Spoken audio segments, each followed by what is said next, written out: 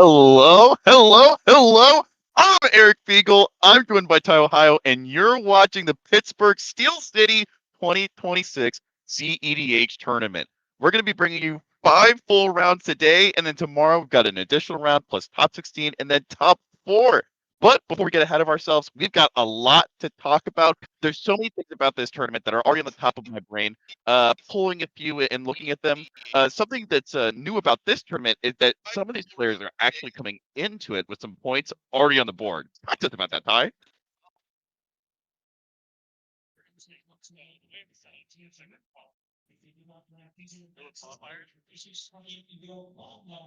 Oh,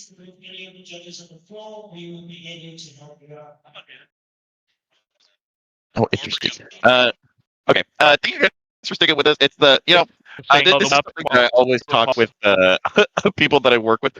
For anyone, and we talk about them a lot every stream, but we've got Evan and Raul working with us on the back end.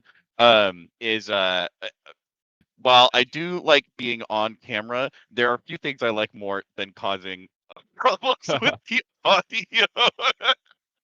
But yeah, it's once again something that we've been seeing out of like Excalibur event is that Baldy has been working to experiment with a lot of stuff. That was with between them and Wayne Land Goes when we saw the experimentation with the Redemption event where we had the kind of like tiered point system when it came to wins.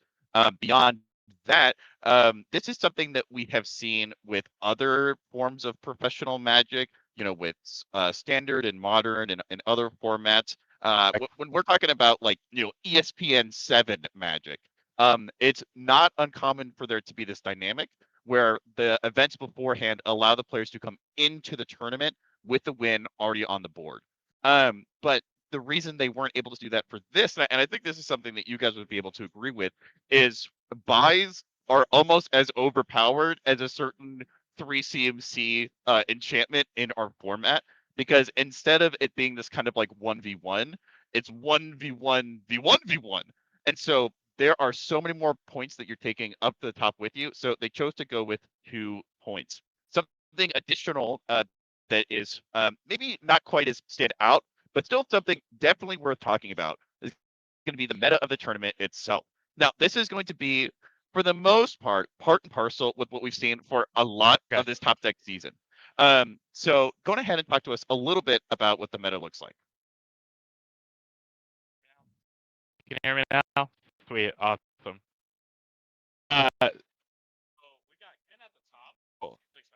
So we've got Kinnan at the top, as expected. I think Kinnan is the best deck now. There was a tweet I saw last night. I forget who put it up, but they were like, "What do we think the best deck in CDH is now?" And every single answer was Kinnan.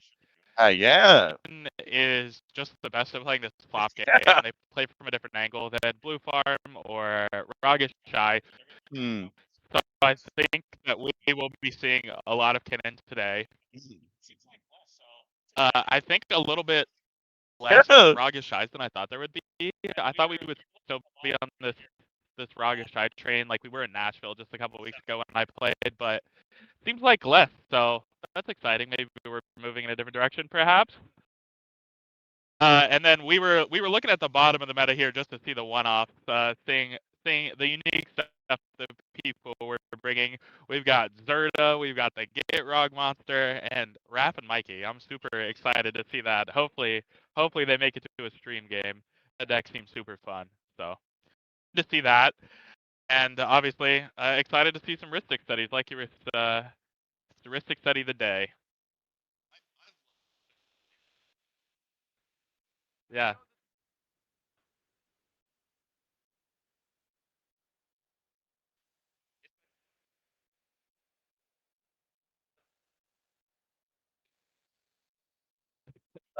It can put us in these situations where it significantly and drastically changes the dynamics of the pod. Because Atali, I think, is a great example of like you're expecting it to get a ton of mana out and cast Atali. Sounds simple, right? But are they going to do it by casting 4, 6, 7, 8, 9, 10 spells of ritual and a ritual and a ritual and a ritual, drawing to clear a bunch of cards? Or are they just going to be able to land an early dork or two, and then without having to generate all this resources before it all comes down, put these players in what we would traditionally refer to as like a make them have it situation? And I like that Ralph and Mikey is able to put players on the back foot in the way that, even though it may seem like a very straightforward strategy, in the hands of a skilled pilot, it creates some pretty specific windows that require their opponents to mulligan for it specifically. I know in Colorado we have a local Magda player, and I think that's another list that you'll see a very similar dynamic pop up, where you have to take the list on its own terms, because if you want to treat a Magda or a Ralph and Mikey or a Git Rog Monster like it's just another blue farm or just another kin to the table, you might lose to it. Which is not going to feel good if you're part of the 9/10% of. Yeah, I think there's also an interesting dynamic, especially with Raph and Mikey, because they have to pick who they're going to kill on the first swing. So it's kind of interesting. Like, how do you decide who? Like, if you're the player, like how as the pilot, like who do you decide who you're going to kill? I think is like an interesting like conversation to have at the table, an interesting bit of politics. So Yeah. I think that was the same with like Slicer and sometimes with Najila too, like decks from the past. Like it's a fun dynamic, and it definitely would be fun to watch on stream and listen to like the players talk about who should die, basically. Yeah. Who gets to live and who doesn't? It's such a fascinating dynamic though, Yeah. because, and this is something that you see when a lot of people are just coming to CDH or they're trying to power up like a bracket 3 or a bracket 4 list to then bring it to a tournament, is oftentimes you'll see that our brothers and sisters in those brackets utilize combat damage a lot more than we do. And so it's exceptionally common to see players floating at like 10 life, 15 life, as early as turn, like 5 or 6, in a little bit of a slower format. And so it's just something that I feel like a lot of CDH players aren't used to, that type of like math and calculation, how it influences the pod. And so I feel like a heuristic, or kind of like a rule that a lot of players usually start with, is like, are there any players in black? Any players who I'm expecting to use these really, really powerful cards like Adnaz or Necropotence to transfer their life total into a huge amount of resources? And can I rein that in a little, by hitting them with a Rag of Banners and OBM ping their way? But also, I know that a lot of times, either there's like a player with like a One Ring or a Sylvan Library, that sometimes, depending on the state of the game, it can move the precedent from, I don't know if I'm really worried about you ad nauseam anymore, and I'm weirdly worried about the Lumra player who is only waiting on like an Amulet of Vigor effect. And if I let them, dig 8 life per turn, I'm gonna be facing down, an uncountable bear they're not able to interact with. So my best interaction point is to choke them on life now, so they can only look at, like one card at a time. What are some ways that, as you have played like high level tournament Magic, you've been like, here is a way that I usually think I have a rule or like a heuristic that helped guide me, but now I'm in this situation where in my win and in my top cut, in my top 4 game, I have to set that rule to the side and I have to play different, or I have to be curious about something new. I mean, talk to me about that, Ty. Yeah, so I think that one of the things that I succeed with CDH, and one of my favorite points is when chaos breaks out. Oh. Feels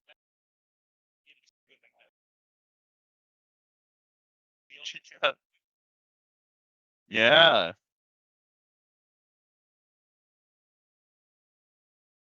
Yeah. Absolutely. Mhm.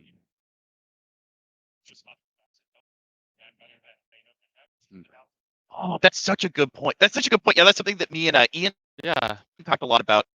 Yeah, so this idea of like think throwing a that grenade into the pod, one of the because we're things starting to see that dynamics I've where succeeded pods with are in almost like CDH, and one of my overly favorite stabilized as points they is when approach the mid game. chaos There's too breaks much out. interaction in hand So I and too many think resources on board. So the sometimes ability when, especially like when you're, Necropotence and or like you're just throwing your just heels, winning throw it, fastest you beacon need to out just is do the thing that like scares basically the 0. table, like But as if you rock start side, instead of like offering wheeling, from like just what's the most technically wheeling even into the correct way tide I can or make that two get the tides, and maximum just amount of like letting minimum everyone amount of freak effort, out. and I think take that statistic tab off, and especially if you're instead put forced a to hat on of player like or what's the most your deck trouble I can inside and cause, out, you can just like the least let amount of the spells. I chaos think that's where unfold. Wheels do a really, really good And job. I think that that's like the place to see. So, And especially it's so fascinating to talk about Wheels of unknown Swim decks, decks. So I like think Wrath that's might use an other area decks, where sometimes we're just starting to causing the see chaos lists of or like deck BD better do than really, really they well. a Is job. you've got the Consphinx out, you've got the OBM, but especially in this Flash world where everyone's got a Valley Flood color or a High Fate Trickster Yeah. or a Barn to win. The fact that the triggers go on the stack gives you an opportunity and a window, no matter how small, to respond. And exactly what you said that really sticks out to me is that you want to put yourself in positions where you know an opponent's list better than they know their own. And sure, they may be on like a random split second spell, or they may have even played more games, on Kinnan than you have. But if you get used to and practice this dynamic of like, how can I disrupt or tilt the pod in my favor? I think we saw hardwood storytelling get really, really popular is if you're the person at the table who is most confident in that there's 100 Southern Tide triggers on the stack dynamic, then you're going to be more confident, you're going to feel more capable, and you're not going to be as frantic or shuffling your cards, getting information, someone's trying to make a deal with you and you're not hearing everything they're saying. I think trying to find as many ways as possible of putting the pod on the back foot while you're the one that's slowly but inevitably like marching forward. So I love Wheels as that type of dynamic. I think that's also a lot of times where we'll see people try to compensate with like Brewmaster's advantage. But those are just some of the things that come to my mind. What are some of the other ways that if you like this, you would want to kind of like dissolve chaos? Yeah, I think that one of the other things that will like throw the grenade into the pod is just like chucking a silence. That's like another thing that like just throwing a silence out into the open and letting people just like absolutely freak out over it sometimes is the place to be. I think that when people are getting into games, especially like you said, like getting into the mid game and the games are super stabilized, you have to take a look at your deck and like, is this a place where I even want to be? Every deck is good at something, and I think now with people saying and me agreeing that Kinnan is the best deck, like that deck is so stabilized. If you let them get there, the game is over. You have to do something to disrupt it. So I know we've talked about, or before the stream started, we were talking about board wipes and how we just never see them. But Yeah. if you just cast a Toxic Deluge, like the creature decks have to answer it or they will be blown out. So that is sometimes enough to just make the stack explode. Everyone use all of the resources, and then the game like really changes dynamics into something where, if you're the aggressor, you can be a little more dangerous, right? And you're really like one or two spells away from getting there, especially if everyone's used all of their interaction. So Yeah, I think that's a great element of well, oftentimes I'll be drawn to lists like I love Lumra, or I think I'm always fascinated by like Oswald Fiddlebender or Zerda or these lists yeah, where they're either pulling from like an element of CDH's card pool or they're using like strategies or different keywords to really like advance the game forward in ways that are difficult to deal with. But something as simple as board wipes, which have been around forever in Magic, and are something that like we see in a bunch of different places, is something that like pivot is something that you're talking about. You were making the argument. You were saying, Eric, if you aren't in red and can't pull from Firestorm, I think you should be on Massacre. And honestly, I agree with you because yeah. it's the first thing that you said was like pivot. And so the idea that you might lose an Esper, or depending on how stacked they are, oh maybe your Dathi Voidwalker goes out the window. But if you're able to take out 5 or 6 creatures off Kinnan's board, you're potentially taking them off of 15 to 18 mana. And so, dude, being able to trade that type of interaction, even though it's a little bad for you, if it's really bad for your opponents, I don't know. Maybe that's math I should be doing.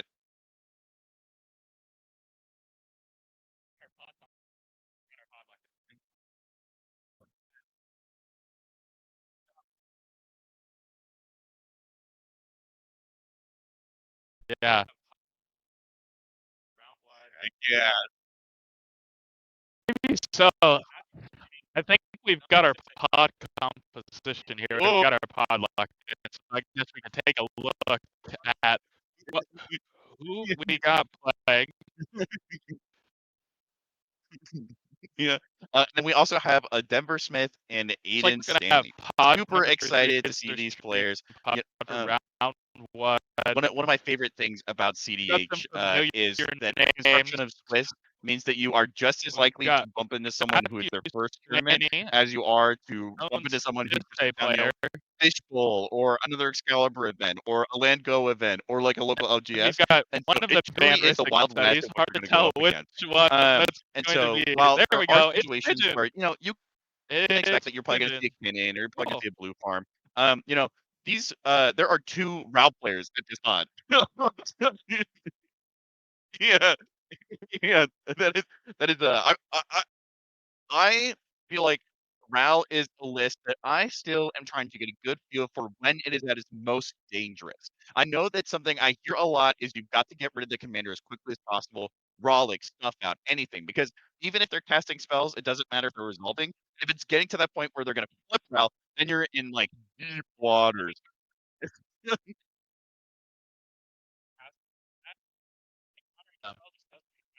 Yeah, yeah.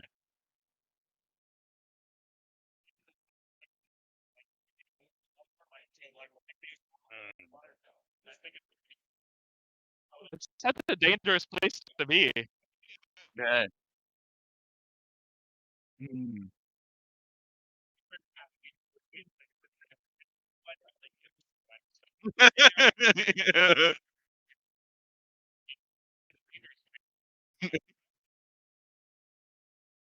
Oh, yeah. Oh, yeah. Um, I'm sure while these players may not want to be in a double RAL pod, I'm sure they're very grateful that they're in seat 3 and 4. I would love to hear your thoughts, kinda Well, the game's already over, combining, bro. details.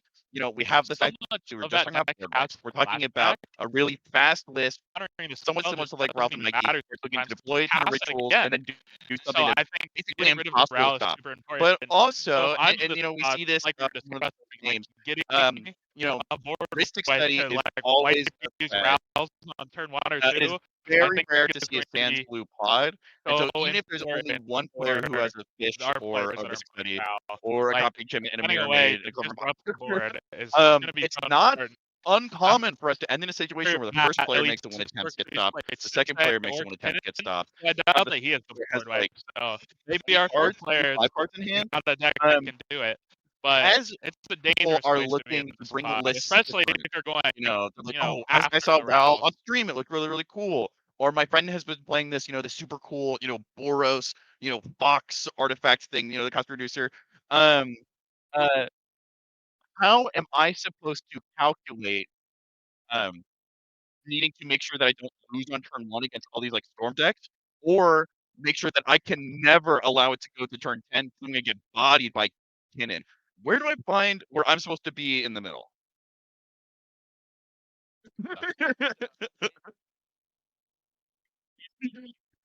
So true, write that book.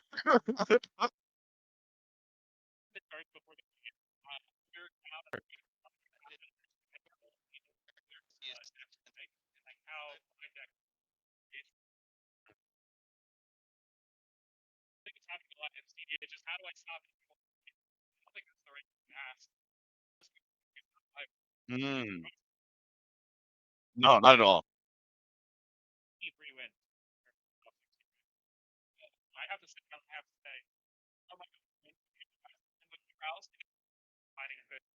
Yeah, Uh,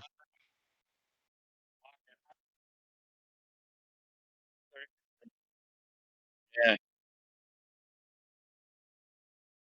Hmm.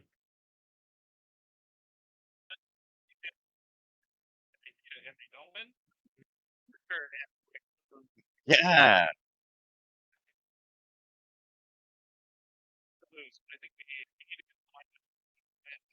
yeah. Yeah, yeah, that's something in chat, I'd be curious to hear you guys' thoughts about this. We do, see a lot of comments about the audio. Thank you guys for working with this. Also someone pointing out that it's Raph, not Ralph. I will say, once they win a round, I'll take the L out of the name. sure. But, that's more directly, to what you were saying.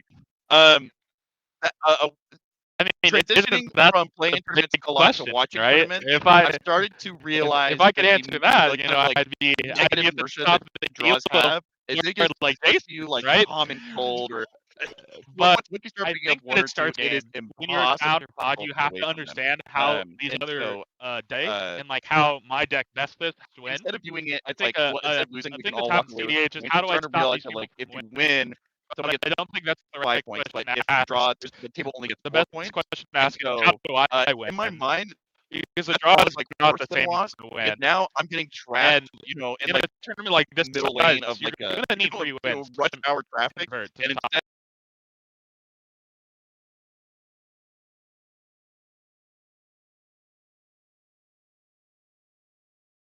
instead. Yeah.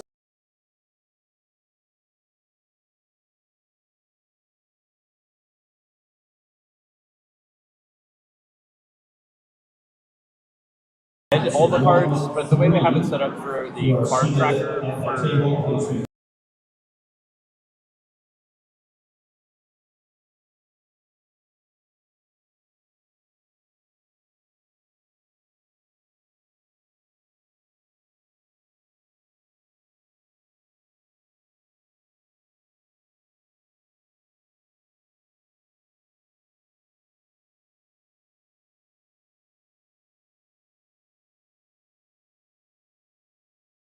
games.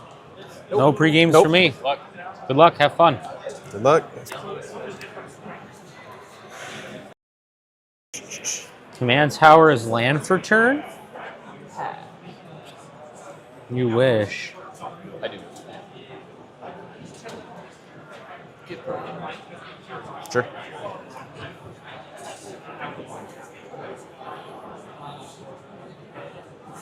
It's really not that scary, all things considered. It's really not. Competitors, if you are still making your way to your seat, I'm going to ask you to raise your hands. Judges, please assist I'll pass. with their hands in the air. Make sure that they get to their table on Thank you. time. Sorry. For everyone else, welcome to round number 2. We have 60 minutes for this round, so you may begin. Dork. Veteran Trump. It's a mana vault, actually. Oh. Pass. It's a mana vault. Fiery Island. None of you knew about Whoa. Didn't know about it. Maxing Bubble. That's pretty good. Oh, snap. That's good. No response from me? Pass. Alright. Playing Arid Mesa and just pass. And still. And like the tutor. Man, this guy knows all my plays. Judge. Just this guy knows. So many things you could do. Judge, this guy knows what I'm doing. Judge, I'm scared. Right, is it Soul Ring Ristic or Fish? Minimal pod. That's also an It's going to be fish. Good try, me. I can only predict 8 of his next 10 game actions. He can actually only predict the cards that are currently in your hand, and that's not in your hand yet, so he can't know. Yeah, I mean, he knew 2 of the cards that were in my hand. That's True. Yeah, Pigeon, what's in my hand? You got 6 cards. Five. I should have 5. He's using all of his predictive power on him. He's using all of it. It's working. I got scared by the potential DQ.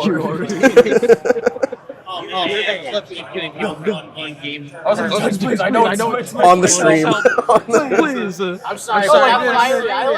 I think you have 4 of them in there. He's playing a playset. It's modern. I'm like modern. He's just playing There Modern it is. Warfare. Okay, I'm not crazy. I would have preferred you to have a fish in your deck. Okay. Dude, I was about to like, I was like, did I leave it in my box? Don't forget those. Thank you. About to cry. Yeah. I'm sorry, I'm just a slow shuffler. Fish back? I think most of us are catching creatures. So what's up I'm cool with creatures. I'd love to top pick a tithe. Make mine a lot better. That's all right. You guys can make a fish pack. It's a risk. Game goes on longer. No, I know. Drop I a need turn. more cards. Underground Sea. Mr. Gamora? Pass. Tap. Upkeep. Draw. Stick Juddy. Command tap. Show me. No, can't be. That's possible. This man's using all his predictive powers. I don't know anything else to do. I'm moving forward. That's all he can do. Go to colorless. Badger. Yeah. Tap for double green. Suball. Wow, you got it. Yep. Gross. Explode. Maybe cast non-creatures so I can draw some interaction, gentlemen. I hope so.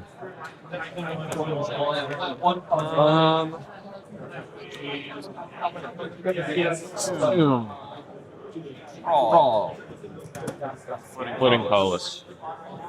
Does me cracking bubble do anything for either of you guys? For some because I only have right now, so I'm checking. Not particularly. Not no. at this moment. I don't need the bobble crack for that. I don't either, but I was checking. I'll go ahead and fetch an instep. I'm just getting a Steam Mens tapped. Nope. That's why you play it, dude. It's good.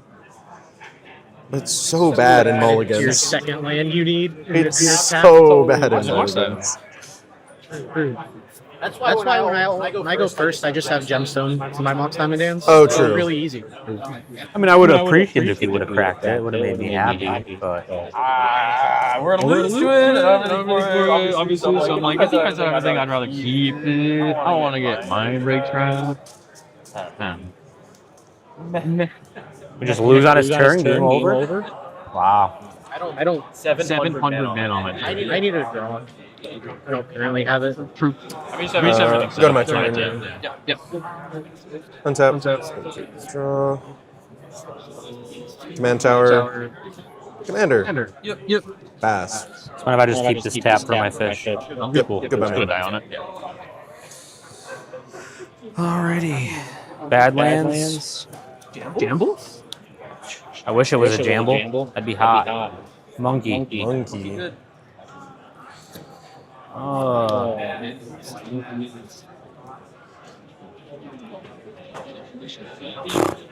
Pass. Tap. Upkeep. No pay. Yep, sorry. I'm bad at that. I keep forgetting. All good. Eventually the turn won't be that long. Or will be that long. And we won't have to. We won't have to pass it around as much.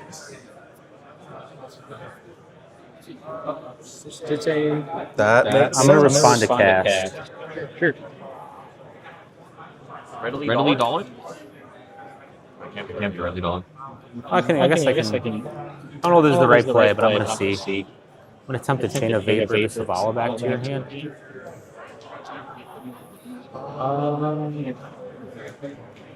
Doesn't matter turn. I think it's needed. I sure do have still 2 lands in my hand somehow. I do too. Tap Silvala. And add. I should have been on my end step. Yeah. Then you can't replay it.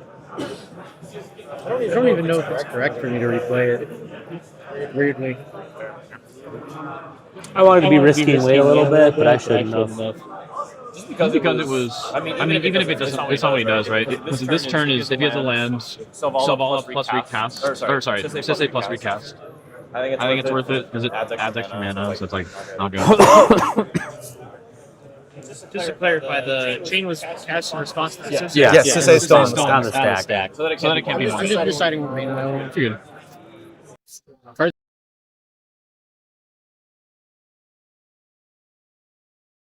See Rowland C3 coming out with a Vexing Bobble, which while it is going to do a good job of slowing a bunch of the other lists at the table down, we've seen Sisse already deploy a Badger Mole Cub, and now they're getting a Lavinia out, and it looks like Matt Sweeney may be doing a pretty good job of closing out this pot early on. I don't know. Talk to me a little bit about how this board state looks to you as you're reading it. How would you interpret it? What stands out as most important to you? I think that Matt playing Sisse is in a commanding position right now. With Silvala just being bounced back to his thing. hand, it's still looking bad for Ral, even with the Vexing Bobble. If I'm Pigeon, like, I know I need to push this turn because I don't know how many more turns I'm guaranteed after this with the sports state. The other Ral not looking as threatening, just Ral in play, but you never know, right? The deck is so explosive, like we talked about. I don't know how much that Vexing Ball has slowed him down, but hard to tell. Yeah, especially I love cards like Vexing Bobble because it's a great example of how like Ralph definitely has 0-cost spells it wants to cast. It's you know, it's not going to be angry about seeing, you know, a Lotus spell or something of that ilk, but also the list primarily is looking to snowball using these like red tips that it's then generating off like a Burgie or a Steam Kiln or these other types of things. And so pieces like Vexing Bobble can do a great job of stopping the decks that are going to stop you because it turns off Force of Will. You're going to have to hard cast. There's no way, you know, Tim Necrom in blue form is going to be able to hard cast a Force of Will anytime soon. Oh, new card right there. Very cool. Yeah. First Marvel card we've seen on stream so far. Oh, Wooga.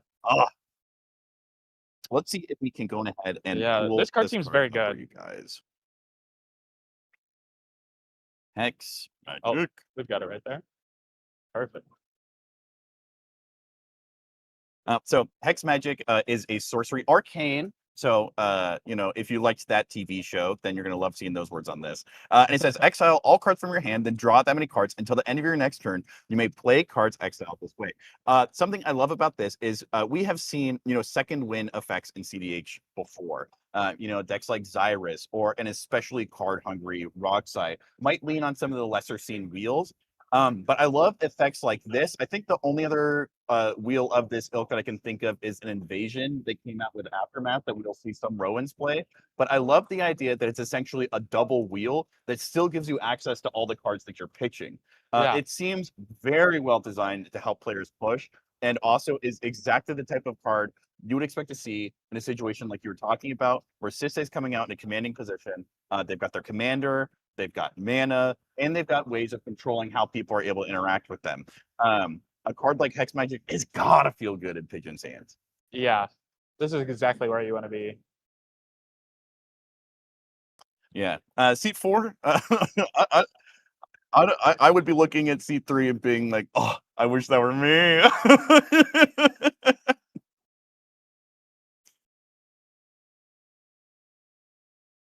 Oh, we see Pigeon going to end step.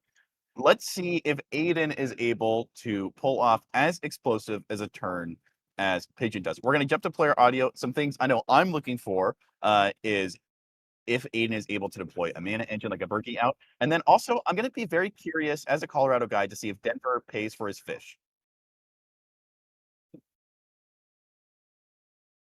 I'm going to exile this for a red. Yep. Yep.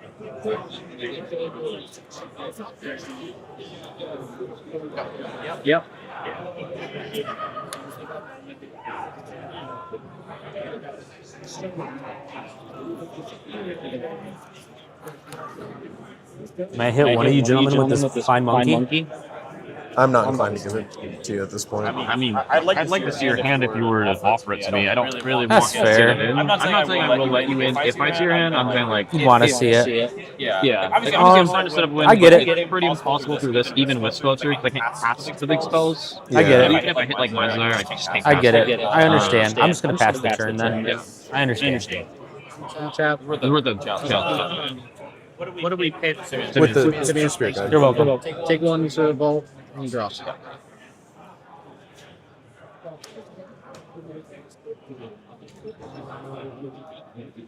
Tap for blue, green,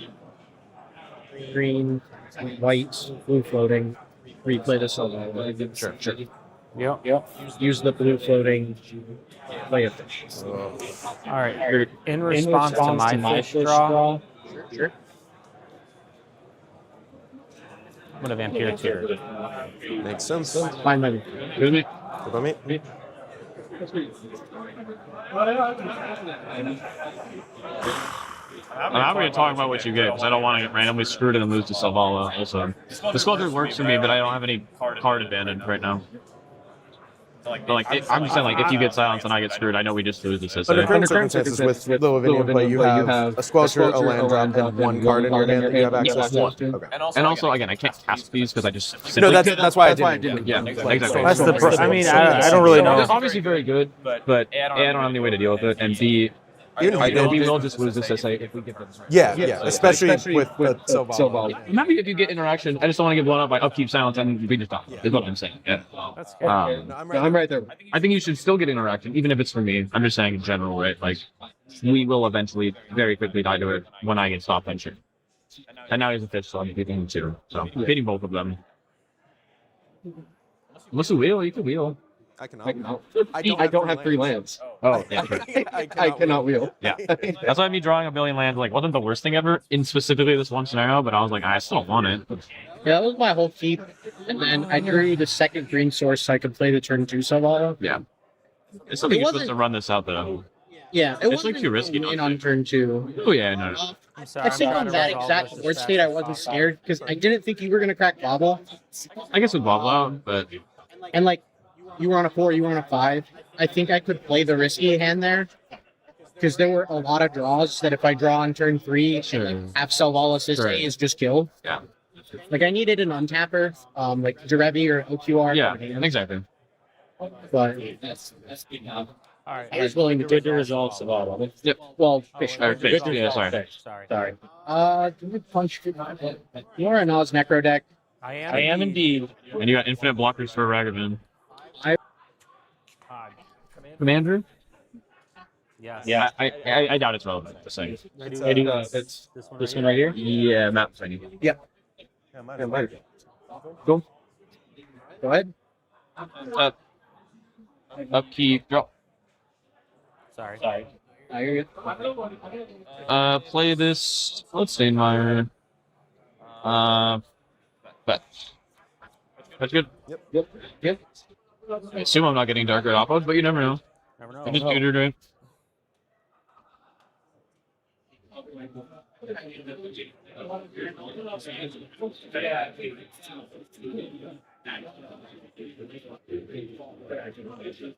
You're basically doing nothing this turn. It sucks.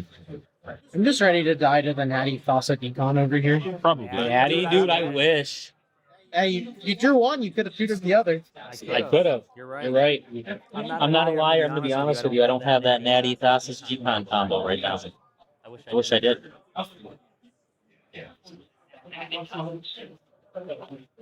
Surveil. Yeah, are you natural, bro? I think you're on roids. What do you bet? Just a spirit guy.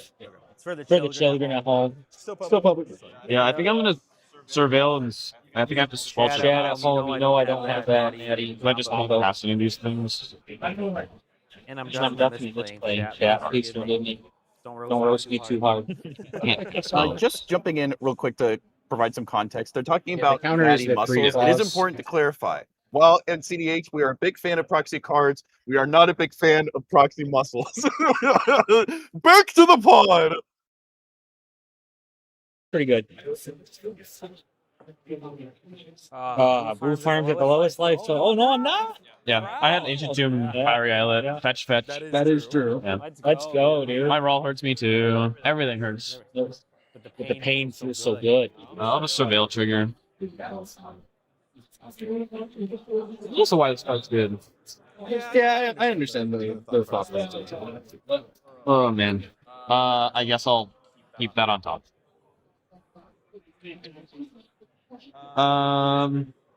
Yeah, I will cast the Sculpture, floating a colorless.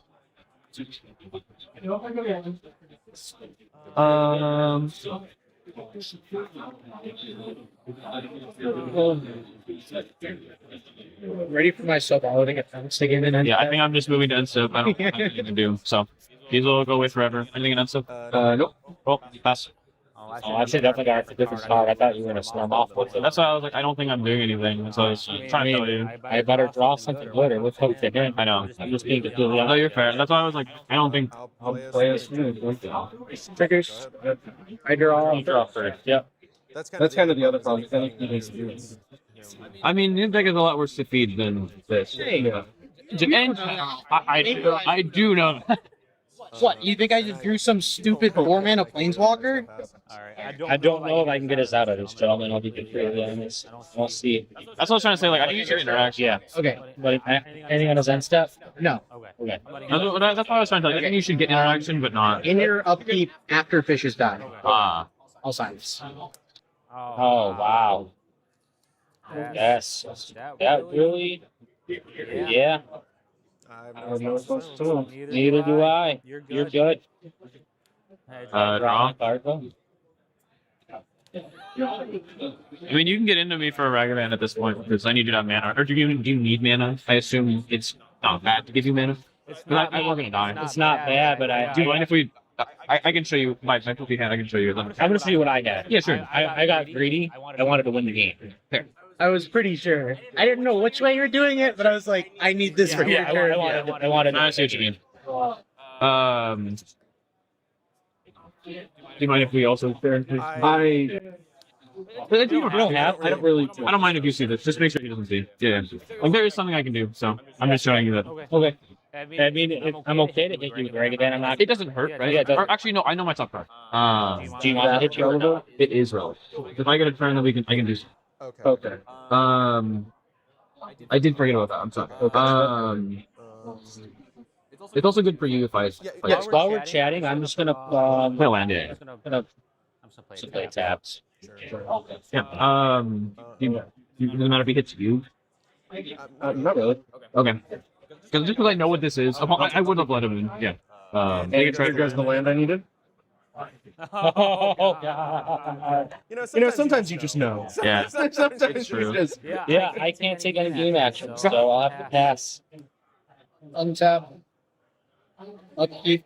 Yeah, silence. Yeah, real bad. I think I could have I got. have a fish trigger. I agree. Oh. White, blue, green. So this is a 5/5. Makes an additional green. Fish trigger on the stack.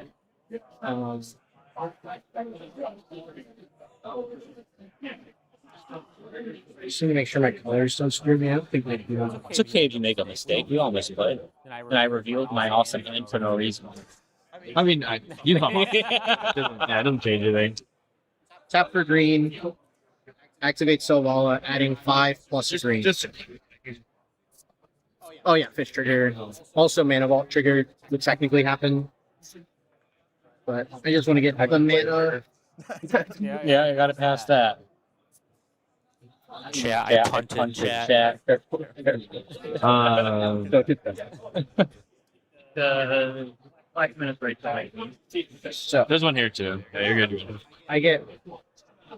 Oh yeah, I have double white. Chat, I'm sad. Get an Chat. additional green from Selvala. I'm just trying to make sure I have 2 activations is where I'm at. Yeah. So this taps for blue and a green, so that gets me to 2 greens. So 1 of the mana, 2, 3, 4. This is black. This is blue. This is green. So as long as this is white. So I've added 1, 2, 3, 4, 5 plus the green. That is all the mana I get from that. And then this would be blue, green, black, red. Okay, that is 2 activations. Just making sure. So this is the response to your fish trigger. Yeah. I'll use the white, green, red, black, blue activations. Don't think of anything. Do you mind if I see? Yeah. I also know the thing in its hand he showed you, so I'm also. Hey, I showed you that as a meme. Oh, you didn't do this before. You definitely should have done that before. I didn't think I was mapping. Okay. I mapped it. So I think we have trigger. Because what do you? Trigger. And then The target. Oh, that's why I didn't want him to rag at me. These are can draw in theory, but it's like no means nothing. So Has 2 activations. Depending on which yes. Shisei deck he's Yes. playing, this could be the end of the game, I imagine, Yeah. right? Derevi into untapping and then reactivating again. Mhm.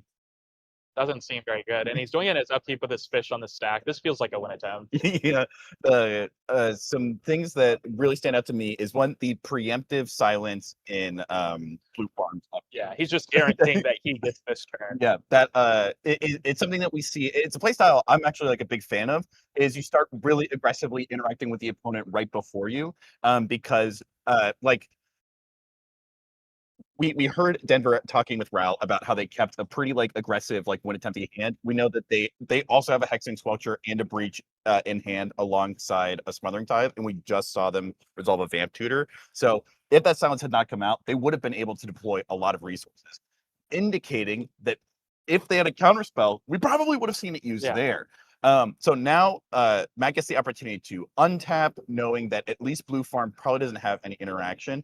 And just like you said, Sisay can come in a couple different variants. Most traditionally, we'll either see it in like this like Planeswalker, or what people refer to as like Trad Sisay, where you're looking to make as much mana via legendaries that maybe aren't the highest quality, but do synergize really well with each other, like Tyvar Jubilant Baller and other cards like that, or Clam Chowder. The fact that they are on a Badgermole Cub and a Lavinia leads me to believe, just like you said, that we should be seeing a Derevi any minute now. So with that quick update, we will jump back to the players and see what happens. I don't know about you, Ty, but I would highly expect Matt's standings to go up by 5 points here. This is the last turn of the game. Give him no interaction. What this on tomorrow? I mean, he could still have stuff too. I don't know. He doesn't know chat that I just out of water here. It's best to not react to anything. Just so I'm sorry. I'm talking to everyone. End stream. This is a good free coaching lesson. Don't react to your opponents talking out loud. Loki stuff here. Can I read this one? Sure. You were looking for one, so. When it enters, gain control of target creature until end of turn. Untap that creature until end of turn. It becomes a villain, initiative types, and gains haste. Bro, he wants my Raggy. What is your target for Loki's up? Solo.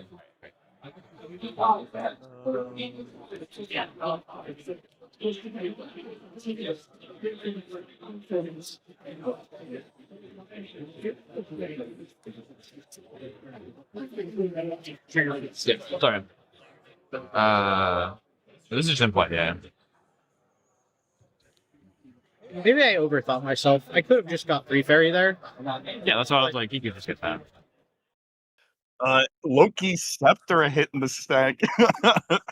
Second Marvel card of the day.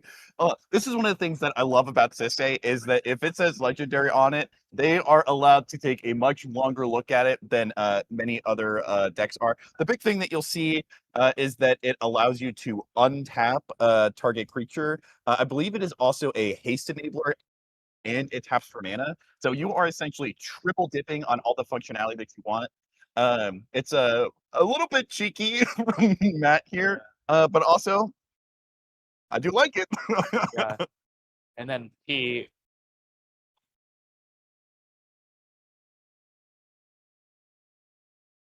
do see a snap coming out of Aiden. While we have not seen a lot from Aiden so far, we do have access to some of the information in their hand. And aside from this snap, they also are still sitting on a Mystical Tutor, a Tybalt's Trickery, a Git Probe, and several rituals. So if Matt isn't able to close it out here, if he's not able to fight through the fact that the snap just hit the board, might be looking good for Aiden. There may be a way for him to get back in this game. Let's see if it was enough. I think you should have done it on top of the silence. 100%. That's why I tried to ask for your hands so I could help. Help with Zach for the second. No. Yeah, because it was when he was attacking. Right? Oh, sure. No, you're right. My bad. You're correct. Well, so this time I'll just grab Derevi. Yep. ETB and tap Solvala. Yep. That should be game there. No. He has no floating wind. Except your taps for mana. That's why I got it. Hard. Tap for a green, activate Solvala. I have everything except black. So Sisay is a 6/6. I'll get 1 additional from Badger Mocha.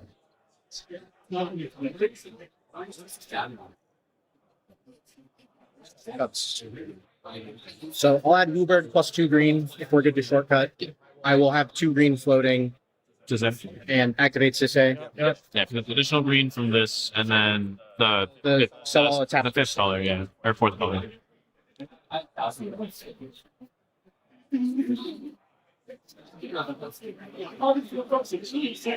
That silence is good. Yeah.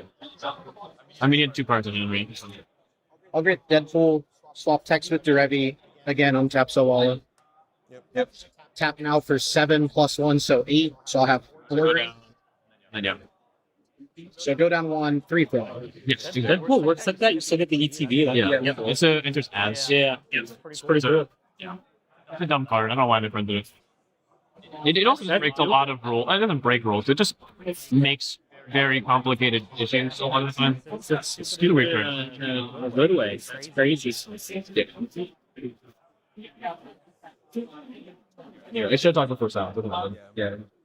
I mean, in this deck, I also should have said it. You just always get rid of this before they can tap I it. could not account for the extra mana decimal. Yeah. So I thought he didn't have 2 activations, and I thought I could bounce it. I could bounce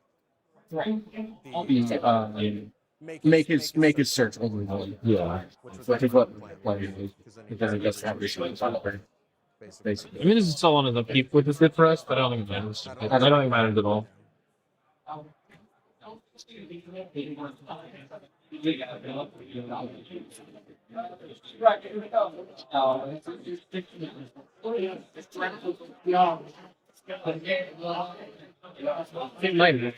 Yeah, because he can't search in water activation. He doesn't have mana floating in his game phase. But that's the only important thing. I have 1 more. It would be really sick. I'd high 5 you. You somehow win on your turn if you guys would win. I mean, you saw this, right? Yeah. There's still a Lavinia I have to deal with. Yeah. I would have preferred this to save this, but obviously we lose if not, so... And we still might lose, so yeah. Even with what you saw in my hand, I'm missing a very important thing. Yeah. And I think it'd be very tough. Very tough for me to get there. I have another land drop. Yeah, you do.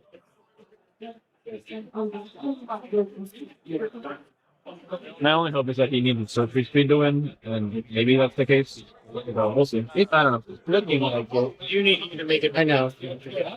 That's the only snap, because then I can kind of still live in it. Stealth blockers. You can just go to combat, get 3 on taps. My gosh, I 4 life total. For those who are just now joining in, we are watching round 1 of the Steel City 2026 CDH tournament. You can see it on the banner right above us. Pittsburgh, baby!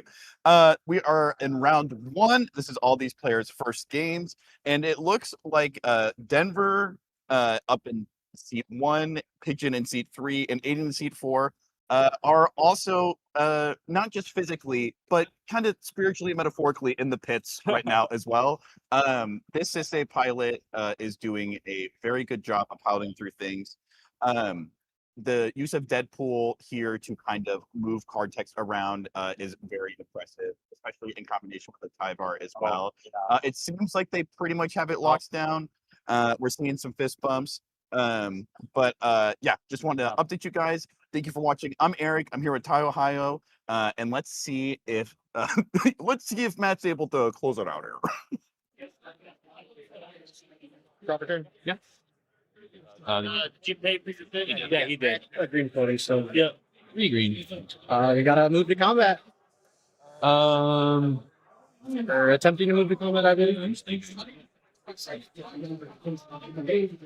It's alright, guys. I'm just here. Those are your hands. I mean, I don't know. It doesn't hurt, right? To see it. It doesn't help here at all. You're gonna get a bunch of untaps, unfortunately, off lane. It couldn't matter. And those creatures will have haste. Haste for activated abilities specific. Savala's, it's... Can you see your hand one time? Yeah. Nothing but greedy.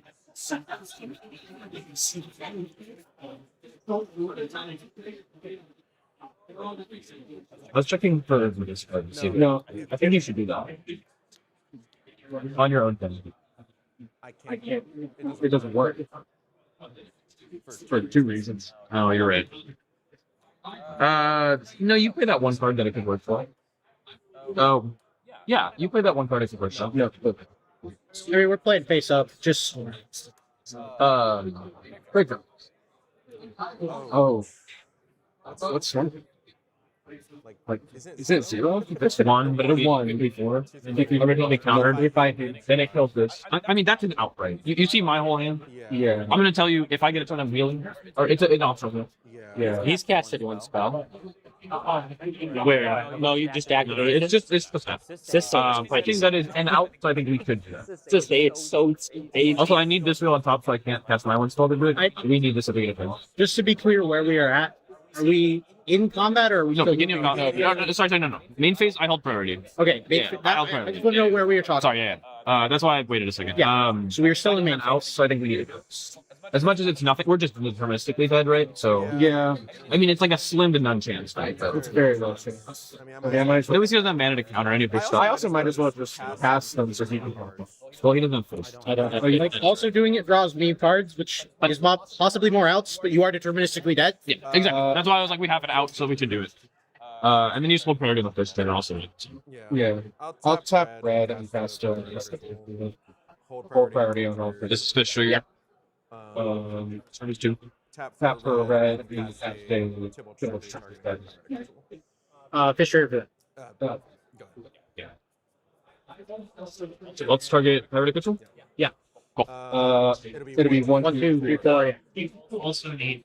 No, that is not his turn. It's only during his. It's only during his turn. So yeah, 1, 2 is mill 1, 3, 4 is mill 2, 5, 6 is mill 3. That makes sense, everyone? Yep. Then mill 1 card, and then reveal.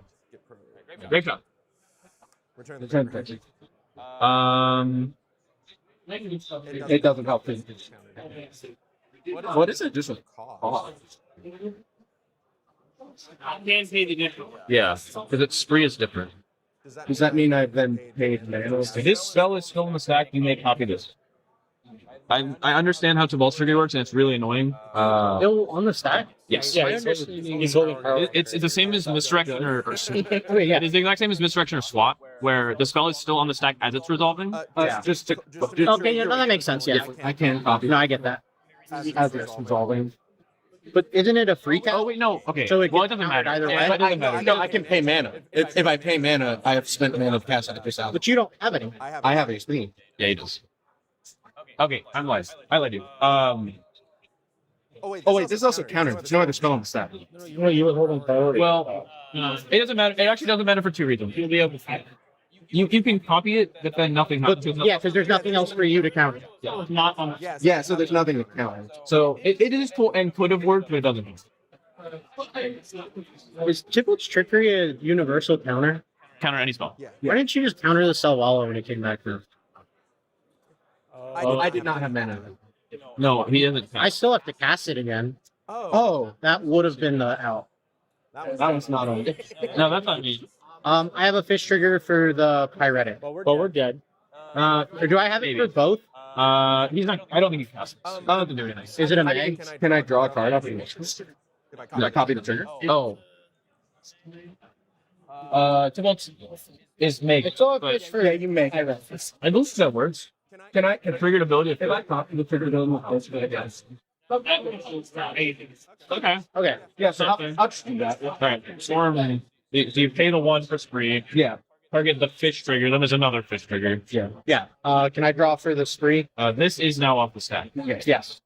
Oh man, we should just counter this. I'm good on your draw. I'll draw. And then can I draw for pyretic? No, it doesn't matter. You can just return it. Oh, this only animates 2 or less. And then it's 3 of those. Draw for pyretic. Yeah. No, we messed up. I mean, we're Back on my main phase. Yeah. Yeah, you have regular priority main phase. I'll play a fetch. Still go to combat. Yeah. I think that I mean, even if we don't now. Like we just get sent. Sending these 3. How much is the total? So I can do it. Green, black, red, white, blue. So 7, 8, 9, 10, 11. Okay. I'll have 3 Derevi triggers. Target here, here, 12 here. total. Sure. I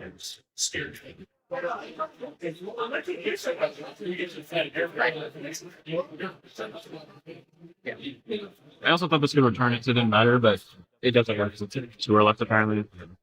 Oh, 2 colorless. Yep. 2 green. Replay Savala. Yep. From 5. From here, you guys are deterministically dead. I'll tap Savala for 8 Yep. plus untap it. Tap it again, going to 15. Spend 5. Activate. Get Emil. I'm gonna just Flicker. activate, yeah. I mean, just show us the Just show us the card. Like, it could have been in your I'm hand. gonna get Emil to make infinite mana, and then flickering the Derevi. On this. Yeah, untapping Savala, and then activate Get Mount Doom. Activate Mount Doom to kill you guys. Yep. Yeah. Can I just read them out there? Yeah. I know it works. I'm just like.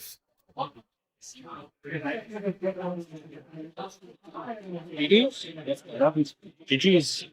To be fair, knowing what's in my hand, countering Savala does not matter. Yeah. What was the real read? I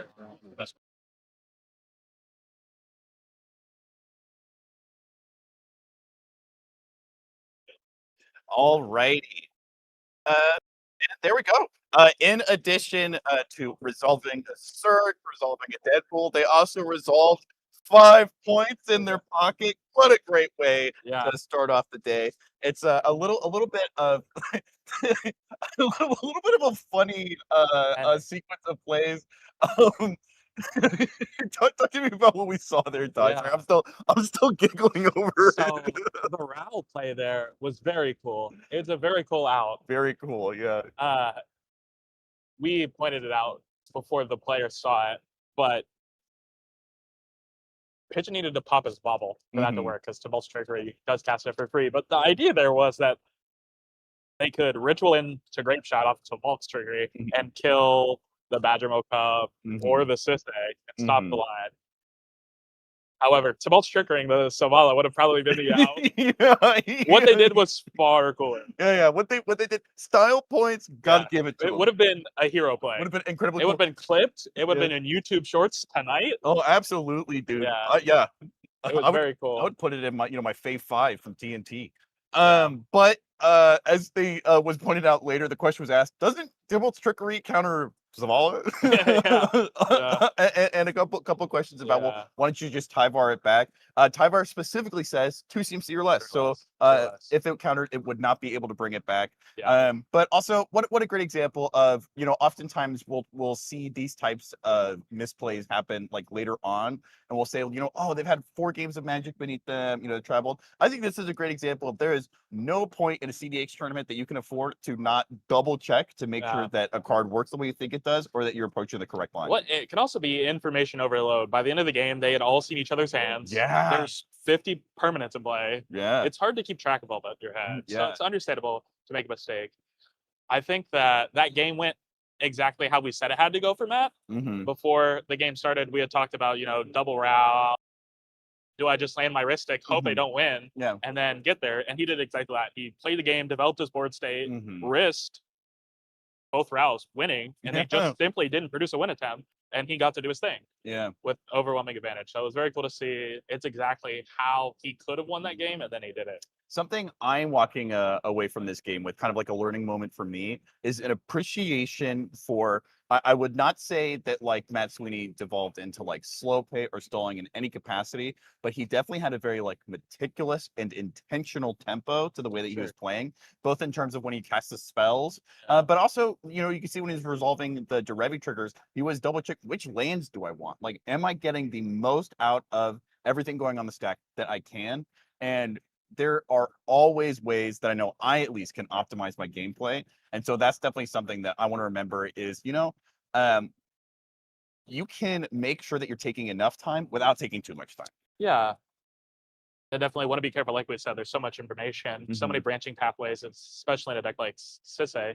It's easy to go fast and mess something up. So, and Matt is a amazing player. He's a local to me in Ohio. Ooh, and Matt Ohio. He's a great player. Beat me many times. I don't know that I've ever beat Matt. Yeah. He's very good. Yeah. Also known to not play very much interaction. So that whole game plan of just developing and hope they don't win is something that Matt is really good at and does a lot. I don't know that Matt's ever countered a spell of mine. He just lets it happen. And if he doesn't die, he wins, right? So sometimes that's the place to be. Yeah. Work Well, for him this time. since he's a local, we love getting to talk to players after games. We'll bring him on. We'll get an interview for you guys. But before that, we're gonna have a short ad break. So it'll be a little bit. We'll get to hear from some of our lovely sponsors, which we're super thankful for. But we're gonna go run. We're gonna get them mic'd up, and then we'll be right back. So don't go anywhere.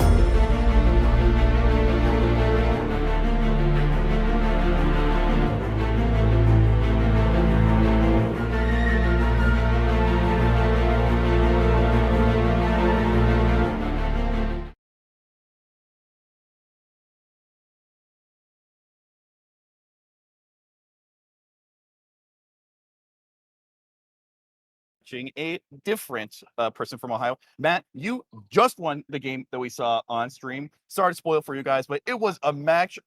I got to go back and watch it again because you made Sisse look incredible. I think you were just telling me that you picked it up about 2 or 3 weeks ago, and what do you say your record on it has been? I've played 3 tournaments since I picked it up again. 9-1-2 in those tournaments. Holy mama! The previous 2 I've played, I've won.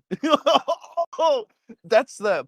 I feel like we're coming out of like a season where like No Bad Cards Canon is incredibly strong, and also we've seen Clam Chowder do really well recently, but it seems like a couple cards. I mean, we even saw Loki Scepter on screen. I feel like are we about to see a return of like Trad Sisse minus Planeswalkers, but just good quality creatures like artifacts? Is it enough that it's just like? Do you think are you no longer worried about like the Kinnan matchup? Blue Farm, forget about it. The Kinnan matchup is probably still a tough one, but one of the things I like about the Kinnan matchup, and I've played NBC Kinnan for about the past year.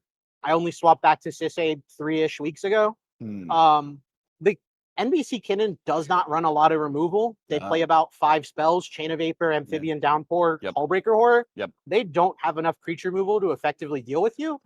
I think you're one of the best decks at getting under the Rhystic Study slop because, I mean, I had a game yesterday in the special creator event where I cast 3 spells all game. Lothos, Sisse again. I won. Whoa. Oh, that's so... I was part of the team that was like so excited to see cards like Word of Seizing starting to get play because the idea that stuff getting on the stack and then never leaving it is so common to see in tournament games. But that dynamic that you're talking about of like all you need is some mana and your commander, it makes it really difficult to interact with, especially in a pod like this. You know, you're up against Rouse. Maybe, you know, there's a snapback, you know. Sure, there could be like a Chain of Vapor, but even in the situation we saw where there was a snap they hit your Selvala, you know, if your whole thing is like making mana, your odds of being able to just like recast it and continue to utilize it is going to be pretty high. But kind of returning back to the game and thinking about some of the standout moments as you sat down, you know, seat 2, game 1, you know, there's a lot of Magic to play. There's a whole host of absolute killers. What was going through your mind as you're going through mulligans and as the first turn or two kind of developed? So sitting down, just for those who didn't see, the pod was TNK in seat 1, myself in seat 2, and then double Ral, one of them being Pigeon in seats 3 and 4. Yeah. So I sat down with a game plan. My game plan was mulligan to Lavinia. It was one of the games where I wish Deafening Silence was in my deck, but Lavinia did enough. Because I think it just hoses that pod. The Ral's flip, nothing that they're going to be able to do is going to get cast, or it'll get countered if it is cast. And Lavinia is also incredibly strong against TNK. I loved it in that matchup. And then my hand also happened to present a very quick win. Like my opening 6, I had a Mana Vault, 2 lands, Badger Mole Cub, which has been performing insane for me. Nice. Selvala, Lavinia, and then what was the last card? Selvala, Lavinia, Badger Mole, Mana Vault. No, that was all of them. Heck yeah. But it was so much fun from my perspective, getting to see the way the game was played. You know, Ty was telling us, a local to you, that you're somewhat well known as, especially in Sisse, of like no interaction. Like if someone isn't able to stop exactly me, I'll just win. But the silence is in there, and the timing of it, I really appreciate, because the offensive use as a silence of like, if Blue Farm has any cards in hand that are going to stop it, they have to use it right now. Because what they have on board is not going to be like anything I have to worry about. What are some of the ways, you know, let's imagine that like I pick up your list, and then, you know, maybe I'm not against like double Ral, and I'm not able to mulligan for Lavinia. Instead, I'm just in kind of like the average pod, and I'm wondering to myself, man, you know, how am I going to like make it through this? What are some of the like clues that you look for when you're mulliganing, or when you are trying to make it across the finish line? How do you make sure that you don't lose immediately to like maybe a faster turbo boost? So one of the things I think that's funny about my deck is I'm known for not playing a lot of interaction, but that's no longer true. Because after spending a year on NBC Kinnan, I threw a bunch more interaction in my Sisse deck. Really? Like, okay. Some stuff I'm playing that most people aren't. I'm playing Redirect Lightning. Okay. Force of Negation does not see play in Sisse anymore. It's been a house for me. Okay. Pact of Negation, Offer.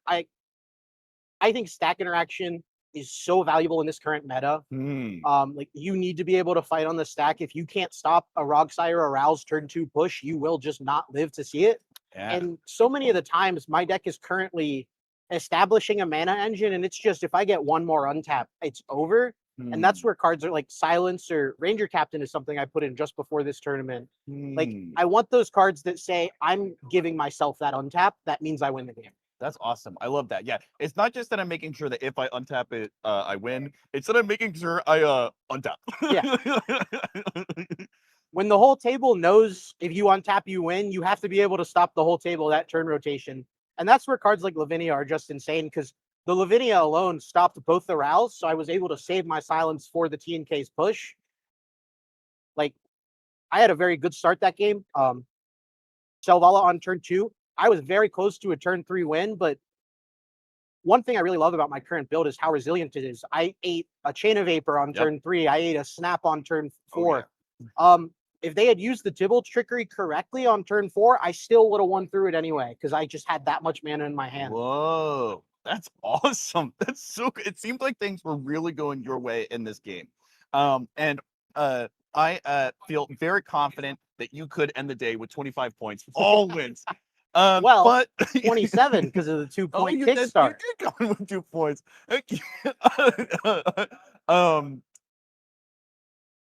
What are ways, though, and before we let you go, because we know you got a lot of tournament to go, that you are either like mentally preparing yourself or via practice you've noticed, like, as I'm going throughout the day, I need to make sure that I'm either not making this mistake that I know I'm prone to make, or that I'm not, overemphasizing this aspect of play, which sometimes I tend to a little, like microscopically like dial in on. What are some things that you're keeping an eye on of like, Matt, make sure in round 3 that you don't get really hangry? I always try to eat during a tournament. My biggest thing is staying hydrated. I bring a bunch of different drinks to tournaments. If you are dehydrated, you will not play well. Yeah. Just being at your best and like going into every round, I try to just sit down and mentally remind myself, mulligans are everything in this format. Yeah. And I think that was one of the things I've learned about playing Kinnan over the past year is mulligan discipline on that deck is harder than almost any other in the format. And I've transferred that into my Sisay mulligans of what is the game plan here? Am I playing a Lotho and making treasures? Am I sitting behind a Mystic Remora? Because I can do that with my increased interaction package. Or am I jamming a turn 1 Selvala and trying for a turn 3 win? Ooh. Well, I'm going to take that advice, and I'm going to keep the game plan in mind of we've got 4 more games of Magic. Me and Ty are going to be commentating later. There's a lot of money on the line and a lot of Magic left to be played. Thank you for taking the time to come and talk to us. Thank you. We'll see you as you go throughout the tournament, and we're going to see you guys later. Thanks for watching.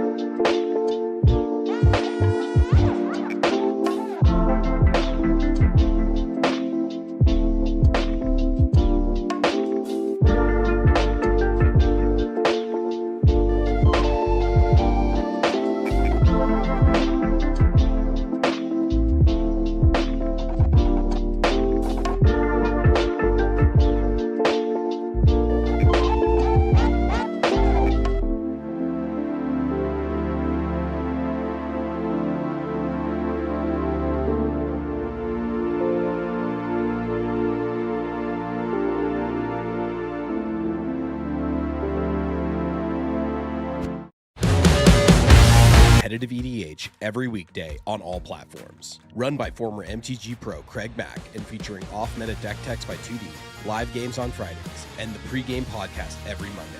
Check out WizKid Games today. Breach the Bay 2 comes to San Mateo, California, August 22nd and 23rd.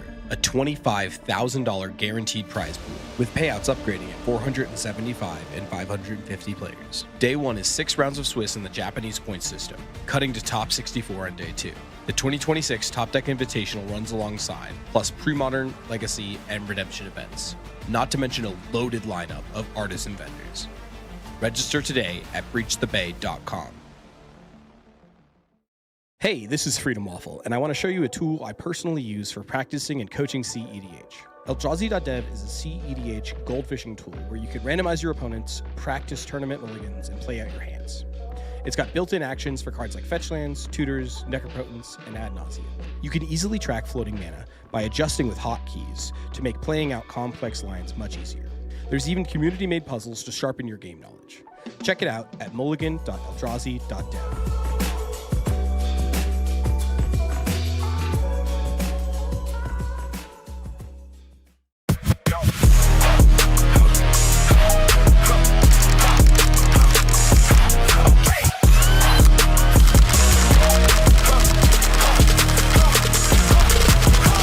F6 supplies your one-stop shop for premium tournament accessories. From Benishoga playmats and high-quality dice to our custom token pack, F6 has everything you need to up your tournament game. Every design is original art, never AI. Shop online at shopf6.com or visit our booth at CDH Tournaments nationwide. Level up your game with F6 Supply. $4,000 for one deck? Half the cards are out of stock anyway. I just want to play the game. Did somebody say despair? Wait, what? Who are you? I am Aquarion, wizard of many things. Bro, are you drinking right now? It's a gilded goblet. Pay attention. Okay. You seek a deck? I bring tidings of a deal. GildedGoblets.com. Buy 3 decks, and the 4th one is free. Wait, a completely free CEDH deck? Ready to play and ship to your hovel, but only during this tournament. So you're telling me I need to order them this weekend? The magic expires when the tournament does, child. Thanks, Aquarion. This is the best thing a wizard has ever done for me. I know. Tell your pod. Buy 3 decks and get the 4th one for free at GildedGoblets.com. Use the code FREEDECK at checkout, but you better hurry. Only for this tournament. Gold Sabertooth creates one-of-a-kind art for Magic players who want more from their game.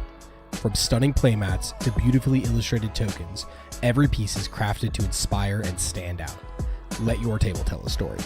Explore the full collection now at etsy.com/shop/goldsabertooth.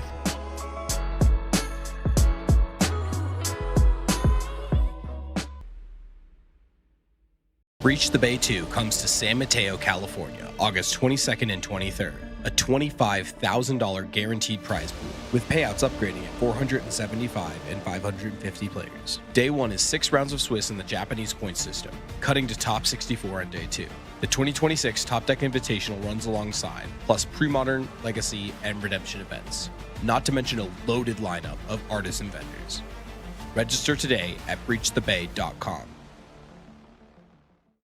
Hey, this is Freedom Waffle, and I want to show you a tool I personally use for practicing and coaching CEDH.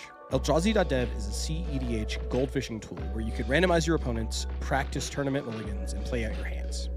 It's got built-in actions for cards like fetch lands, tutors, necropotents, and ad nauseam.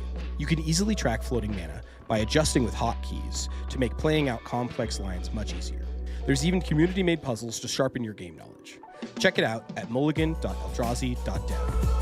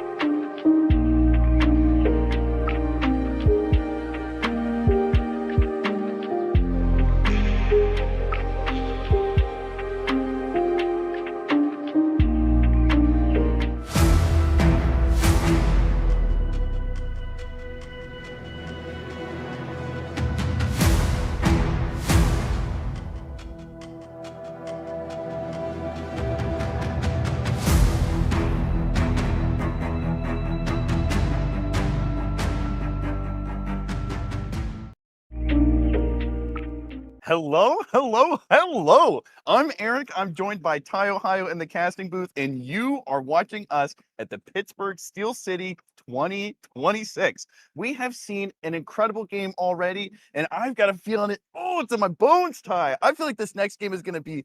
Oh, I'm just so excited about it. But that's because I know who's on the roster. Why don't you let chat in and tell us who we can expect to see in this upcoming game? Sure. We got Allard, Andrew Brennan, Robert R. and Charles Beek. Yep. And they've got some fun deck lists. This is not going to be a regular CDH fun at all. I just took a peek, and it's just not normal. Decks. So this will be a really interesting game to see how it plays out. I know I saw a Magda, I saw an Aang Swift Savior. Oh yeah. Oh yeah.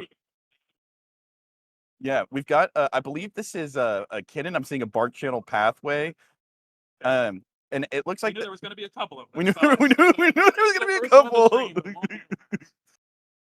And we're seeing they're on some stuff that I really like Cryptolith, right, and Disrupting Shoal. But also they're on a lot of the cards that we would traditionally expect to see, like Mirror Maid, Hullbreaker Horror, Land War Elves. So it's kind of this interesting dynamic, the new hotness, the Charles Cabbage Merchants list is something that has really become super popular in the last month or two, and it's something that we do pretty well in tournament scenes actually. Aang, the band Aang is something that also we have a local Sterlay who plays it, and that deck can come out of nowhere. And Magda, we were actually talking about it before the game. That's one of those lists that like you got to take it on its own terms. And usually it would set the pace of the pod, but it seems like every single one of these lists have the capacity to come out the gate with a lot of mana really quickly, and they're able to put a win on this deck that is very difficult to deal with. If I were mulliganing in this pod, I don't even know what I'd be thinking of. How do I win the game faster than these other guys? Right? Like, I don't know that the interacting is in this gameplay. You just got to win first and win better. I know that, like, Kinnan has a better matchup into, like, Magda, for example, than these other decks because they don't really care about, like, Blood Moon. I don't know the Cabbage Merchant cares about Blood Moon or these other effects. So it'll be super interesting to see what happens. And, like, are there stacks pieces that come out that are impactful at all? Maybe not. They could just be irrelevant. So it'll be super interesting to see how this plays out. I'm excited. Yeah, I think to watch a unique gameplay. And I know this may sound like somewhat of a non sequitur by saying this, but this game especially seems like turn order is really going to have a big role to play because there's so many pieces. Like if Charles is able to get Cabbage Merchant out before Kinnan starts deploying like all their rocks, that's going to be really good for them. Yeah. But also there's a world where Magda just right out the gate is able to like turn one like get a sphere out or something of that ilk. All of these lists have the ability to really pump the brakes on other decks. Although 3 of them are looking to do so in like a stacks way. Like we could expect a Bant deck to deploy a Deafening Silence or a Blind Obedience. Kinnan does have a way of exerting quite a lot of control on the board, but it's preferably wants to do so with like a Commandeer or a Sudden Sub, quite a few down the road. But one thing I definitely know for sure is that here at the MTG Basics stream, we are super thankful to our sponsors. We've got Gold Sabertooth, who is someone that you'll see at a lot of tournaments. You'll see a lot of his playmats around, and it's someone that we talk about a lot here on stream because we're super grateful to have them as a sponsor. WizKid, Craig Mack, also, if you're on Twitter or if you have been to a tournament, you have seen them before. They are a household name, and it is always such a pleasure to be involved with products that they're a part of. Doot Loot is also another sponsor, which we're super grateful for. And something else that they're doing is Breach the Bay too. So if you're anyone who cares about, I don't know, the Top Deck Championship, then you should be caring about what Doot's got going over there. You were just showing me as well someone who has a lot of altars and foreign cards as well. Yeah. We were looking at each other's binders before this, and if you are someone who has a passion for those hard to find cards, then look no further than Duke Loot's Discord shop. Duke's the guy. A couple other sponsors that we have that we're super grateful for is F6. You've got a pin over there, and I've got an eyeball on Adam, who's all the way over there. F6 does such a good job of making sure that if you're at a CDH tournament, you have exactly what you need. There have been so many times I've seen people go over to pick up they'll buy like a Rog Ishai deck because it's got a bunch of cards that they need, and so they'll just slot it in really quick. Or also, Adamant's been really good about, they've started selling like phone chargers and fans. If you are wondering, how do I have a good high quality tournament experience? You need to go to F6. Speaking of high quality tournament experience, the stream tool that we have is built alongside Evan and Eldrazi.gg. They have a booth here this week. It's, I think, the only tournament they're going to be able to go to in person this year. Wow. And also they've got a puzzle. We've been kind of looking to incorporate them into the stream. Dexter does a lot of them. I think he was saying that like over 30% of the website's traffic is from people coming to solve Dexter's wrong side puzzles. But if you are watching stream games and you're like, how do I play like these players? Practice and Goldfishing is a great way to start. So definitely go and check them. But we're going to jump in and look at the pod. Yeah. We've already seen the pod comp here. Magda in seat 1, Aang in seat 2, Kinnan in seat 3, and Cabbage Merchant in seat 4. All of these players are coming into this pod with a win. But I don't know, based off this pod composition, do you think someone's going to leave with a win? Or do you think that there's an odd that there's a chance that this might end up in a draw? I think that this is a game that ends in a win. Yeah. I just don't see this pod drawing. I don't think they're properly equipped to deal with each other's threats. I think the threats are better than the answers in this pod specifically.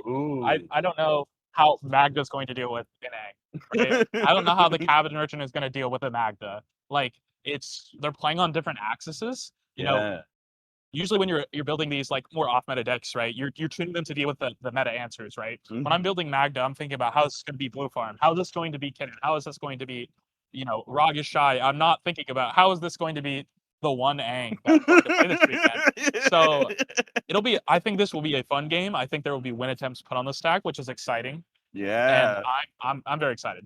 Yeah, that's such a great way of putting it. There's no one size fits all solution when it comes to stopping your opponents in a pod like this. So your best way of stopping a Magda and a Cabbage Merchant is to get like a turn 1 Aang. Yeah, to win the game. Yeah. The best way to stop them is by winning the game first. And I love pods that are decided based off of lists' ability to prioritize and perform their own game plan at like an expedited rate or without making any mistakes. Because that means that oftentimes games are going to be decided by the fundamentals like mulliganing, sequencing, and their ability to derive information from context clues. I want to take a look here at this deck. I've looked at Aang decks a little bit, but there's a lot of interesting cards that are going to be in there. I wonder, just looking through, if there like is a Magda lands the Blood Moon, do they even have a way to deal with it at all, or a similar stacks, or do they just have to like rush the Aang out and hope that it gets there, right? Like, it's we're seeing the typical barrage of 4 CMC clones. Yeah, I mean, there's a culling, right? Yeah. But there's a culling. I'm not seeing. This is a lot more interaction than I'm used to seeing out of. This deck list seems very cool. Yeah, maybe they were talking with Matt Sweeney. Ooh, we also see a birthing ritual. Yeah, is that? Yeah, like a there touch isn't of a birth spirit. decay. A touch. So maybe they do have more interaction with that thought. I thought this deck was more of an all-in kind of style, but yeah, it does look like they would be pretty significantly hit by a Blood Moon. Looking at the land package here. But also, I don't know, if you're in Magda in seat 1, I think you can probably get a better stacks piece out than a Blood Moon. They're not Chronosphere perhaps, or Graphiger's Cage, right? Like, it does really. I think we've seen. I think Torpor Orb has come out of the main package for most Magda lists. Yeah. I think Torpor Orb could be pretty good here, but it's not, and I think that is totally fine. Yeah, this Magda list is looking to go pretty quickly. I think it's something that we've seen a lot of Magda lists go over, tuck into Eisenherz. The same thing I think is true of like the mono blue Urza, where we used to see it as almost more of like a dedicated stacks list. Sure.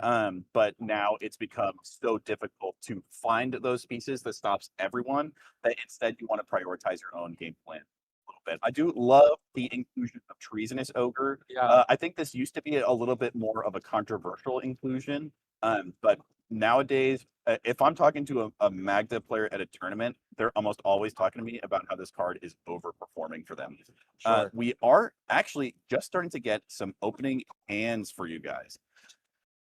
The Magda player is really coming out the gate, bursting at the seams. They've got a Return to Favor, a Talon Gates, a Simian Spirit Guide, a Magda Horde Master, Treasure Vault, Bottle Blast, and a Pinnacle Hunt.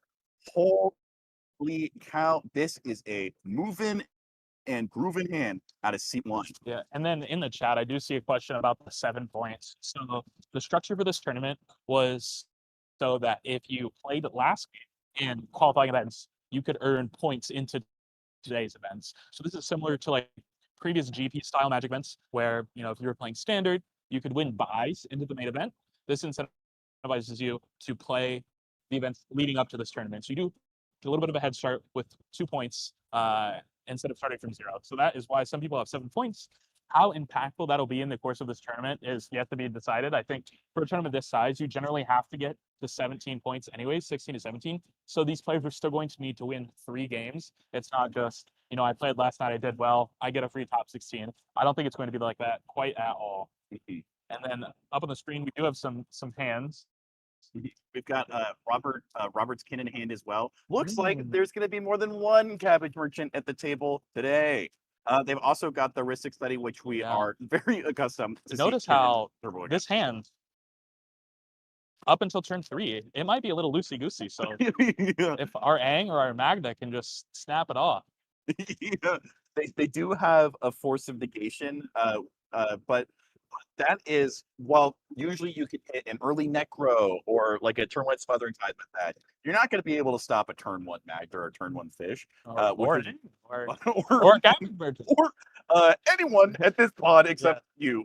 Yeah. So and then, if they're able to get that Ristic Study out, it'd be good. But also, like a lot of these lists, they're either not casting a lot of spells or they're very comfortable paying for Ristic Study. I'm interested to see if maybe this is a little bit greedy for Robert, but it does have a lot of value. Could work out. And then we do have a question in chat. How does Mono Red win? Magda wins in a very interesting way. So Magda has an activated ability that you can sacrifice 5 treasures, search your library for an artifact or a dragon, right? It's an artifact or a dragon. So how it works is they get dwarves that are artifacts so they can keep untapping with usually Unwinding Clock, and they can just tutor out anything they want in their deck, and they'll win the game in a variety of ways. Assembling like infinite combos with untapping backs, or getting a dragon that has an activated ability that says they can pay X mana and deal X damage, and they'll just loop that forever. So that's kind of the game plan. It is a hard combo deck with, you know, the combo piece, the command zone, which makes it very nice. Yeah, it's a lot of it's something that we've seen do really well in CDH. That is something that is a way that we really are cut from the same cloth as a lot of other formats. Artifacts are a great place to be investing a lot of slots in CDH, and so the ability to tutor all them to the battlefield and change their location with cards like Barkroom Harvester, or it's why we used to see a lot of like Spine of Isha loops. You just keep recurring things over and over and over again, and it's either like a Magda Horde Master combined with something else where you give a ton of Dragon's Haste, or if you just need to be a twin shot sniper and you just ping them all down. We are, hang on. I am hearing word from our production that these players are starting. So we are going to jump over there. And also we're going to jump in and listen to some player audio and see how they're doing. How much is he bribing you? Have you seen these bets? You're good to go. Right. Bring in. Pre-game. Nothing. All right, you guys ready for this? I'm revealing Chancellor of the Tanks. Yeah, you are. That's it, bro. Back it up. All right. Yeah. Everybody go on tap, upkeep, and draw. Sweet. Play a hammer time. Yeah, it's the crown hand. Exile Simeon. Cast a magnet. The other. The other man. Whenever you commit a crime, So you know. Yeah. Okay. There's some back on it. See the lane. Absolutely, you can. Do you mind if I read them all? Sure. Does anybody else start making good amount? It's been a very long time since I've seen that stuff. Really? Yeah. Yeah. She's doing well right now. I'm sure. Yeah. Gets around. Slot meta. I pass on right now. You got it, brother. Yep. Go through steps and phases. Yeah, good to go. All right. I'll untap. Get past the active player. Yeah. Like my 39. Judge? Judge, this guy's intentionally lowering his life totals. That was me. I was trying to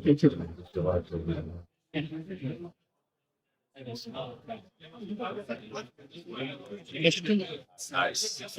I'll lose two. Arcane Signet? What else? Stop. No, don't do it. On a 5? On a 5. That's Andrew. amazing. Want something good? Please. You're good, bro. Are you gonna MBT me? Whatever you do, you do it. Sure. Pitch a flooded strange. Well, we're dead next to Yeah. Sure. Yeah, that is one card in here. one card in here.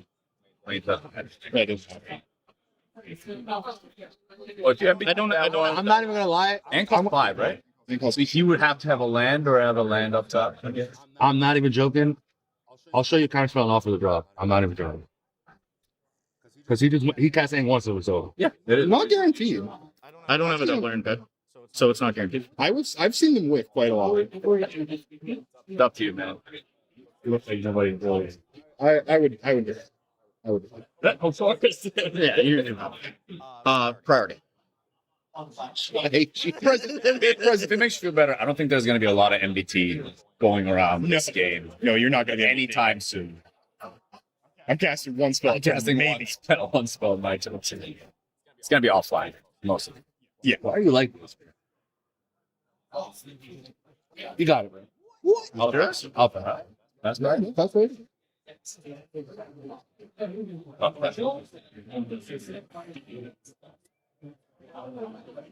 Not as cool as everyone else. I don't think Robert has him. I think that was what's known as a bluff. He said, "Show me a counterspell." Yeah. He could have just handed me a dispel. Really cool tap. Lotus Petal. Yep. Like to move through steps and phases. Wait, you don't want me to deal damage to you with anything? No, that's wrong. Just win, bro. Release me. City of Traders. This also like Now, like cabbage. yeah. The floating green that I get from the revealing chance. Step up, keep.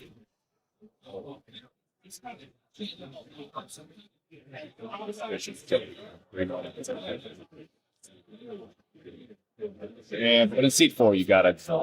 I mean, you got to turn cabbage. You're gonna Road evolve. Okay, just stop.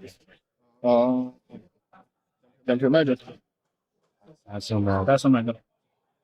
Move to combat. Oh. 3 none of you are left. You're right. 2? 3. Great. Oh, good. Mega should do make sure that.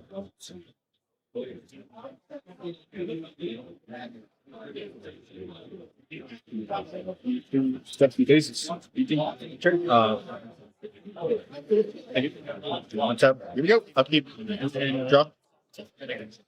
Shows the land, and it didn't matter anyway. Yep. Yeah, it didn't matter. Sorry. Get in touch.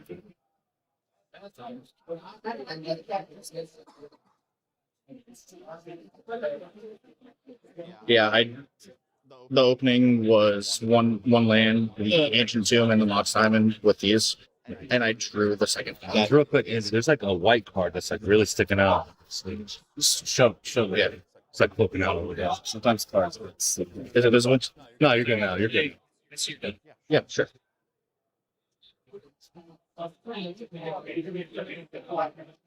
Yeah, you can still see it from right here. Oh yeah, I see it. Yeah.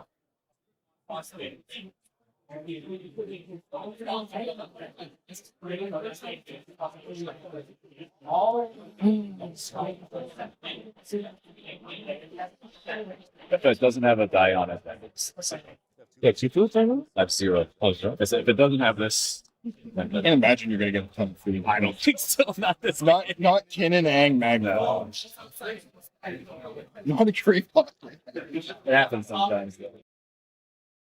All right, so jumping back in, there's just a little bit of a discussion about sleeves. Personally, I'm a center sleeve guy myself, but speaking of things going in and out, we saw these players go into this pod, and we were talking about how there's probably going to be win attempts made early and often. And I don't know about you, Ty, but it looks like your prediction is about to become very, very true. Yeah, I think, like I said, we're just trading blows probably in this matchup, and I think we're about to see the first punch. Yeah. So we'll see if somebody drew something to do with it.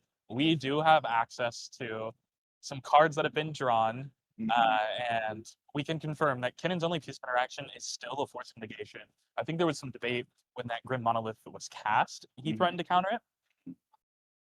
That might have been the only point of interaction that he will get in this game. I know that Aang is an undeterministic win, and while our mics were off, we were briefly talking about Magda's decision points. I think if you're Magda, you're playing your game, hoping that it gets back to you and then exploding.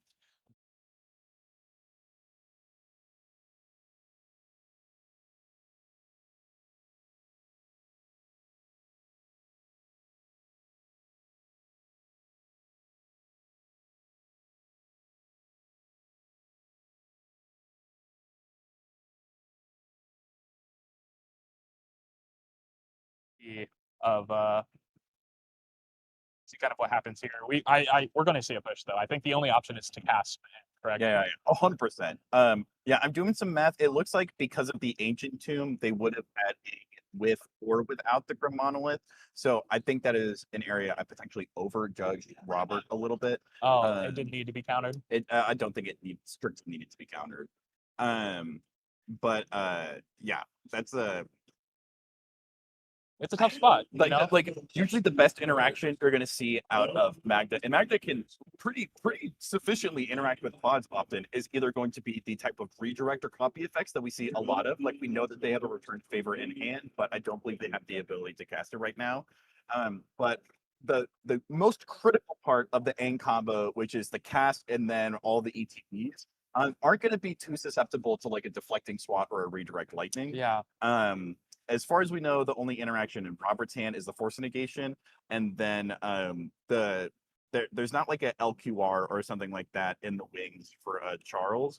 So there is a world where Andrew can get very, very lucky and win on the spot.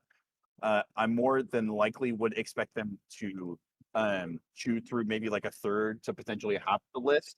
And then go into the next turn with a more deterministic mind. Sure. And I think that, if I'm another player like Magda, I think I'm fine with that. Getting another turn with already 2 dwarfs in the battlefield, could that produce? We will see what happens here. Seeing some re-sleeping happen. Yeah, the players commenting on how teamwork makes the dream work. I will say though, teamwork is not how you stop sleeps from splitting. We are going to hear the judge jump in and give us some additional info. Yeah, so basically what happened here is the player had some cards that were higher in the sleeves than the others. This is not, obviously this is an issue where you could know some of the cards, but there's not really a pattern between them. So this is just simply a marked cards warning, and we're going to fix the deck and move on with the game.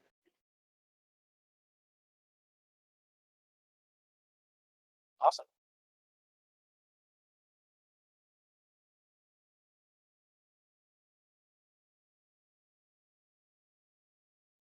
And it's awesome to have the judge be able to weigh in it. Yeah, what's going on. That is awesome.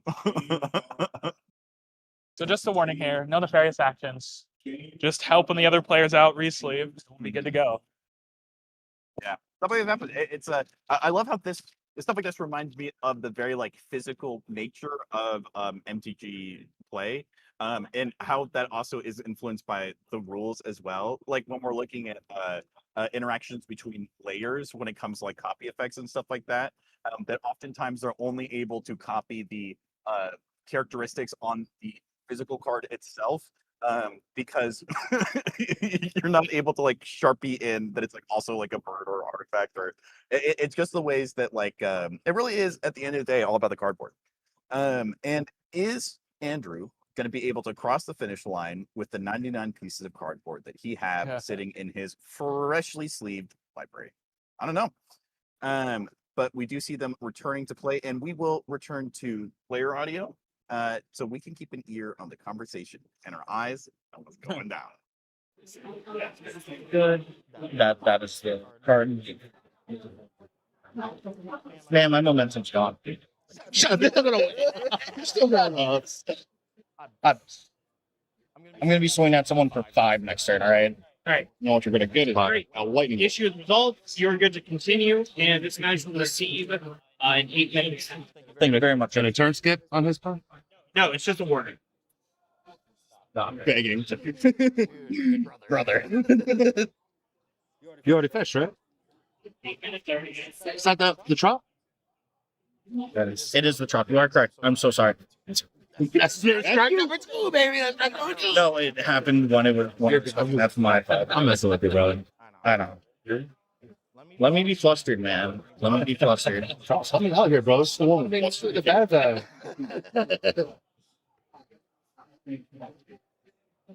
Yeah. He believes in it. He's still got it. 1, 2, 3, lose 2, cast A. Pass. Hang ETB. You look or reveal? Look. The top 5? Yep.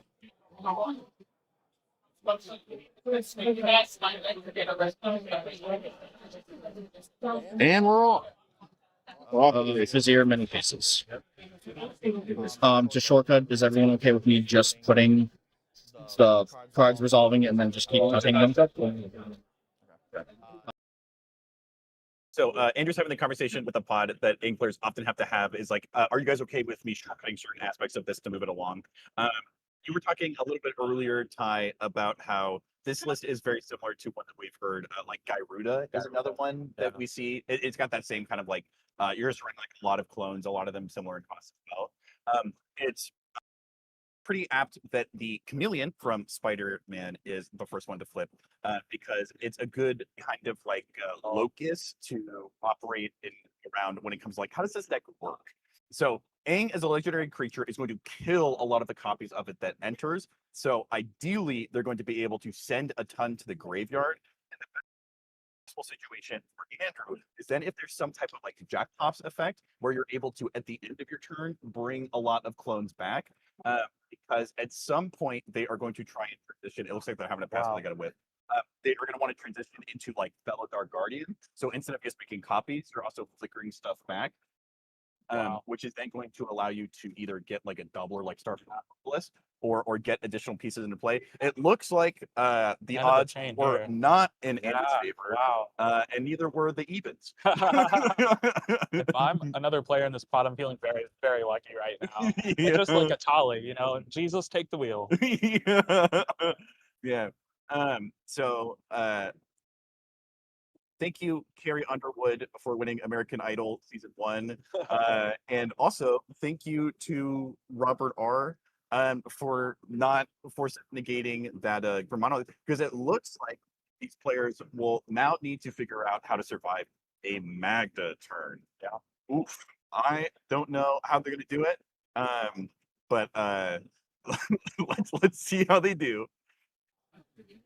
It's cool.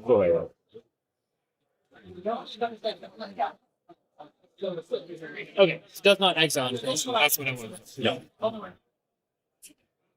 I get to see. Notably, I do not have an artifact again.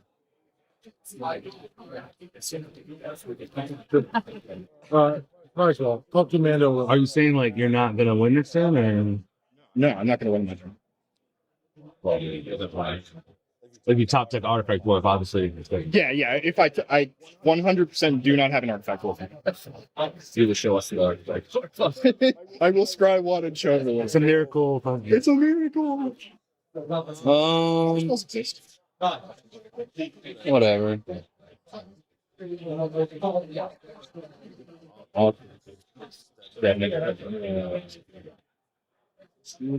I'll cast this resistance.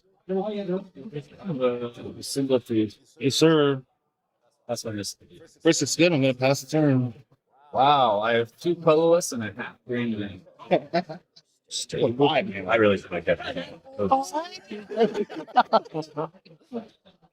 Let me read this. I never read it. Yeah, start whooping button. You get to swing at your perception. You got a phone. I'll fetch again. I'll fetch now.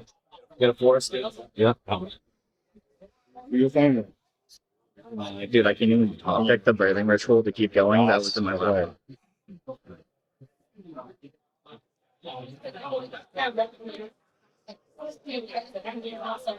Look, we were writing on that. See the chance. You got and a mana with yeah. I gotta think Cabbage Managers are getting really good at this. Yeah. Unfortunately, that is the game line. Yeah. So it's floating. They can be running prison break. I just tried. It's fine. That's what I'm hoping is in him. I wish. Speaker. Yep. Is that drop though? I can't pay. I kind of want you to draw a card. Good? Yeah, we did. ETB? Cancel this card. Tutor good? Yep. Play another time. Yeah. Get some value. Endurance does nothing in this pod, does not stop Magda. I don't think there's a single creature I can grab that interacts with Magda Eyes. You don't have Mango Hornet?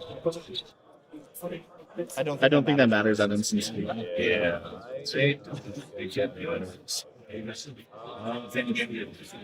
Probably grab Endurance anyway, just because he's got like 4 phones on. He's got some weird stuff. I don't know. What is Endurance going to do? That's valid. I'll buy you a turn. So I can just get Academy, but then it's just like pray next turn that people. That's much more.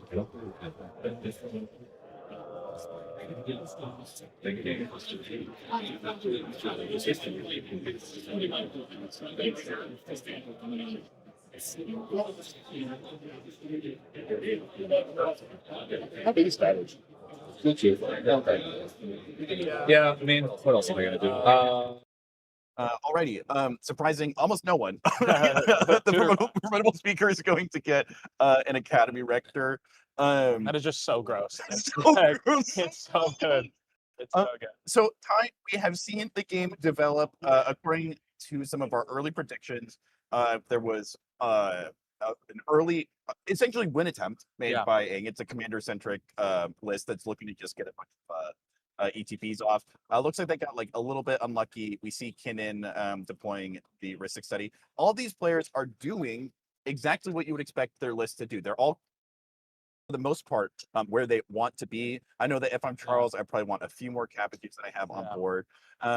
But now that we have seen the first turn or two progress the way that we might have expected, let's cast our vision towards this next turn rotation.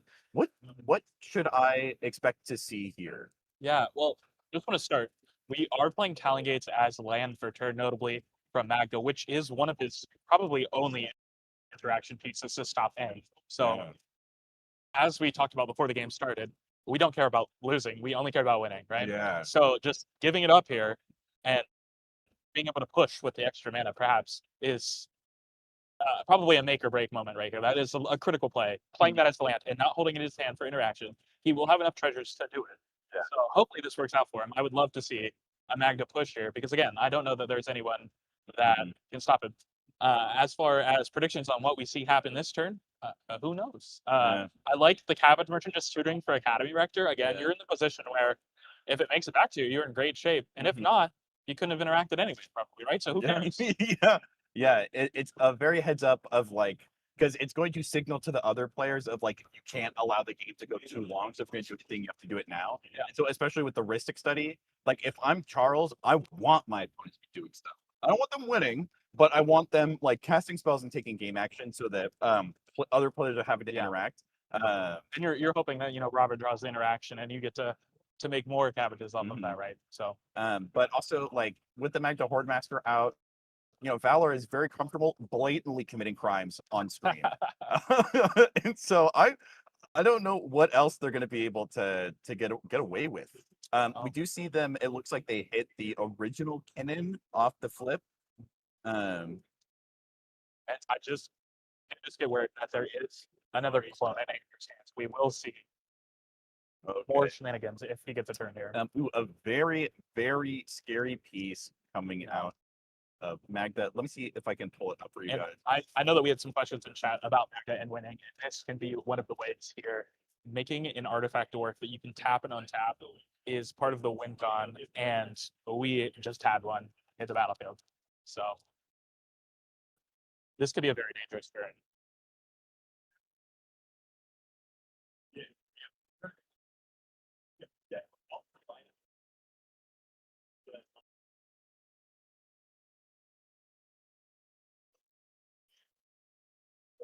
Yeah, it looks like based off the amount of cards they're getting passed around, it looks like these players agree with you, Ty, that they are in dangerous territory.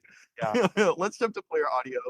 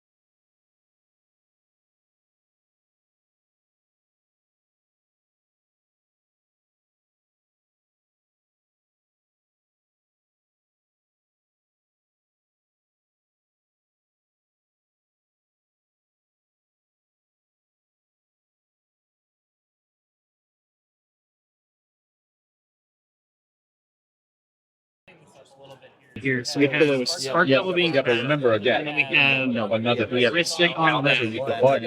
And then we cast Bottle Cap Blast, Magnet trigger. which puts Magnet trigger. Magic, Ristic. There's a Ristic trigger.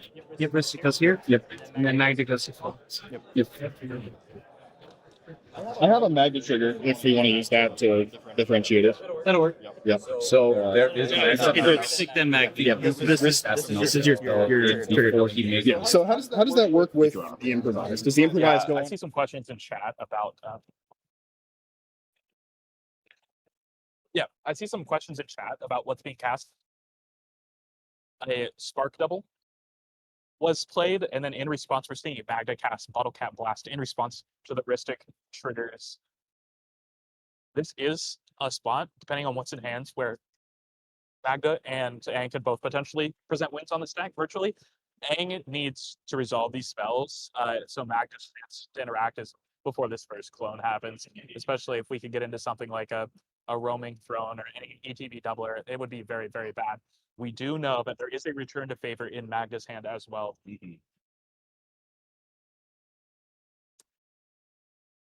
Yeah, we see Robert jumping in. Yeah, but yeah, there's like, that force negation that we knew about, and great game here. Pitching a copy containment, which was a card that they drew for turn.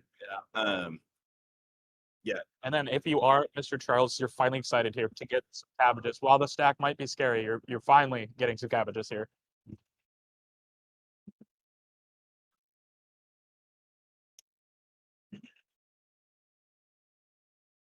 It is very surprising to me that Magda let that through, but that indicates that they are oh, that's why. Okay, they still get it anyways because of the crime from the target. Perfect. My Doormaster is so good. And then I do see some questions about some other players. The bracket is posted, but Pigeon is playing in the event. He was actually in our round one. Unfortunately, he did take the loss round one. Yeah, for those just joining, we are in round 2 of 5 games that we're going to see on day 1 of the 2026 Steel City Excalibur event. We are super thankful to Excalibur Events and a lot of our sponsors for not only helping this event, but helping this stream happen. And we are also super thankful to Aang at the Crossroads for giving us quite the show so far. Yeah. And for Kinnan for keeping it going. That force negation was absolutely crucial there, and we're definitely seeing their choice to not hit the Grim Montlet earlier on pay dividends. I was wrong. Yeah, looks like an L for us may turn into a potential W for Kinnan. But it looks like the spark level is resolving. Let's see what they hit. Yep. Is it different name, or does that one? It's entered as. Its name will be Chameleon. Its name will be Chameleon. Spark Double is non-legendary, so it'll stay, but any other one will stay. So Aang. So I'll put it this way. If he gets to where he's winning, I'm not even gonna lie to you, bro. You literally have to activate to stop this thing. Are you lit? You should have activated with this on the stage. I don't think so. I can stop it. He whipped once. I don't think he's gonna whip again. I can get a portal and it's gonna kill the entire. Real quick, were you at 50? I didn't touch this at all. I should be at 39. Okay, thanks. I think as long as it doesn't go over 3 creatures, I can stop.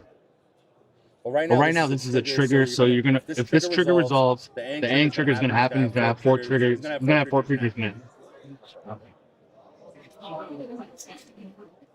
It's up to you. I don't know what the right foot is. Yeah, that's the issue. Is like Porker stops it.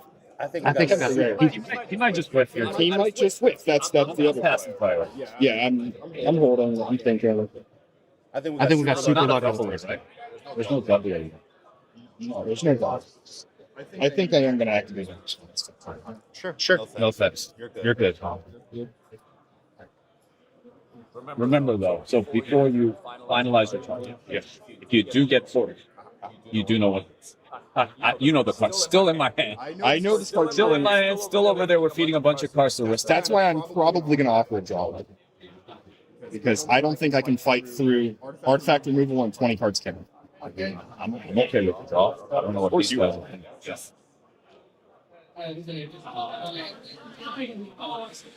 Because I'm just trying to shut out the end of the portal or something. Because if you firmly believe that we lose if I don't interact here, I would be Is it a different stats piece? Wait. Why did you just get Torpor?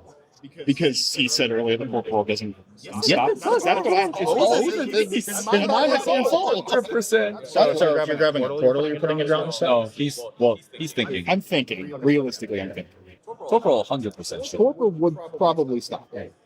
just for clarification's sake, we have But then I have to fight through once again 20 cards count.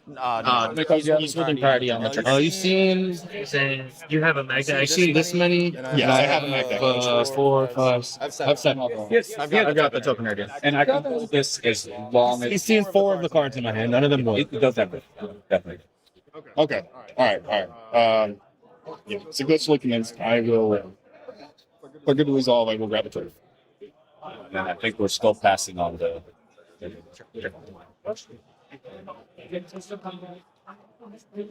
The 24 days, if I have another artifact, I just lose.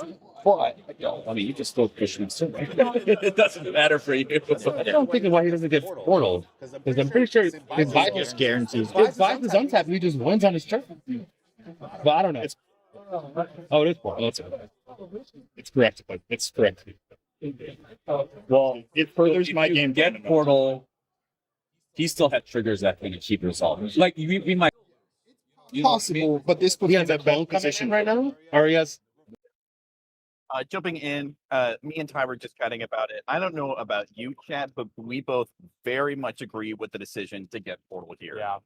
In addition to hindering Aang a lot, it also is going to do a lot of damage to Kinnan and to Cabbage Merchant in seat 4, and it's going to put you in a fantastic position going into your turn, because you can have that Chameleon enter as a non-legendary copy of your own Magda, which makes every single line you have 10,000 times easier. I think, he'd rather not have to activate and get those treasures on his turn. If he gets to go to his turn with those treasures, it's definitely a win. But I think that this is still good. And you hear them bargaining, maybe trying to get this portal back into the deck, but I don't think it's going to happen. I think that this is the right play. If I'm Magda, I'm doing this. Yeah. It resolves. So they definitely bought themselves a little bit of time, but there is still an ETB on the stack. I think I believe Andrew's deciding if they want to put Aang in their command zone or not. The fact that nothing is going to be able to enter as a copy of Aang is massive. So W for Magda. We may have just seen this game end. It is going to come down to what Robert was able to draw off of all those heuristic studies. Maybe they were able to piece a win together. Oh, there's a roaming throne. That would have been very bad for them. We could definitely see an explosive Kinnan turn here.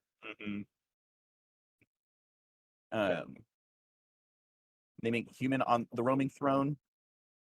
And then Renegade Rattle here. Not paying for heuristic. Continuing to feed this Kinnan. That could have an explosive turn. Renegade Rattle. Oldie, but a goodie here. Yeah. This probably explains why they were deciding if they wanted it to go to the command zone. We're gonna pass. Oh.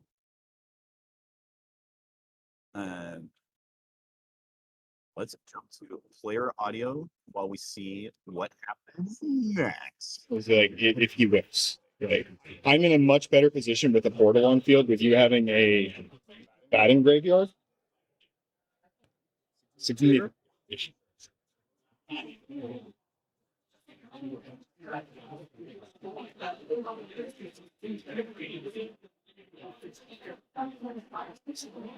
was the name of roaming turn? Human.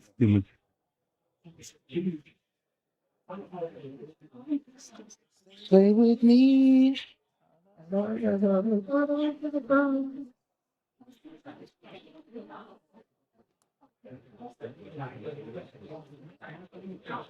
Surveillance got the turn. Yep.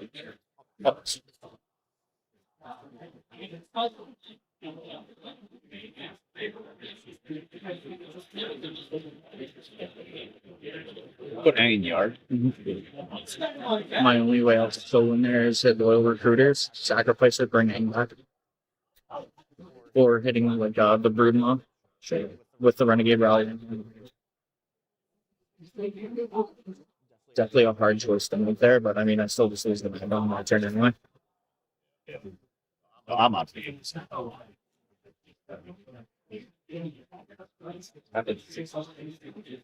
You got really unlucky with pod. With the what? With the pod. Oh yeah, that's terrible pod. Horrendous score. It's fine. I'll take that. Take that. Yes. There's also a Kinning. There's also a Kinning. So Also, then, by the way, you are free. Okay. Yeah. This is where we're at. Cast this pyramid. You're slopping. Pyramid good? Yeah. It'll be a portal? Yeah. Portal ETD? Yep. Yep, that sucks. What happens? That's what happens. I told you to get the orb. That's what happens. Magnet Graveyard. Okay.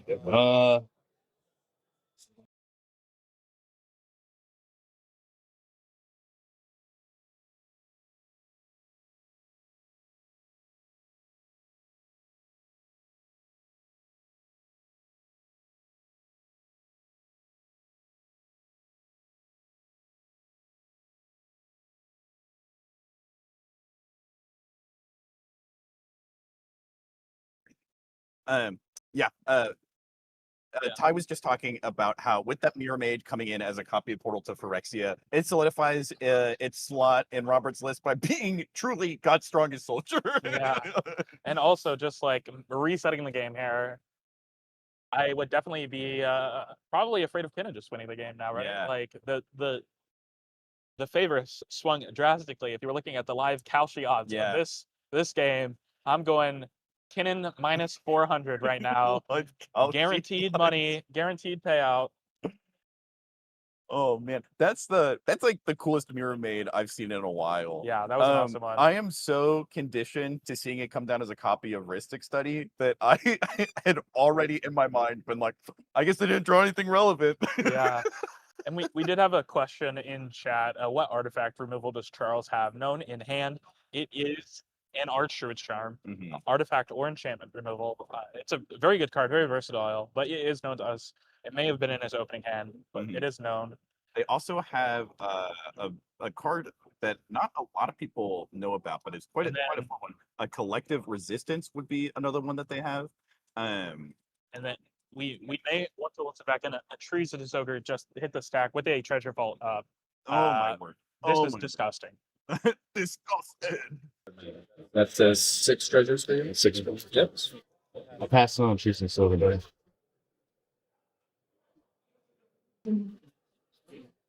I think that's what I hate about Mag that plays Hollow most. Is it'll play the threat and pass and be like, yeah, we're good, whatever. Good one, whatever, yeah.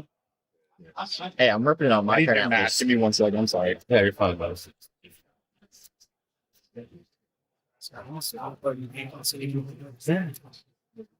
Just for the content piece.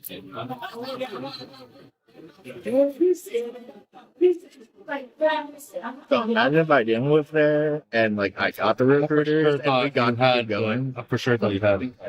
Well, I mean, I have 2 outs there if I put Hanging Yard. So He now has a portal, so just play with that in the That's the issue. Yep.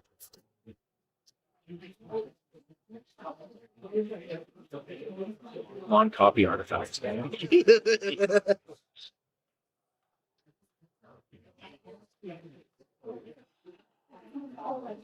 I sufficiently blown up. Well, I think I know more so than you. No, there's an egg in my graveyard. I have to draw a specific card now. How many recursions do you have? Seriously? 1, but ETB able to easily it back in. Whatever. I'm gonna pay.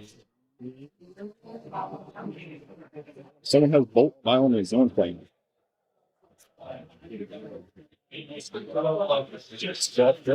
Well, 6 treasures. 6 treasures. 5 treasures. I'm sorry. 5 treasures.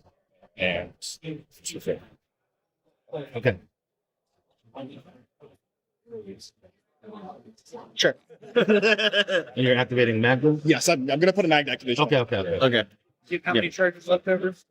Okay. 0 treasures, 2 red. 0 treasures, 2 floating. And then the activation stuff. Yeah, and the activation stuff. You said it's your second tournament, so just like we're okay with it. Yeah. But if you say like 6 treasures activate and everybody's like pass priority, you're stuck with like 6 treasures. Yeah. So just be careful. Like sorry. No. You don't need to apologize. I'm just like giving you. Quick sense. Some people are ridiculous. Everybody good with the activation? Charles, can we go home now? I was ready to go home. Why didn't you offer a draw already? I tried. Oh, you went. I literally tried when you put the thing on. You didn't show the counter spell. I have it. Talk about my liar. I had it for this thing. I used it on the. Oh, yeah, of course. Yeah. That's just bad value. Like, you top deck a land, well, it's the same as I already have it. Yeah.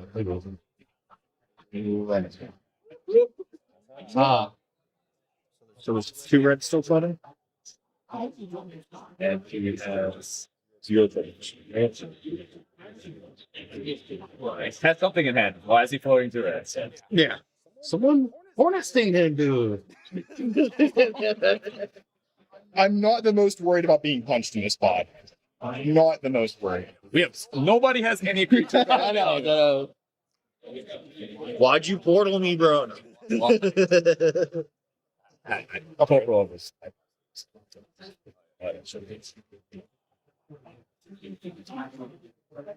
I messed up, and it's okay. Yep, still okay. What's up? Still only gets me to what is it? Yeah, it's small fish. It's on the stack. You may draw. Whenever this vehicle attacks or blocks, you may draw a card. That's literally from roll. So that gets him 4 treasure. It makes it. Yeah, he can make 4 Okay, that's fine. I pass on top the thing. Yeah. Well,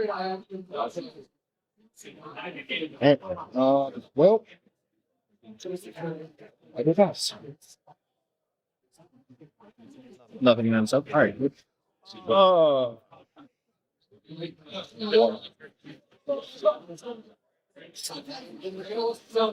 Tragic 1 man off.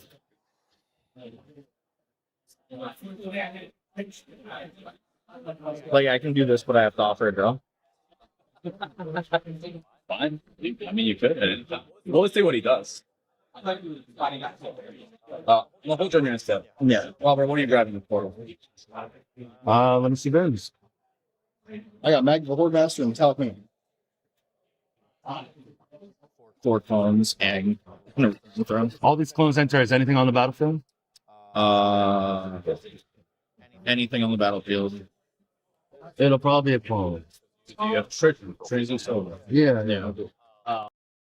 Some quick questions to answer here in chat. What happened on Magna? Magna played Treasonous Ogre, which is a creature that has an activated ability where you can pay life and add mana. So he nuked his life total, activated a treasure vault, made 5 treasures, had 2 red floating, activated Magna, and then cast a Smuggler's Copper, which is a vehicle that he can crew to make treasures with Magna. Got a roaming throne from the activation, so he's set up to make 4 treasures here. Hello, welcome everybody, and we are in round 2 here at the Steel City Spectacular in Pittsburgh. I am Ty Ohio. I'm here with Eric Beagle. We're listening into a really awesome pod with Magda and Kinnan and the Cabbage Merchant. We've got 2 portals of Phyrexia in play. It is very cool. Yes, there have been draws proposed. They have been refused. It is so base. Some table talk is happening, so perhaps we will listen into our table here. Thank you guys. Actually, let's go back to player. Show me something to deal with that. I have no reason to do it. No, I'm saying like to deal with me. That's what I'm saying. If you show me something that is past his artifact destruction, I would take it. I have no reason to, because if you have a way to work around it, you can always decline it at any point, right? So So Robert, you're just forcing me to use it. Is that what you're? Where am I at? Am I in my turn or is that? This is my end. So do what you gotta do, bro. I'm pretty sure I'm dead this game. I'm playing from behind all the time. Third seat, buddy. Yeah, I think you have to do this. Because he does not care about the. Yeah, obviously. He has 5 mana. You do what you gotta do. Yeah. Yeah. I'll blow up your. What is that? I mean, risk it. Yes, you can.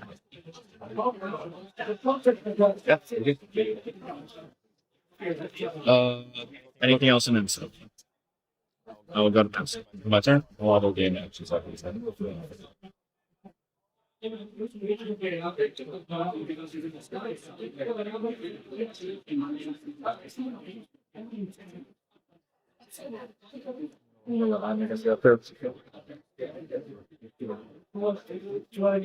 can only interact with one of them specifically. I have to walk around. Hey, Cass Kinnan. Yes.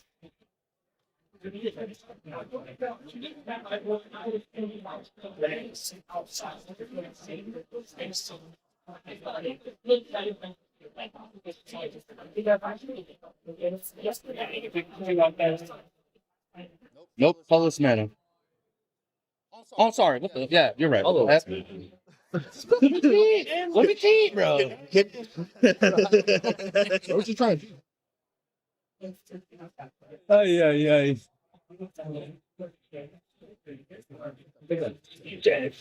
Guys, I think putting Ang in the graveyard might have been. If you've been enjoying this stream and you have a free moment while you're waiting for your own opponents to figure out which way they're going to kill you, make sure you stop by the MTG Basics YouTube channel. Give it a like, give it a subscribe. We've got a couple streams from previous channels. We also are super, super grateful to all of our sponsors who have been able to help as well.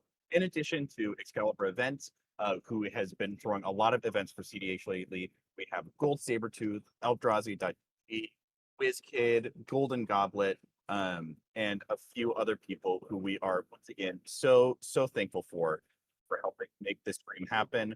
Thank you guys for watching. Thank you for being here in the chat. And thank you again to F6 and Dude Loot for what they do for the community. F6 being at tournaments and Dude Loot hosting them. So let's go back and see if this one life that Magda has is going to be enough. And while you were talking, just to update you and the viewers, the Cabbage Merchant did play Collective Resurgence to get rid of Kinnan's portal, and then Kinnan played Kinnan. Oh, okay. That's Man, good on you, Charles. Oh, also, while we're here, something that is worth talking about. Is Charles showed really, really good sportsmanship when the Magda player activated the Treasonous Ogre into the treasure vault.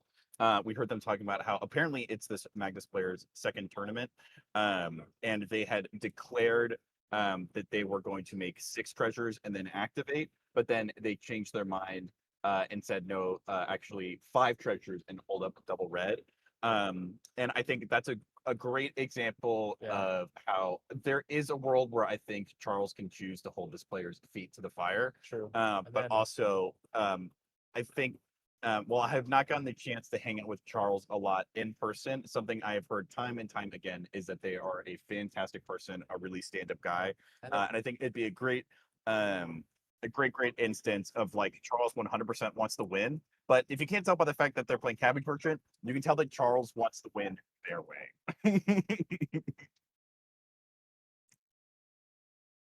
We're offering our own veil here.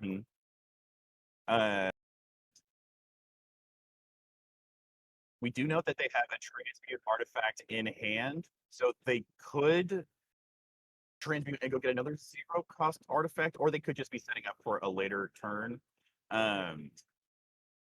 Not sure if there is going to be a later turn, but yeah, we'll see. Great catch with the collective resistance hitting the Portal to Phyrexia. That definitely helps them survive a little bit longer, but is it going to be enough?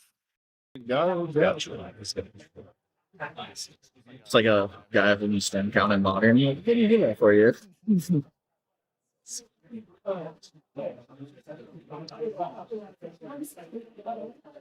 Look for 2 blue.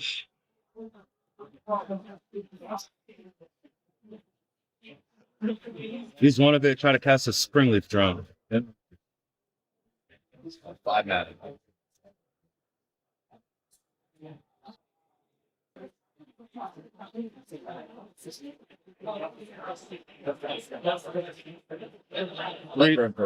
Three mana. Passes Basalt. There it is. Yep. Yep. Good. Yeah. I got up. Yes. Make infinite. Colorless. Yep. Good. Yeah. Show me the blow stuff. Use the transmute. Or use the 2 blue, cast a transmute. Got it. Yep. You got Get the Mirage Mirror. Yep. Make infinite colored mana. Yep. Activate Kinnan a million times. Yep. Good. Put the thing into play. Force you guys to draw from an empty library. Yep. Yep. That's good? Yeah. Yep. So, yeah, I also have this. You want me to pull them out of my deck? And there it is, out of nowhere. Holy. We knew they had the transmute. We did not know that they had acquired a basalt along the way. Man, they did a great job of bearing the lead. I think we are just as surprised as the opponents were. Man, that's crazy. Yeah, that was crazy. In the politicking before, Yeah. saying that, oh, we're dead anyways. Here's the muscle. That was awesome. That was awesome. Oh, man. That was a good game. Lots of punches, like we talked about beforehand. So I'm glad that it came out that way. The question that comes to my mind right now is I'm thinking, we did see a piece of artifact removal used just a moment before the basalt hit the battlefield. Do you think that it still was necessary to get rid of the Phyrexia? Would that have just absolutely closed the door on this game? Or do you think that maybe Charles would have been better served holding on just a little bit? It's hard to tell. The piece used was collective restraints. That destroyed target artifact?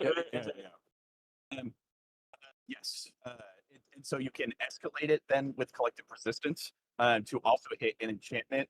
Or I believe you can kill a creature without flying. Don't quote me on that. That's a green thing. We know that there was a Veil of Summer in hand, but that's not going to stop it. Well, offered the veil.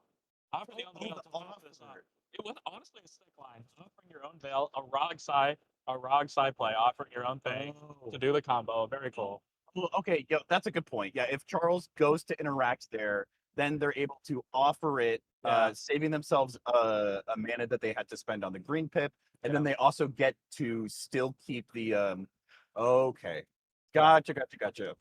It seems now that we are revisiting it, that by the time Aang was passing the turn, I think the game was already over. The game was already over. They lost to the top deck. Yeah, and that's okay. Sometimes that happens. Yeah, if you're going to lose to someone top decking a combo, I think Kinnan Basalt is a pretty understandable one to get caught with your pants down. I hear that it's the best deck. But for those just joining in, we're at the Pittsburgh 2026 Steel City Excalibur CDH 10K. What was the story of that game, Ty? From start to finish, what were the chapters? What were the highs? What were the lows? Talk to me about it. I think it was the story of different people trying to win the game. And different people disagreeing to draws at different points. Magna disagreed to a draw. Kinnan disagreed to a draw. You know, everyone thought that they were in the winning position. That game shifted massively. We saw 2 portal of Phyrexias. That's really a game changer when everybody's running a creature deck. Oh, yeah. We saw, Aang put up an attempted win in whiffing. It was a fun game. Lots of people tried to win. We didn't end in a draw. We love to see that, especially on stream. We want to see wins. So we're 2 for 2 right now. 2 for 2. We're doing it, guys. Yeah, definitely. We're gonna jump later in just a minute to get an interview with the Kinnan player. I know I believe all of the most impactful cards that I saw, aside from the Force Negation, weren't in their starting hand. No. And I would love to hear how much of that was the Rhystic study and how much of that was them in C3 going, please, I've never prayed before, but if I could get Basalt. Just let me draw Basalt. One time for the one time. Just to cover all my bases. Please. Yeah. And then our winner there, advancing to 2-0. So great start to that's gotta day be one good. for them. Yeah, this early on in the tournament. Yeah, that's incredible. Yeah. Well, thank you guys for watching that game. I'm super thankful that it's not often that we get to see a no bad cards Kinnan styling on a bunch of other creature combo decks like that. But we're gonna go to ads, we're gonna come back, we're gonna hear from the Kinnan player. So don't go anywhere. Breach the Bay 2 comes to San Mateo, California, August 22nd and 23rd. A $25,000 guaranteed prize pool, with payouts upgrading at 475 and 550 players. Day 1 is 6 rounds of Swiss in the Japanese point system, cutting to top 64 on Day 2. The 2026 Top Deck Invitational runs alongside, plus pre-modern, legacy, and redemption events. Not to mention a loaded lineup of artists and vendors. Register today at breachthebay.com. Hey, this is Freedom Waffle, and I want to show you a tool I personally use for practicing and coaching CEDH. Eldrazi.dev is a CEDH gold fishing tool where you can randomize your opponents, practice tournament mulligans, and play out your hands. It's got built-in actions for cards like fetch lands, tutors, necropotents, and ad nauseam. You can easily track floating mana by adjusting with hotkeys to make playing out complex lines much easier. There's even community-made puzzles to sharpen your game knowledge. Check it out at mulligan.eldrazi.dev.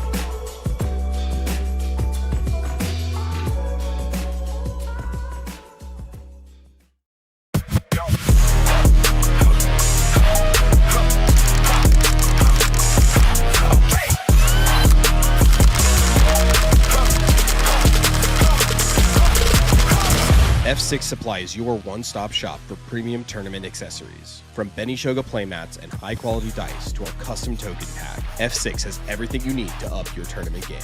Every design is original art, never AI. Shop online at shopf6.com or visit our booth at CDH Tournaments nationwide.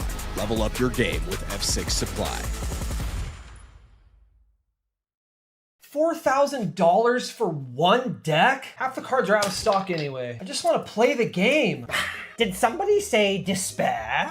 Wait, what? Who are you? I am Aquarion, wizard of many things. Bro, are you drinking right now? It's a gilded goblet. Pay attention. Okay. You seek a deck? I bring tidings of a deal. GildedGoblet.com. Buy 3 decks, and the 4th one is free. Wait, a completely free CEDH deck? Ready to play and ship to your hovel, but only during this tournament. So you're telling me I need to order them this weekend? The magic expires when the tournament does, child. Thanks, Aquarion. This is the best thing a wizard has ever done for me. I know. Tell your pod. Buy 3 decks and get the 4th one for free at GildedGoblet.com. Use the code FREEDECK at checkout, but you better hurry. Only for this tournament. Gold Sabertooth creates one-of-a-kind art for Magic players who want more from their game. From stunning playmats to beautifully illustrated tokens, every piece is crafted to inspire and stand out. Let your table tell a story. Explore the full collection now at etsy.com/shop/goldsabertooth.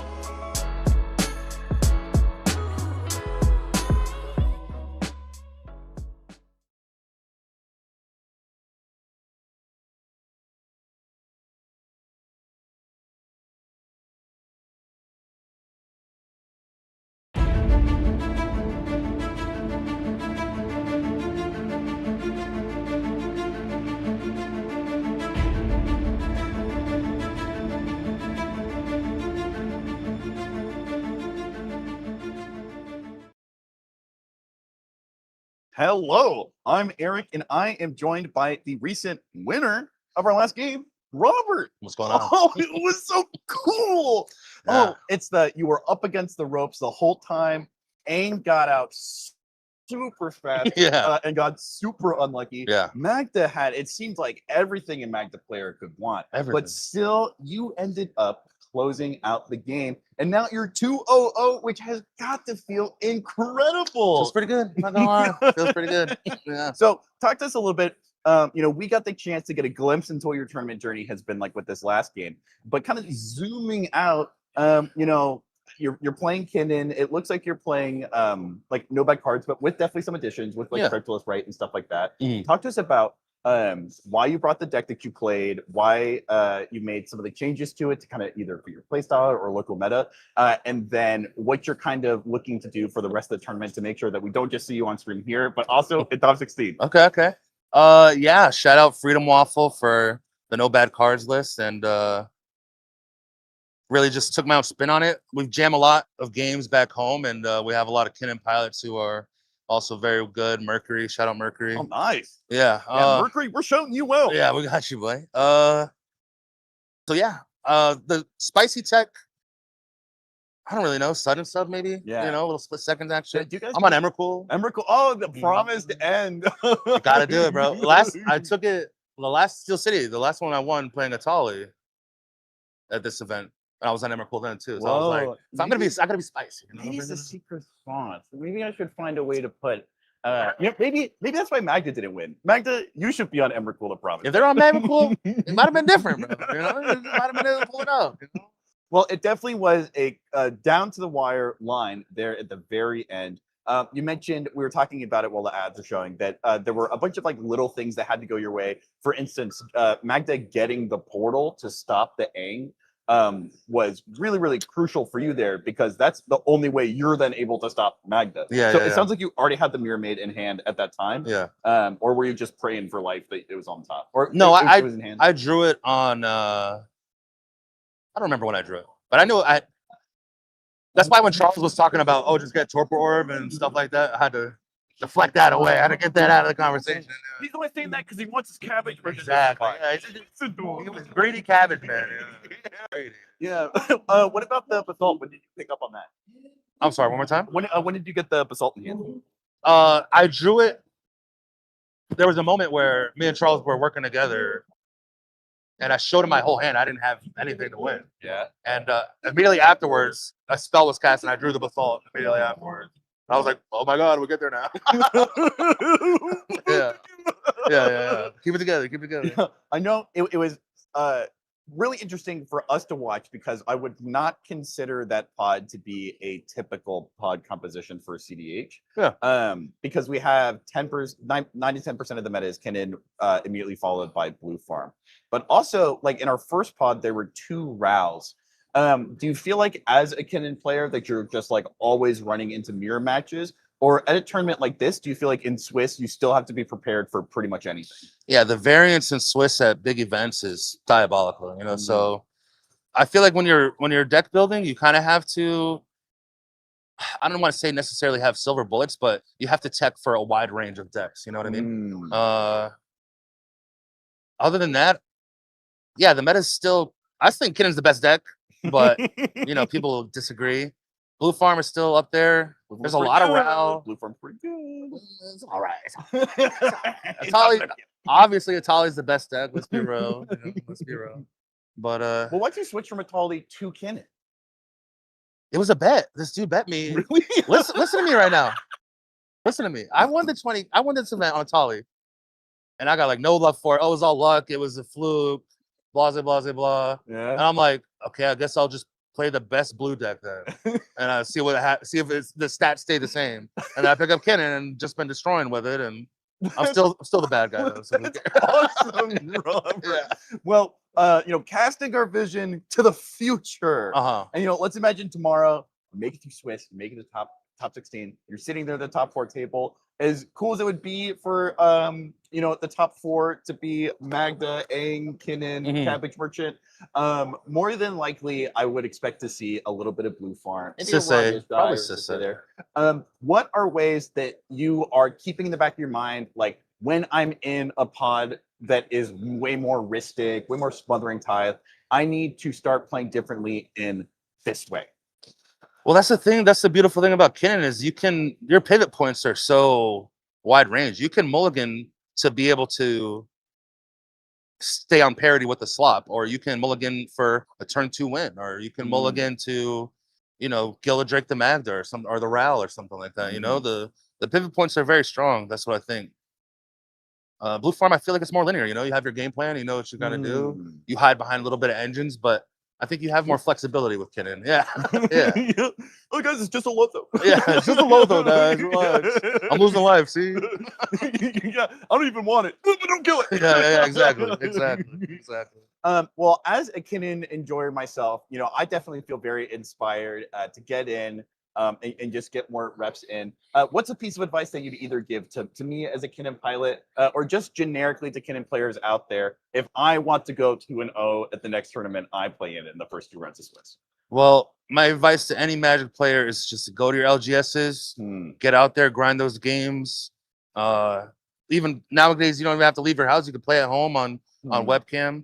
But for Kinnan specifically, you got to You just gotta be a pervert, basically, dude. Like, it just boils down. You just want to, if you want to have all the mana, have all the options at all times, and just always feel alive, just play Kinnan, bro. It's easy. It's easy. A good piece of advice: go out there and play games. Play Kinnan. It's free. Robert, thank you for being on stream here Definitely. with us. Don't go away. We still have 3 more rounds of Swiss to fight through. Hopefully, we can see you rack it up, 25, 27 points. I'll see what I can do. I'll see what I can do. I'll work on it. Playing Kinnan, Italy style. Yes, sir. Bye, guys.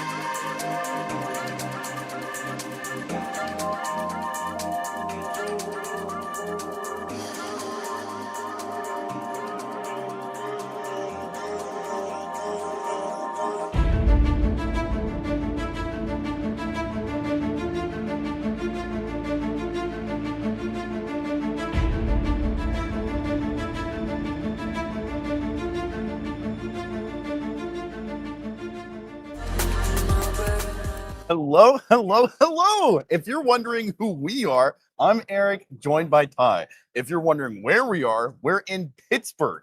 If you're wondering when, it's the 2026 Steel City 10K. But what about you? What are you guys doing here? You're about to watch round 3 of a 5-day Swiss, and it has been incredible so far. Ty, if people are just joining in, what have they missed and are going to have to go back and rewatch later? Let's see. We saw 2 Portal to Phyrexias in our last game. That was crazy. Only one of them from Magda. Yeah, it was wild. In game 1, we saw a double Rao pod. Oh, yeah. And Rao didn't win. Nope. That was pretty sweet. I don't even know if we saw a win attempt from Rao. No, I don't think we did. It was awesome. We've had some good games so far. We've had no draws. It was a good day to be in Pittsburgh, Pennsylvania. Yeah, we've only heard 4 of them offered, which is kind of low for 2 CDH games. It is pretty low. It is pretty low.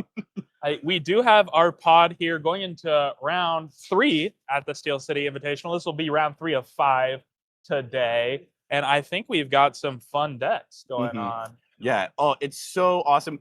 In seat 1, we have Ian Flannery. You guys might know him better as Comedian. He is someone who has been both in front and behind the camera, casting, commentating, doing tournament reviews, and he has seen a lot of top 4s in his time playing Magic. But he is playing something that we haven't seen very much of yet because it's new, it's exciting, it just came out in Marvel. It's Crystal Inhuman Princess. And I am very excited to see this deck. Personally, this is the deck that I'm picking up right now. I think I am a little bit different on it than Ian, so I'm excited to see how his deck plays out. We've also got Lopez in seat 2 playing Thrasvile. That's a really fun deck and put up win attempts very fast. And then in seat 3, we've got Charles back again to redeem himself on the Cabbage Merchant. Hopefully, we get to see what this deck is made of. And then in seat 4, the Dark Horse, Crick. Yeah. So this is a very fast pod. This could end on turn 2. This could be very, very quick.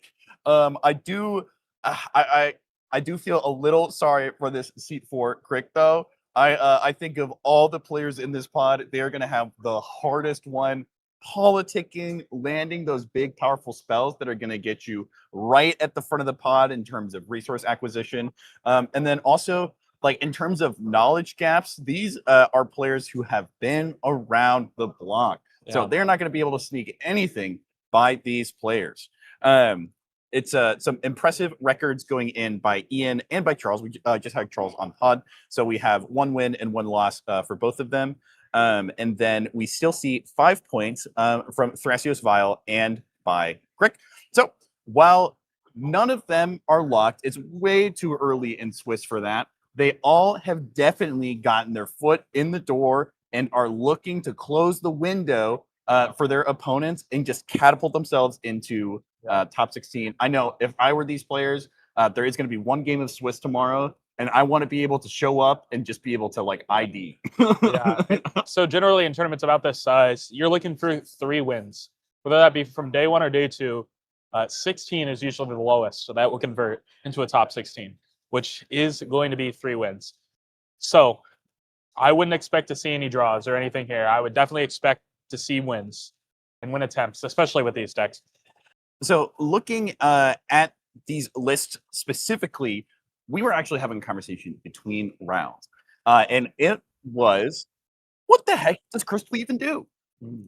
We've heard some people kind of latch onto what I think the card Reed is wanting to do, which is this kind of like VV, Storm, you know, kind of curiosity effects gameplay. But also, you were saying that there's a world where you could just as easily build it as Raw Gishai, but you have access to Veil Summer. Yeah, I think it is a super interesting deck. Obviously, being 4 colors, you have a variety of things you can do. We do have the deck list that Ian is playing today up on the screen. You'll notice he's playing things like Autumn's Veil, Emerald Charm, and then as we get into the enchantments here, you see Curiosity and Keen Sense, along with some other inclusions. Is that a Jeskai Ascendancy? Is that a Jeskai Ascendancy? Which is very cool with Crystal. If you haven't read Crystal, it is a mana dork.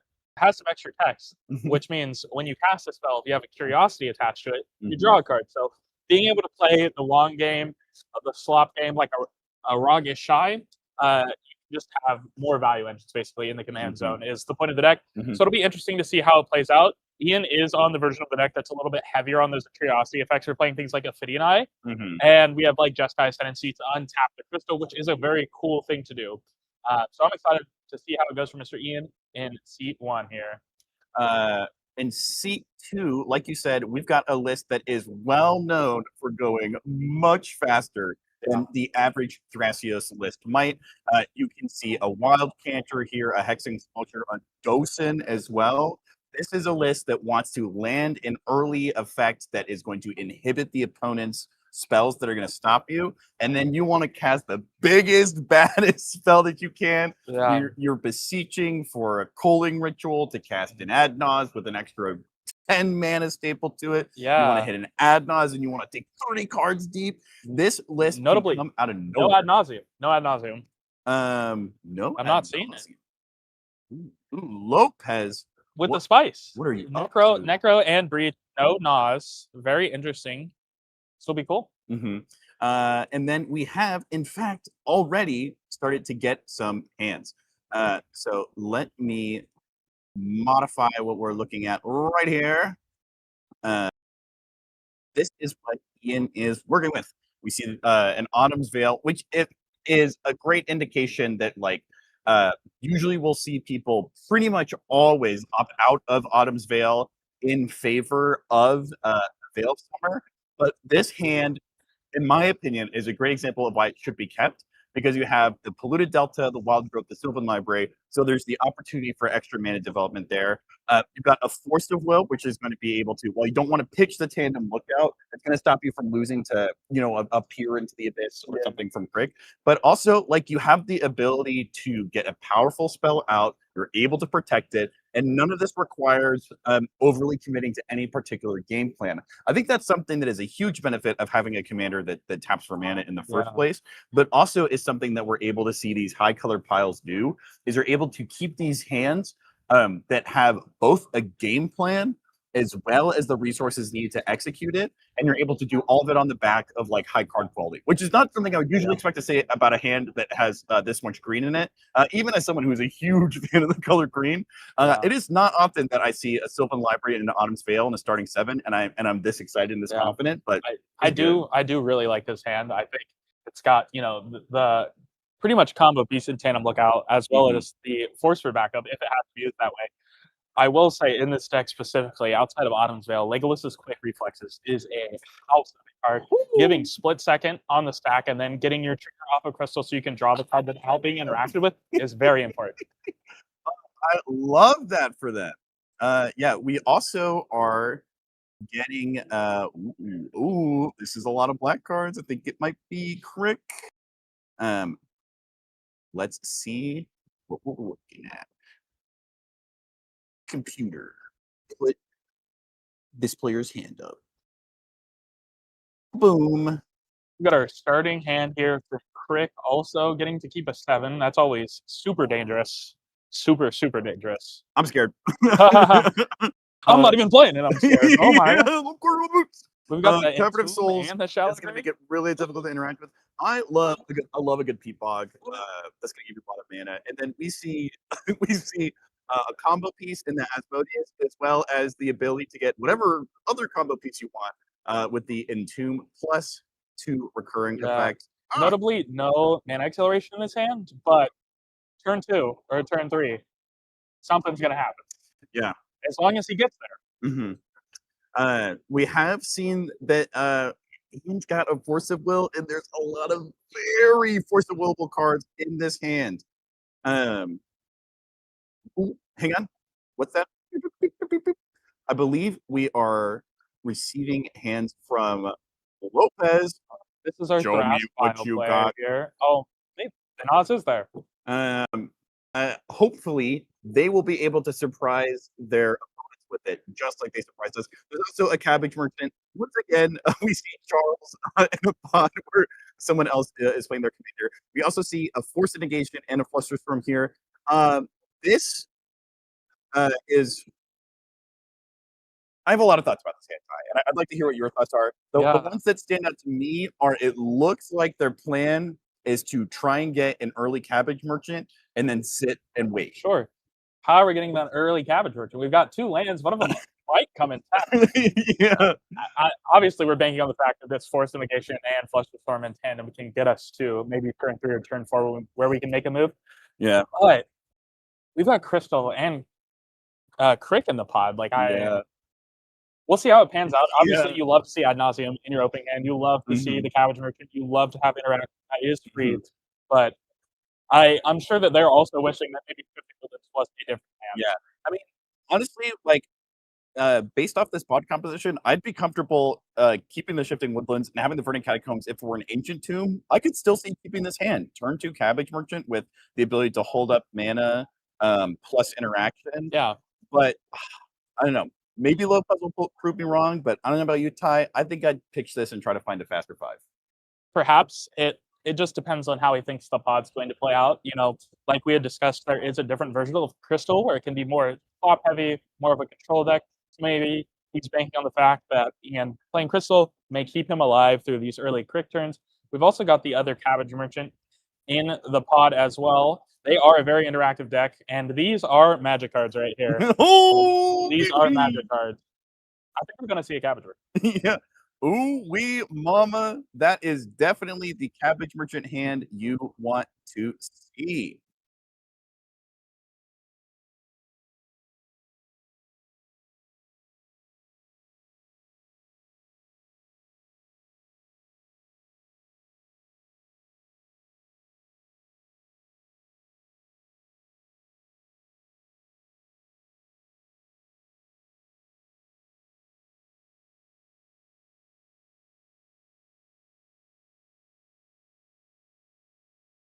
We may be able to see a lot more out of Charles than we did last game. I'm liking it. Based on his opening hand here, there is something cool that could come up later. I want the viewers at home to keep track of it. If this bobble gets popped, later that Shifting Woodland can be made into a bobble. Heck yeah. And that could bring up some shenanigans. Yeah. So we will see what happens. Also, if anyone tries to remove it, they can have Microsoft Gardens become a copy of it. Some shenanigans are afoot. All right. Well, now that we've gotten a feel for what's going to happen with all the players in the pod, let's see and listen to what is happening. Player audio, activate. Irrelevant. Tap Shifting Woodland. Yes, sir. That's her. Oh, sorry. Here you go. You got that answer too. I know you can. I don't. I wish I did. I wish I did. Wait, Peter. Legion counters. Yep. Passing it on up. Game cooking, my friend. Yep. Untap, upkeep, hit the land? Nope. Rip. No Crystal this turn? No. Definitely. Dang, bro. That happens, man. Yeah, I guess. Yeah, I guess I'll take it. Yeah. I wish. I'll just play something. Ooh, not bad. What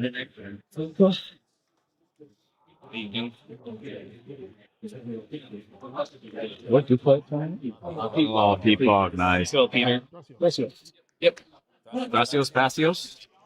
Passios. This is very responsible for you. Not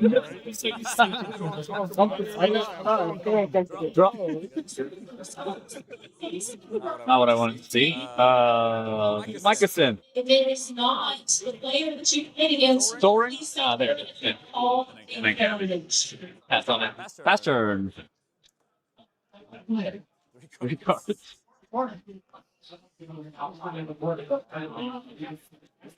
Play Cavern Souls, maybe Phyrexian. Oh. And maybe yeah.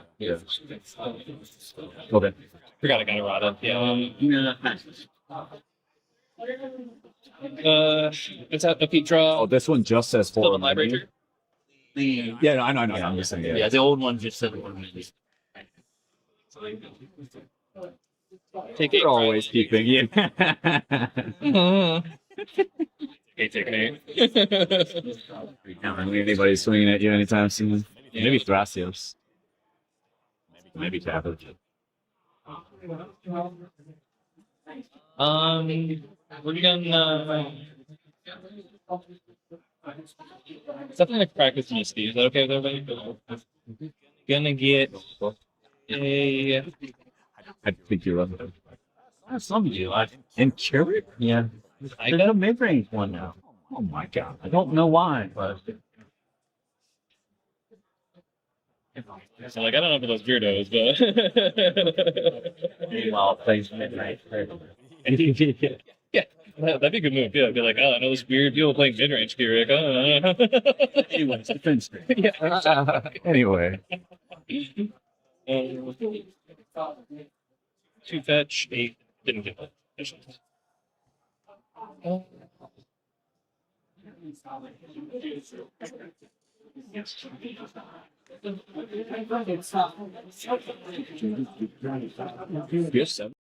So we have just gotten word from our judge, and it's including some additional information of cards that Ian managed to pick up from that Sylvan library. And we see some acceleration with the Chrome Mox, the Manifold, and an offer you can't refuse. And they still have access to all this protection.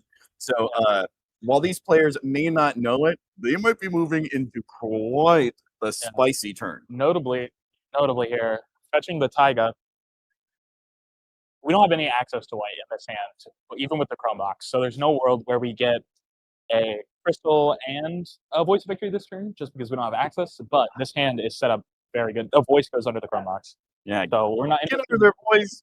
We're not interested in playing any white cards this game. Play Crystal. I'll play Mana Belt. Yep. Blue trigger. Let's go. Found a Korean Mana Vault over there. I have it. He's holding it for me after this game.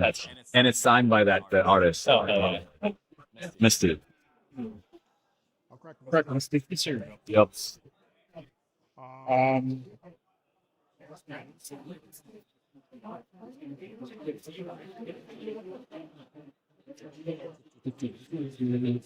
You need like red and black somehow, right? I guess you can only get one of them. Yeah. What? Okay.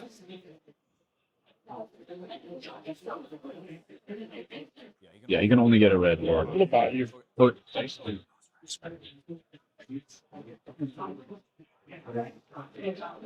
Hey! Sir, Spider-Man. Damage cost 3. Yeah, he's shortcutting his Bayou. Passing cabbage. Yeah. My brother Cabbage. Untap. God. I'm gonna fetch for Forest. Good session. Balance is going at 2 o'clock. The dexterity of holding that card is like not for me apparently.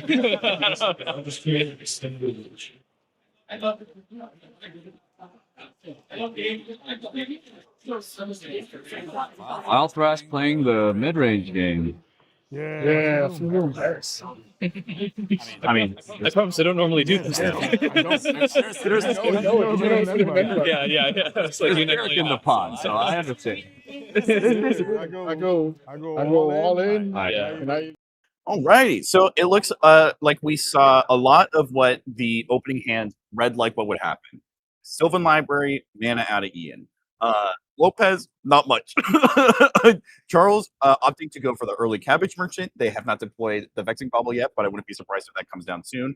And then Chance, very typical Crick game plan of they have a lot that they have access to at their fingertips, and all of it probably needs to be countered.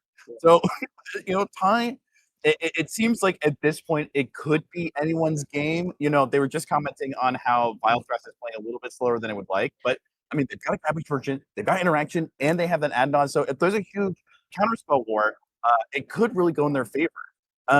Looking at the board state, what do you think is going to happen? If you were to open up a fortune cookie and it said, in round 3, Here's the Tile Ohio parlay for this game. I think that the option to play this Cabbage Merchant out of the Vile Thras was very important. From our aspect, we know that this tandem lookout is going to come down with backup. And the amount of cabbages that may be created in the next turn cycle are going to be astronomical.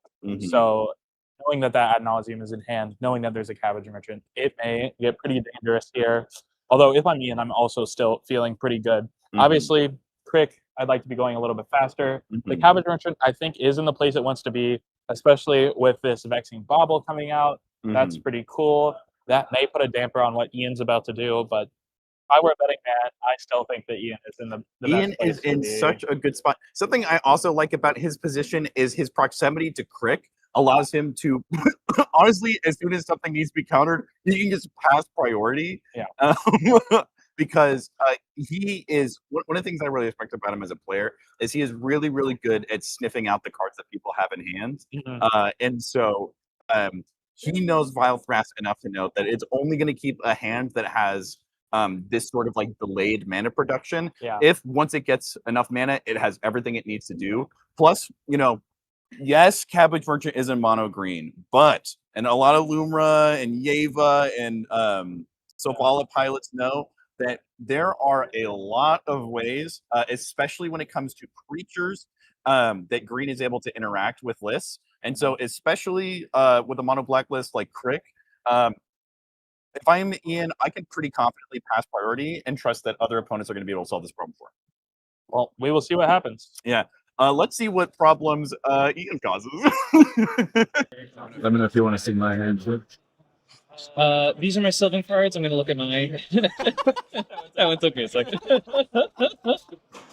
Uh-oh. Sorry. They were laughing. No more jokes. No more jokes. I will take a field bag.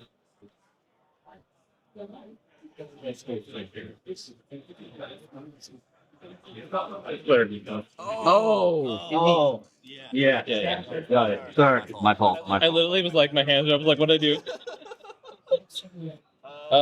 We will play a Scalding Tarn, and I will crack that Scalding Tarn. Is that okay? I'm gonna get a blue. Right. Yeah, that one.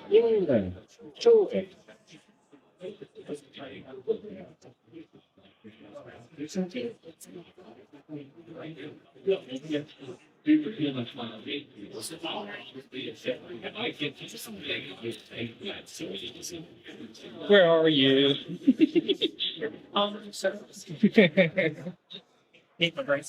Dude, it's such a good brain room, I'm not gonna lie.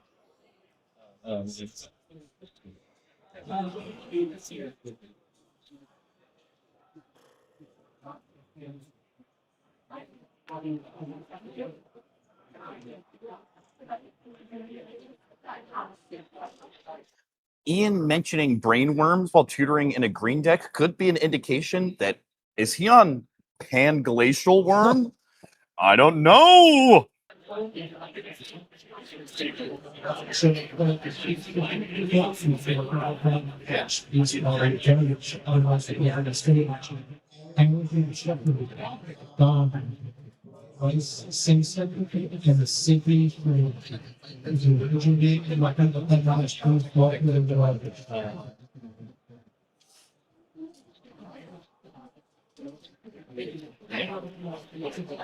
Tim.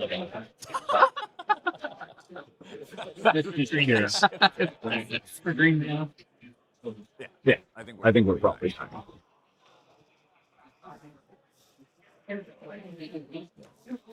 Bobble is still here, but he doesn't. He's gonna draw cards by casting stuff.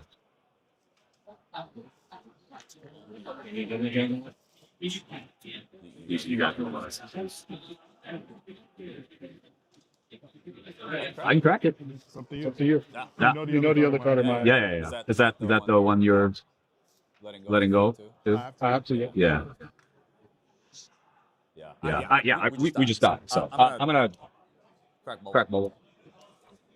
No responses. But we are risking because you know how many free spells there was. Can I draw? Yeah. Oh, Crystal.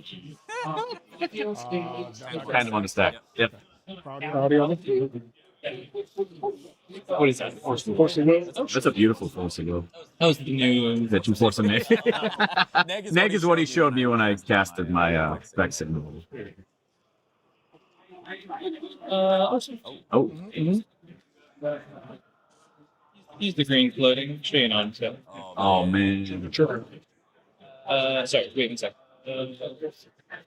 I have food on your Force of Will still. Yeah. I imagine he's yeah.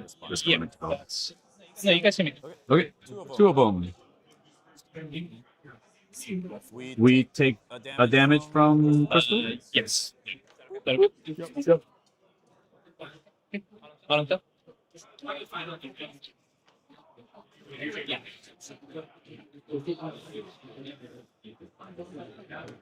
Two, yep.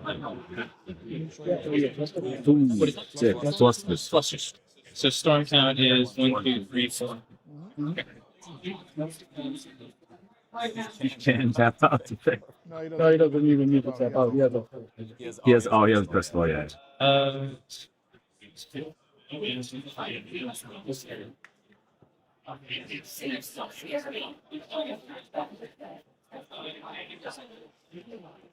You have 2 cards in hand, you have 2 cards in hand. So you've drawn 1 mystery card. Yeah, you got a whole shebang. Now he's unlocked without the ball. Yeah. It's kind of scary. Lot going on here, Ty. A lot going on here. I mean, we've seen some pretty big spells committed to the stack. We saw Charles crack the Vexing Bauble. Where? Hold on here. Got some triggers. It's pretty understandable. There we go. We're building his that back. we'd see help us. a big fight over this tandem lookout because it is that kind of curiosity effect that Crystal's looking for. Yeah. It is sad to see that C2 had to pitch the Force Negation into the Force of Will, which has got to be like the biggest like flashing like green light for Ian of like combo pieces are go. Well, and the Fluster back. Fluster Storm getting committed. Wow. We do have to keep track here how many cabbages are developed by Mr. Lopez. He does have a known ad nauseum in hand. So depending on how crazy Ian wants to get here, he better have more interaction. All right, we see the Soul Bond hit. What else are we going to see from Ian? Thank you.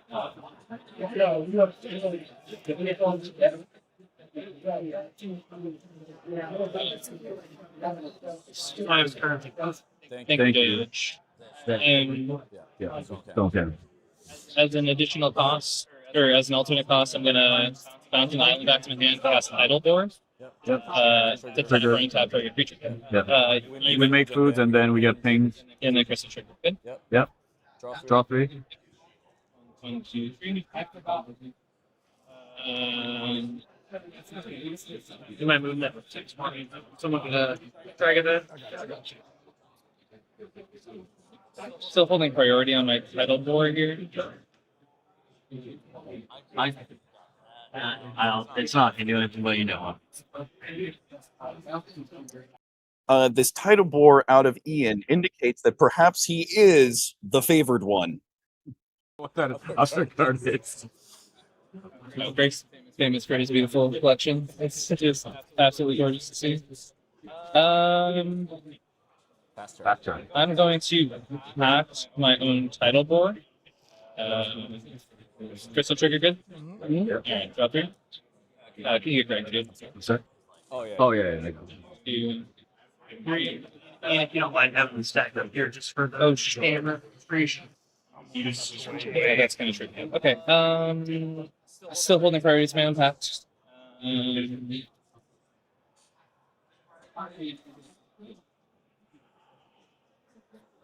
I will use the blue mana to offer my impact. Triggers. And then trigger. Yep, trigger good. Crystal. 2, 3. Are we okay to resolve the offense? I'm okay.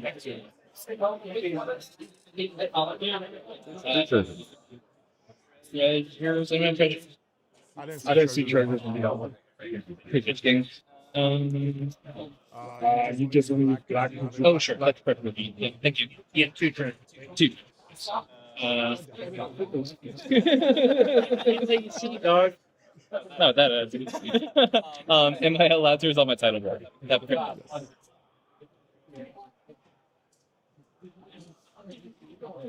Five mana to go. I was like, where'd the green go? We'll play a Moss Diamond. Heavy triggers. That will not trigger Crystal. Storm goes to me. Discard Aranessa as part of the cost. You absolutely may. Yeah. My game's fair. Very macabre. Oh, dang. Thank you. I'm going to use a green and a colorless to cast. No. Sorry. Exile Simeon. Use the colorless. Cast a Metamorphose, Crystal Trigger. That's two colors? Or yeah, so take 2. It'll only be 1 Crystal Trigger. Yeah. We have just. Yeah, you try resolve, yeah. I'll draw 3. Yep. 1, 2, 3.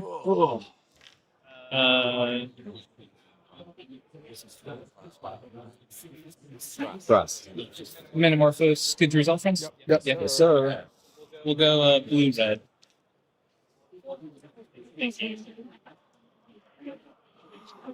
On Not that you cooking me now, I'm like, keep track of everything. This is so awesome.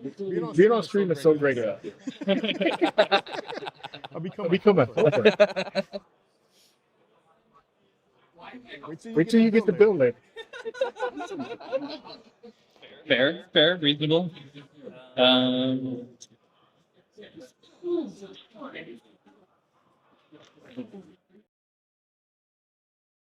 Something I really like about the card Metamorphose is we just saw it turn a colorless and a red into different pips as drawing you a card. It's a great example of cards in CEH that they are a force multiplier. They're so good. Tandem Lookout is turning 1 cards into 3 cards, and it's powerful things like this that help the deck work. It helps that happen. It helps us bring a super cool game like this to the forefront. It reminds me of just how thankful I am for our judge staff, for our TOs, for the people behind the scenes, making sure the Ethernet cords are plugged into their correct places. Huge shout out. I want to take this time to just really, really put our foot forward and communicate how grateful we are to judges and TOs for helping make this happen. In addition to our sponsors, you know who you are. We know who you are. Just giving a big shout out to Gold Sabertooth, to WizKid, F6, Eldrazi.gg, Doot Loot, and Gilded Goblet. In the same way that Crystal has a Tandem Lookout that's making things happen and deploys a Curiosity to close a door on stuff. While my enjoyment of this stream is an open door, I will never close the book on how grateful I am for people who help streams like this happen, So thank you. And also, Ian's putting him like 6 feet under. Well, he does have to have a counter spell for this ad nauseam that will be cast in response to his next spell, in response to the crystal trigger. So he needs to have another counter spell, or this Naz will resolve. Yeah. So this is a critical moment.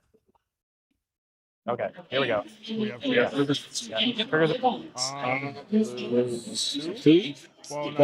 respond to the crystal trigger. Yeah. Yeah, might as well. Why not? Yeah. Yeah. Trigger. Good. Probably. Good. Move that up here. No, the. Yep. Yeah, and the add-ons. Yep. We're giving them an available for that. Nope. And to be clear, all the foods are tapped. All the foods are tapped. No way he has an interaction with 10 of 20 cards. I will, as an additional cost, pick this up. Today's. You make the food? I do make a food. We do make this. Good. Red triggers for you? Yeah. Make up your. I can respond. Okay. Well, Then before we lose our life. Yeah, before we lose our I don't know what response you have. Yeah, that's fine, but I don't. Wait, yeah, before we lose our lives, did you take her down? Yeah. Take two. Yep. Triggers. It's up to you. Oh. You guys have trigger. Go. Yeah, but yeah, he's holding, I'm sure. It's a good one. It's a good one. I saw it too. I think it's a 1 mana black instant reanimate. If there is, you got it. That's free to not let you resolve this, I think, right now. So I will basically like I'm gonna step on the Entomb Crystal Trigger. Our triggers first. You get to make it. Yeah. we have a trigger on this one too that Yes.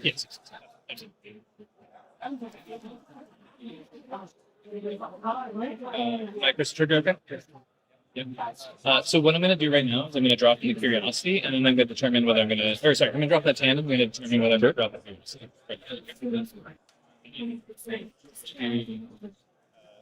Three. I'll drop from the Tandem. Or, sorry, I will drop the Curiosity. I'm saying it wrong, I'm going to. Okay. That's resolved. I'm going to step on Entomb, okay? Yep. Your triggers. Yep. Our trigger is good. Yep.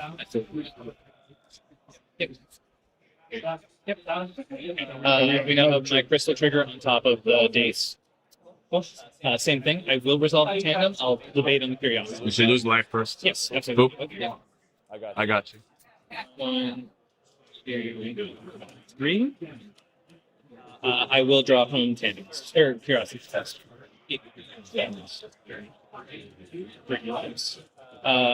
These targeting enemies. Yes?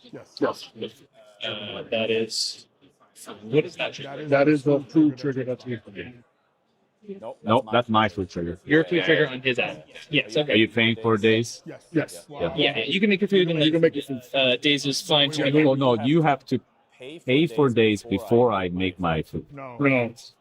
What do you mean? Oh, it's on. Oh, never mind. Yeah, you got it. Okay. Yep. I will.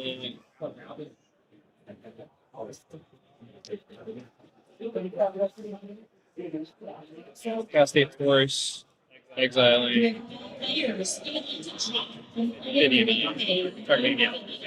Crystal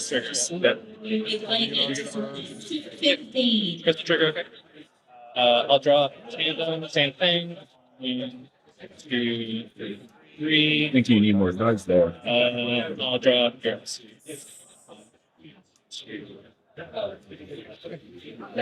Force on ends, good. Crystal Trigger and top. Good. Take one. Yeah. What is this one offer?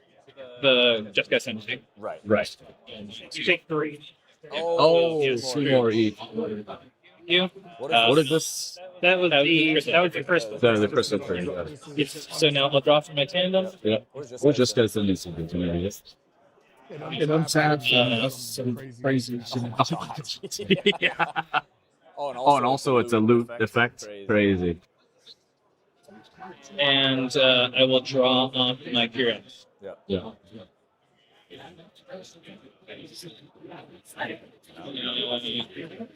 I'm good. Are you? Do you guys want me to keep playing it at this point? I don't need to. I don't know. My next game action is gut cutting on tandem, so there are no more mandatory draws. That's I think your only condition at this point. Happy to do so. Good play out for chat. Yeah. Sure. Gut shot, target tandem, crystal trigger, just got ascendancy trigger. Good. Our foods. Players referring to chat. It is important to remember none of you guys are allowed to say anything to the players that would count as OA. Draw this card. I don't need to draw this card. Yeah. I will trigger crystal. You guys take one. I will draw 3 from tandem, and I'll debate on curiosity. I will draw from curiosity. Gut shot, good kill, tandem. Look at. So we got 22, 24, 16.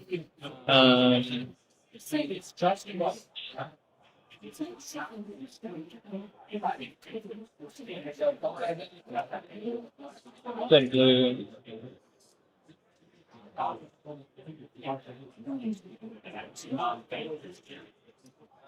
Snapback targeting your Cabot Merchant, Charles, exiling Mystic Steady. Trigger. Yep, you may. Crystal trigger. Good. 1 damage to everybody. Draw 3. Yep. 1, 2, 3. Just got Ascendancy trigger. Untap crystal. Snapback good.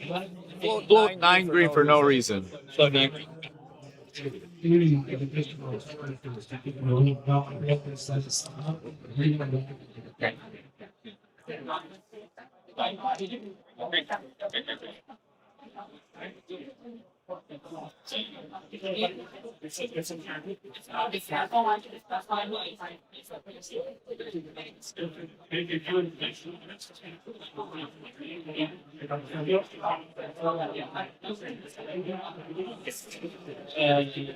Load and put a raid. Play a Mox Amber. Just got Ascendancy trigger. No crystal trigger. Cabot Merchant triggers. Great. Mox Amber good resolve. Blue. I guess I'll tap blue in response. So, so use the one to do the floating. I'm going to flood your Cabot Merchant. Crystal trigger. Just cool. Chat noticing that there are stray triggers making it through without being resolved. I believe there's a loot as well as a buff on Jeskai Ascendancy. I would postulate that it would not be voted to be put on the stack by the players in the spot.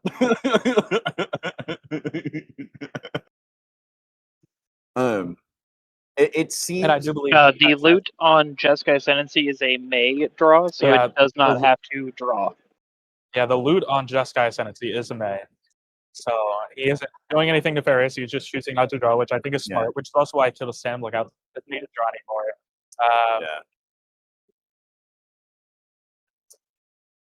I do know, for instance, like with Valley's Flood Caller, I've heard from judges that you don't have to announce like that the prowess is like. You don't have to announce prowess triggers. That is correct. Okay. So and you also don't have to represent your Tarmogoyf size. Yeah, stuff like that is it's derived information. would that apply to Giskai Ascendancy as well? Are you like a No, or is it implied by the fact that you have resolved the untap that then the other portion of the ability has also resolved? I would believe you wouldn't have to announce it. Okay. It's stuff like that when it comes to CDH, I'm still learning all the time. I'm definitely learning a lot in this moment that curiosity effects pretty good when your commander pings everyone. That's true. Here's my impression of Crystal right now. Pew pew. Right. I need to pause for a second. I've been good for a while. Figure out how we're going to fix this. So, give me 1 second. I guess it must have, right? Yeah, because there was at least 2 triggers. That's right. Yeah. Yeah, games like this are actually. I think this is a good opportunity to talk about this time. It seems for those just joining in, like there are a lot of permanents on Ian's board, and you would be correct. We saw some players keep some like high risk, high reward hands, but for the most part, it seems like that only really paid off for Ian. So we saw a somewhat late Cabbage Merchant deployed by player number 2. We saw a Vexing Bauble, as well as a Cabbage Merchant deployed by Charles, down in C3. They did have to crack the Bauble, and their Cabbage Merchant was bounced in the middle of their line. And then we saw Crick actually have to devote some of their pieces, like Entomb, to draw, to make mana for Lopez's Cabbage Merchant in order to pay for days. So they are digging in deep, but Ian is super deep in his line. But I still, as a Magic player, am learning to have a deep appreciation for what it takes to sequence a Storm turn correctly, because there is so much going on right now. I don't think that Ian can really lose here, though. It seems like everyone is F6. They have already passed their permanents. I think that the Cabinet Merchant was removed, but Charles's Cabinet Merchant was removed, and the last window would have really been a Gross and Gripora, the Seiju, for what eventually is going to be Underworld Reach out of Magic to win. I'm sure that Ian will just brain freeze the table out all the day, unless he manually kills them with which is crystal damage. Not impossible. Not impossible. I do think this game is over. If I were in this pot, I would probably concede at this point. Yeah, I more than likely, as an opponent, would concede as well. Yeah. I think this game panned out exactly how, at least I thought it would pan out, just seeing the opening hands. I mean, Ian's opening hand was fantastic. And like we had talked about, maybe Lopez's hand was a little bit slower. Crick's hand was a little bit slower. Didn't have any fast mana.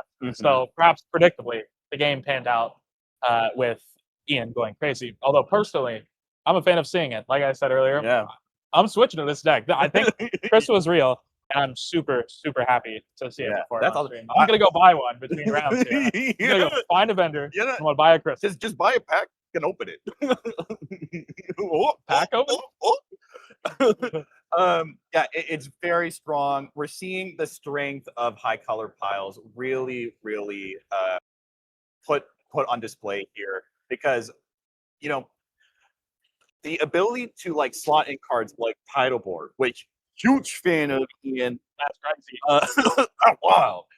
But still be able to play super high value stuff like Force of Will means that you are able to both have incredibly synergistic cards while maintaining really high card quality, which is also what's something I particularly really like about this type of like VV-esque game plan, is you get to play a lot of like really high interaction stuff like Snapback, like Daze, because you want those free spells. But since you have access to so many cards, you can really pick the cream of the crop. Yeah. And I think for me, Crystal specifically really checks off a lot of boxes when I look for a commander. I think when we're looking for a commander, when we want to be competitive, we're either looking for a mana advantage or a card advantage. Absolutely. And Crystal can check the box on both. Well, it may not be the best at either. It is like passable on both things, which is important. It's not Kinnan. You're not making a switch mana as Kinnan, but you have the card draw, which is a big deal. So super big deal. I'm excited to see this deck performing well. I hope it continues to perform well. And that was an early win. I've seen the versions that are more like the slot game plan or whatever, but knowing that this deck can just win on turn 3, and like, what are you going to do about it? How are you going to answer it? It's exciting to see it. We're 3 for 3 now on wins on stream. There is a very small amount of draws in this tournament so far, which is awesome to see as well. Yeah, like I said, the game is still going, but I would feel extremely confident that this game is Ian's. It's understandable given that there's a reanimator list at the table, as well as there's just a lot of mana still available because of the 2 cabbage merchants that were deployed. But this is really in crossing the T's and dotting the I's territory. It's making Crystal look really, really good. And just like you said, some additional standouts about it that I think make it really attractive as a commander is the fact that even though it's a 4-color commander, it only requires 2 to cast it, which is super nice. Because that's where we will oftentimes see difficulty with a commander like Atraxa or Yidris or these other like high color tiles. Getting the commander out can be so difficult. And if you are able to like get that many like individual pips in play, oftentimes there are more impactful spells that you'd rather be casting. Which then is going to take you down the road of like, well, if I'm just going to be trying to cast like a Necrophone as quickly as possible, I feel like I probably want like Rogrek or something else in the zone. So yeah, super, super nice to be able to see Crystal perform well. Do you feel like the introduction of cards like this, plus, you know, we saw a Sisay list perform super, super well. And one of the things they were talking about is that Zhangqi for them has essentially been like a green dockside, which is I know something I have felt in Kinnan. Incredible. And notably, he also had the Loki staff. Yeah, Loki staff. So there's a lot of cool cards out of Marvel that we're getting to finally see, which are very exciting. It seems like Marvel has really injected a lot of speed into like PDH, which is awesome. I love to see it. Like I said earlier, there's less draws here than there has been at other tournaments, so it's fun to see people winning. I want to give a shout out real quick to the chat, very live. See a lot of great players in the chat. Mr. Austin and Blind Carl talking about the Crystal list here. I know we saw Mr. Kevin Simmons in the chat. So lots of cool players in the chat right now. Thanks for hanging out with me and Mr. Eric here. We're having a lot of fun. I'm reading all your comments. Yeah, it seems like it's been a great tournament so far. One of the things I've got my eye on is Excalibur events was experimenting. We talked about this a little bit earlier, but people came into this event with points. Which I would say is controversial. But I don't know if it quite fits the bill because the vast majority of CDH players I know seemed very either not in favor or viewed it as having an exceptionally negative impact on it. But that is not something I've heard from players at today. Yeah, I think that historically this is something Magic has done a lot. If you go back to GPs for Standard or Modern, it wouldn't be like people get buys, free wins, and this isn't even a free win. This is 2 points, and like we talked about, between other rounds, you're going to need 3 wins to get to top 16. So it's really not that impactful. It might help you on breakers. It might help you in your first game, maybe round 1 or round 2, get into maybe a pod with some better players. Maybe get the pair up. But I don't think that it will make or break anyone into the top 16. I think you're still going to have to play your games today. You're still going to have to try to win. You're not in a scenario where you can just ask for the draw, right? Which is what I like to see. I want to see wins. I'm sure the viewers at home also want to see wins. They don't want to watch draws. Hit him with the Jean Ralphio. Points, please. The talk no jutsu into a draw. Sometimes you got to. No, it's been really cool to see like the games have been moving like relatively like quickly. We haven't seen too extensive of like overtime either. I don't know. Is it just like the proximity to like Pittsburgh? Or is it just like, is the meta kind of speeding up? Or are people tired of casting Mirror Maid and getting a Ristic Study? Do they want to cast Mirror Maid and copy a Portal to Phyrexia? Check out game. Game 1, 2. That was game 2. So I briefly talked to some players about this in between rounds. I talked to Ian actually and Jordan and Lily Drake, and we were talking about there's no draws here. And there are no draws. I think that the people on the East Coast are more willing to say no. They're more willing to be rude. You West Coasters are too hospitable, agreeing to these draws. You need some rude city folk telling you no. No. I'll take a draw there. You know, I'll take a draw and tell your folks I says hi. I'm walking. I'm playing here.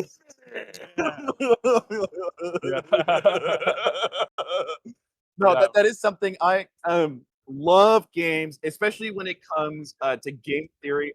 I am addicted to them. But hang on, what was that we just heard, Ty? What is it? We've got a judge ruling here, so we're gonna listen into that here. It's the fact that they had answers to it, and then if I So essentially what happened is the trigger to buff the Tandem Lookout was missed on the gut shot, meaning that the Tandem Lookout should not have been put into the graveyard. And per game rule violation policy, we are allowed to issue a partial fix of moving an object from the zone it is in to the zone that it should be in, as long as it is not a major disruption to the game.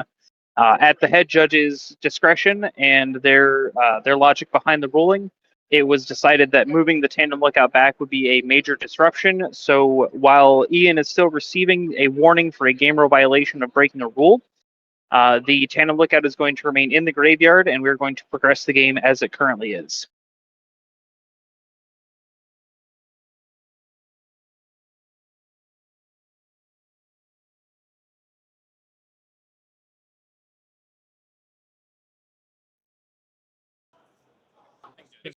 And there we have it right there. The solution to the Jeskai ascendancy question that chat asked. There was a GRV issued with a partial fix. The Tandem Lookout is going to stay in the graveyard, but chat was right. The judge ruled there. It's super awesome to have the judges be able to roll in and let us know what's going on. Sometimes we can't always hear what's going on, or they might step away from the table. So it's super awesome to have this judge staff here be able to explain things to us and the viewers at home. So they're going to continue here. It looks like this game is pretty well under wraps. I don't think that this ruling was very impactful. I think that this is just how it is. Yeah, but I do appreciate the commitment to like correct board states need to be maintained. For sure. And even in a situation like this, I would not consider this a meaningful alteration to the game. No. It's something that I think is a unique aspect of like trading card games. Is sometimes you'll get in an argument with a friend over who would win, Superman or Batman, or what your favorite Clyde with a chance of meatballs is. Obviously, mine is the first one. And then someone, when they're frustrated with the way conversation, they go, that's just semantics. Yeah. You're just stuck. Goku clears. But I broke him. When it comes to games like Magic, semantics at the end of the day are almost all we have.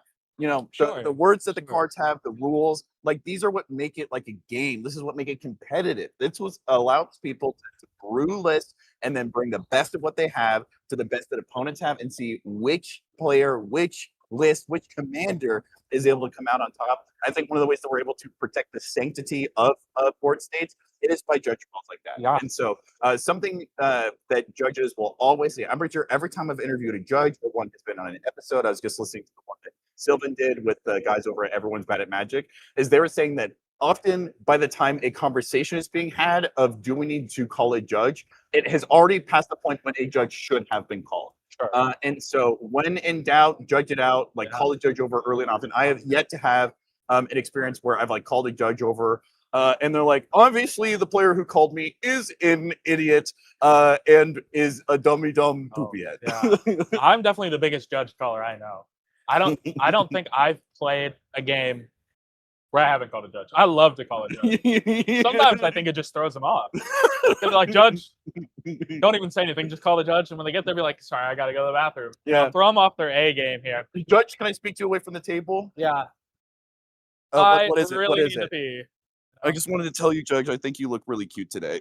And there you have it. So we do have a winner of that pod, Mr. Ian Flannery, comedian MTG. I'm as shocked as you are. Crystal win. Hey, I may be cute, but I'm not nearly as handsome as the Screamer. Man, it's sometimes we'll see a commander hit the Twitter sphere and they'll say, whoop, Nunadu coming through, and then it won't get a single win in a tournament. But I think... And then sometimes it is not. Yeah, give it back. I can be trusted. Yeah. Oh, it's just Simic.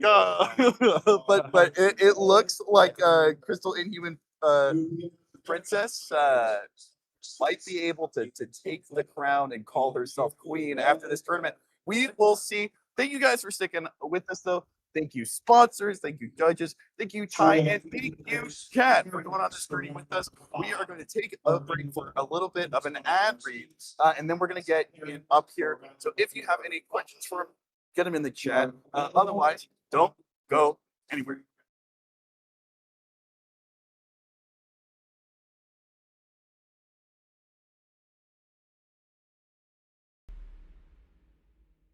Breach the Bay 2 comes to San Mateo, California, August 22nd and 23rd.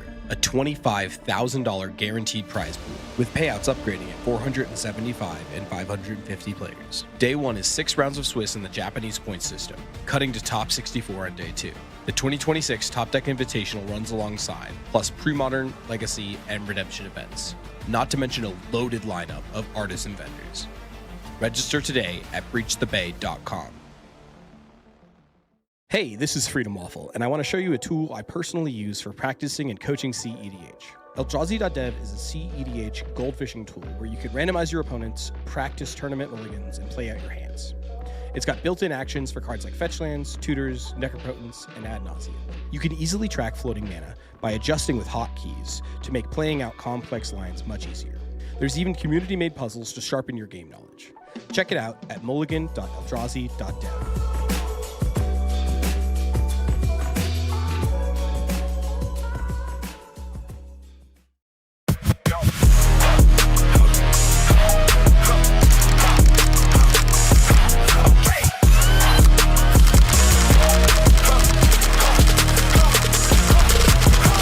F6 supplies your one-stop shop for premium tournament accessories. From Benishoga playmats and high-quality dice to our custom token pack, F6 has everything you need to up your tournament game. Every design is original art, never AI. Shop online at shopf6.com or visit our booth at CDH Tournaments nationwide. Level up your game with F6 Supply. $4,000 for one deck? Half the cards are out of stock anyway. I just want to play the game. Did somebody say despair? Wait, what? Who are you? I am Aquarion, wizard of many things. Bro, are you drinking right now? It's a gilded goblet. Pay attention. Okay. You seek a deck? I bring tidings of a deal. GildedGoblets.com. Buy 3 decks, and the 4th one is free. Wait, a completely free CEDH deck? Ready to play and ship to your hovel, but only during this tournament. So you're telling me I need to order them this weekend? The magic expires when the tournament does, child. Thanks, Aquarion. This is the best thing a wizard has ever done for me. I know. Tell your pod. Buy 3 decks and get the 4th one for free at GildedGoblets.com. Use the code FREEDECK at checkout, but you better hurry. Only for this tournament.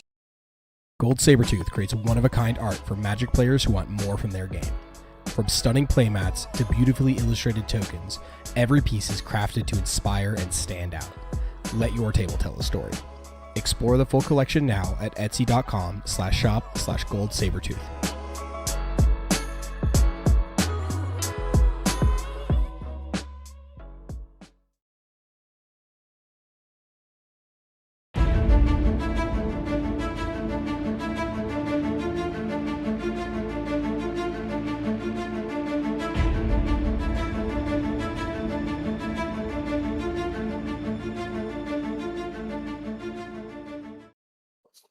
Hello, it's Eric, and no longer as a co-caster, but as the star of the show comedian. You just took Crystal all the way to 5 points, and we got to see you showcase everything from how to handle judge calls with minor GRVs to how to handle major stacks with a ton of triggers from a curiosity, a tandem lookout, even pitching an Ophidian Eye. Like, man, I think you really put on a clinic. Quite the show. So a couple things that stand out to me is one, your starting hand had a super duper strong identity of what it wanted. But also it's not common that we'll see a 4-color pile use an Autumn's Veil and a Sylvan Library to leave the rest of the pod in the dust. So it's so funny because like a lot of the cards that, or at least a decent amount of them that you saw featured today were a product of, so this is my second weekend in a row playing the deck. And last week I definitely played a version that was a little bit like very similar to what I'm doing now. And then just had a few pieces here and there that were like more trad mid-range pieces, right? So I was on Reverend Silence, the back end of Flame Scroll Celebrant, and I replaced with Autumn's Veil. And then I was like, oh, all my VV experience, I was like, I built the deck so it kind of did both a little bit of 4-color mid-range, a little bit of VV stuff. And then I was like, oh, paying 2 white is impossible in the deck. like it's completely untenable. If you pay 2 white, you will never win the game. Pips in Commander are pretty much the only way that there's not enough white. Exactly. Everywhere else, you know, it's potentially a little bit too prevalent in Magic. But it is so cool to see you were able to pull out cards like Title Board, cards like Daze. But also you still get to run all the classics like Force of Will and Flusterstorm. It seems like for those who don't know it, and it's something I have to be reminded, you have a ton of Thrasios Brews experience from pre-Dockside. You know, you were telling me that was like your bread and butter. And then also I know that you are an incredible VV pilot. Is a huge comfort color for you. And so it seems like Crystal is able to kind of like marry those two. Yeah. No, literally my deck list for the weekend is called Love Child because it's just the love child of all my Thrasios. And for sure. It's one of the things that I love about the commander is it kind of reads the way that it wants to be played. Make mana, cast spells, and curiosity seems right at home in the list. Having played it a lot though, what do you feel like are some elements of the card that are really showcasing itself in ways that you wouldn't expect? Or as you're seeing other people make lists, you would maybe want to encourage them to include a card that maybe you're not seeing enough people on? Yeah, so like there's definitely, I think people, especially in the current metagame, right, are having that push and pull of like, do I fully invest in a slop style game plan, or do I go into, you know, giving into the VV plan, like the curiosities, all that kind of stuff, right?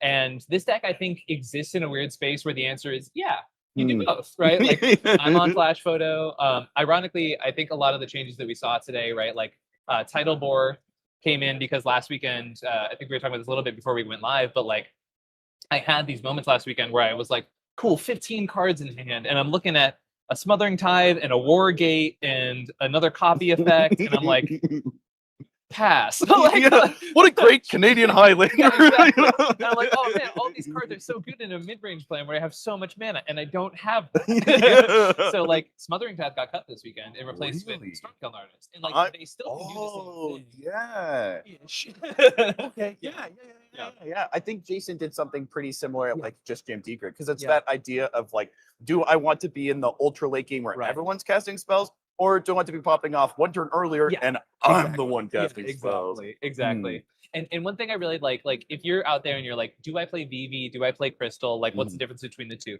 If you like going zoomy, VV's much better at going fast, right? Like VV, I've seen on average put multiple turn 2 to 3 wins on the stack very often. With this deck, with Crystal, it's like, I think all of my games today have ended on turn 4. So it's pushed on turn 4. I think in that game, I believe I pushed on turn 4. Because I think you had 4 lands. But what I really like about it is like, yeah, it's a turn 4 push, but it's a turn 4 push where I have interaction the whole time, right? Like I'm never going shields down and going like, I hope I get to turn 4, guys. Nobody cast anything. Please. Especially not you, Craig. You love waiting to turn 4. No, literally. It seems like a great balance, and it looks like the deck plays very smoothly. Yeah. I know that you wear many hats in the CDH ecosystem. Totally. You cast, you play, but you also coach. Yeah. Now that you've gotten a few games in, you know, imagine someone's watching your game and they're like, you know, ooh, I could play, you know, Craig's like Blue Sky variant. You know, ooh, I've got a copy of Title Board from when I used to play 30 years ago. You know, like there's so many different options. You know, do I want to be like a cat who just pooped and zoomy around the pod of VV? Totally. No. I want a little bit more security, and I'm gonna dip into that white and that green. But now I'm playing, and I feel like it's just not going as well as when I've seen it on stream. What do I do to improve as a Storm player in CDH?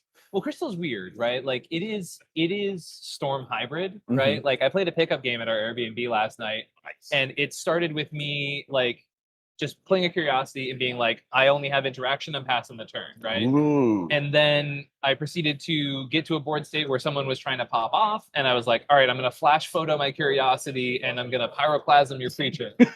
But then, you know, ripping 6 at instant speed with a Stormkill Artist on play, I was like, all right, cool. I got another free spell, do that again, draw 6, another free spell, draw 6, right? Until like, it is a Storm deck when you're going off, but it's also just like so not a Storm deck at other times, right? Yeah. Which I really like about it, because I feel like, you know, you play a deck like Ral, like don't get me wrong, Ral's way faster, like so much faster.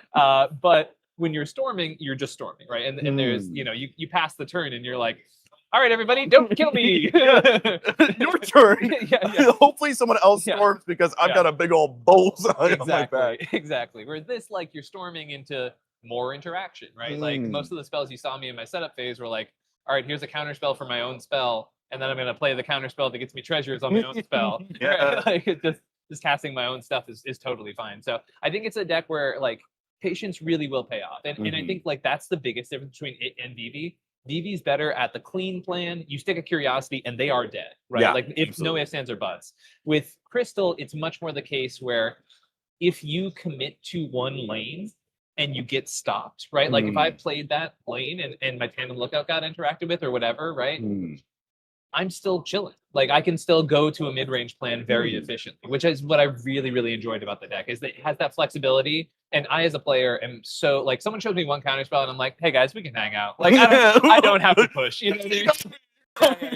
I would much rather just vibe, right? And so like I'm like, listen, I tried to be the bad guy, you're good, right? And so it's definitely a deck that allows you to be like, all right, curiosity, can I hang out? Can I push? Like where are we at, friends? Like y'all got a lot of cards in hand. I'm not trying to dance right now.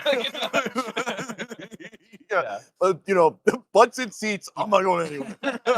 Exactly. So we want to make sure that we give you time to get some R&R between rounds. One last thing I'd love to get your thoughts on is we're roughly middle of the day. That was round 3. We've got 5 rounds today. We've seen a lot of people winning, not as many draws as we might expect, which has been nice. Very refreshing. Super exciting to see on screen. East Coast, Best Coast. As someone who just put a clinic on with Crystal, if you were to put on like your stethoscope and say like, I'm going to diagnose the lack of draws because of So I was being a little snarky about it a second ago, but genuinely I do think it's an East Coast mentality. There's a lot more people in this coast who are just like, listen, guys, put your spells in the stack. Let's dance, right?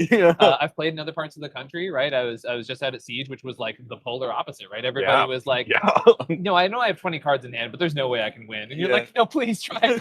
I believe in you. I'm going to lose if something happens. But I also think this is like it's a bubble, right? Like I think there's only so much like.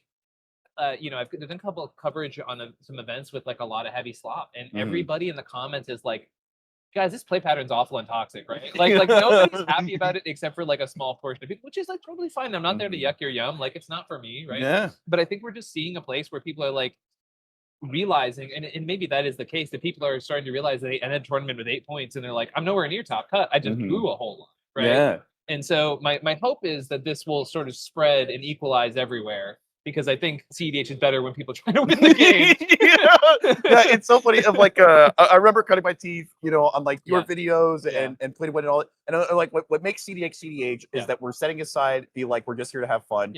And we're adding the like suffix or the addendum of like, we're gonna have fun by winning. And then everyone just keeps going like 1-0-5. So it was definitely fun to watch. Thank you for giving us a good show. Hopefully we'll get to see you again in top 16. We're going to go to a short ad break, and then when we come back, we're going to do some pack opening. Ty maybe will open a crystal for themselves. Anyways, see you guys in a bit.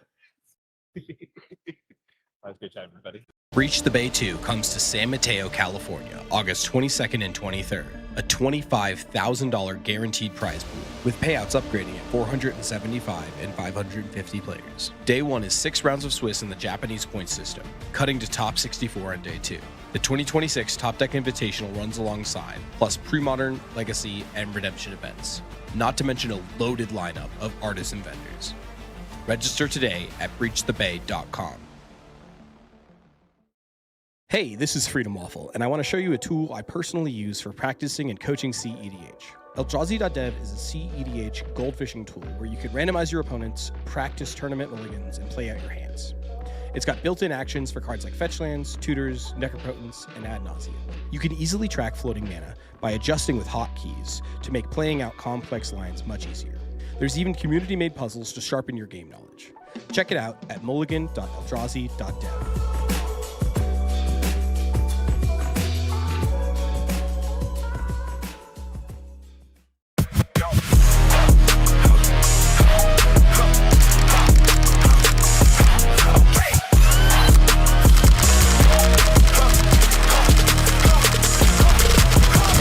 F6 Supply is your one-stop shop for premium tournament accessories. From Benishoga playmats and high-quality dice to our custom token pack, F6 has everything you need to up your tournament game. Every design is original art, never AI. Shop online at shopf6.com or visit our booth at CDH Tournaments nationwide. Level up your game with F6 Supply. $4,000 for one deck? Half the cards are out of stock anyway. I just want to play the game. Did somebody say despair?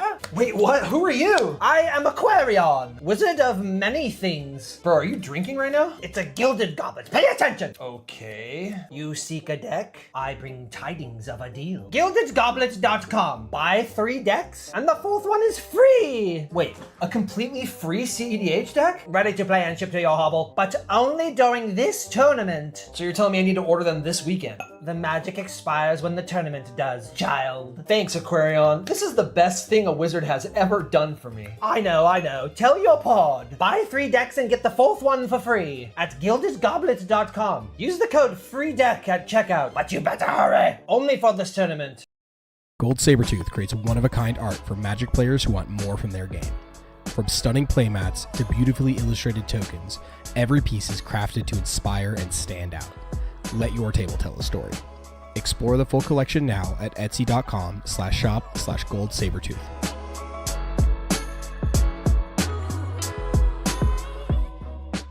Pro Craig Mack and featuring off-meta deck techs by 2D, live games on Fridays, and the pregame podcast every Monday.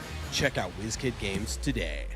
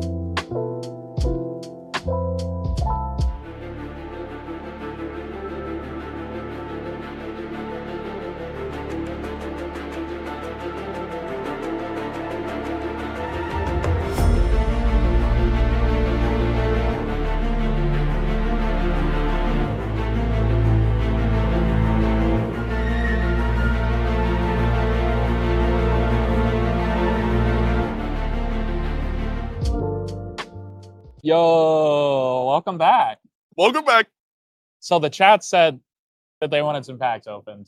So I got us some packs, chat. You got you guys back. Ty, you know, he might blush when I say this, but Ty is nothing if not a man of the people. So we got some Spider-Man packs for you guys between this round, and then I picked up some Marvel packs from the Crimson line over here next door. So I think me and Eric are gonna rip some packs for you guys. We'll see if we get anything good. Obviously, Spider-Man. I think we're hoping for the Soulstone. Soulstone is the big one. The Oppo Agent's a good card. Oh yeah, I love the Agent Venom. I think. Yeah. And then plus I think the comic book treatments of like the Eddie Brock and the Norman Osborn are still Oh pretty yeah, good out yeah. there. And then the Marvel packs. There's a lot of heat in these. I mean, the comic foes. Yeah, they're so good.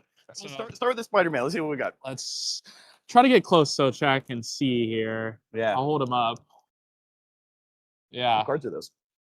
Are you a big Spider-Man fan? Do you like the Spider-Man movies? When I was a child, for like 2 years, apparently, I only wore a Spider-Man costume every day, and I wore my regular clothes. Only So every day. But I'm not a huge fan of the Marvel movies, but I do like Spider-Man in particular. So Yeah, so it sounds like you're more of like a an Andrew Garfield guy than a Tom Holland. I respect that. okay, we're just getting through the comments here. We'll see. Bagel and Schmear.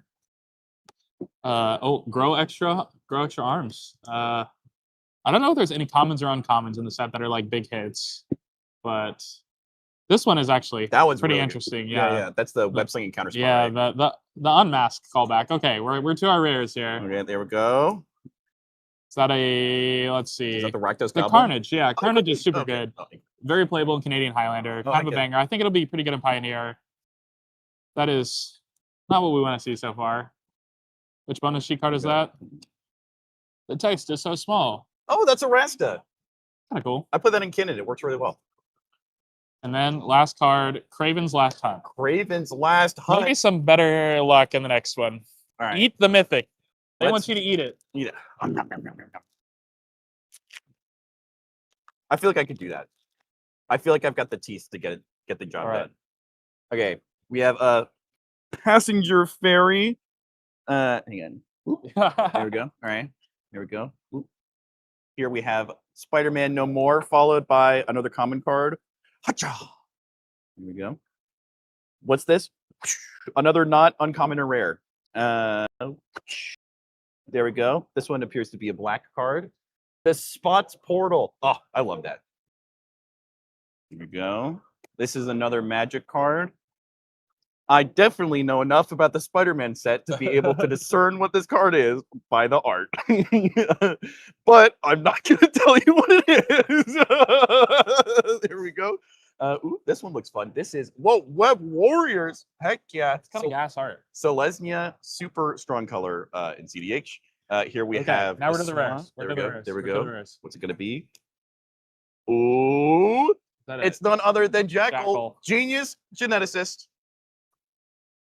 This Cool. is whoa. What is this? Spider Sense. This one's playable.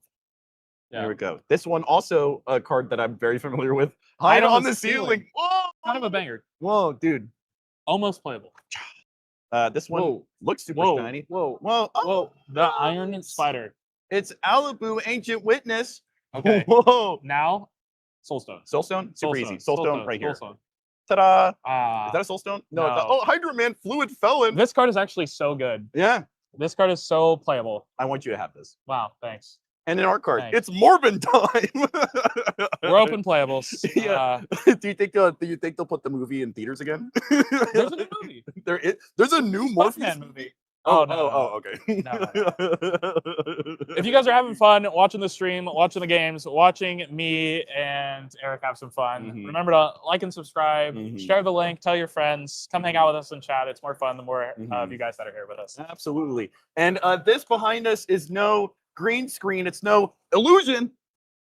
We are actually at an Excalibur event. We're in Pittsburgh. It's 2026. We've been having so much fun with the rounds so far. I have really been enjoying watching these games.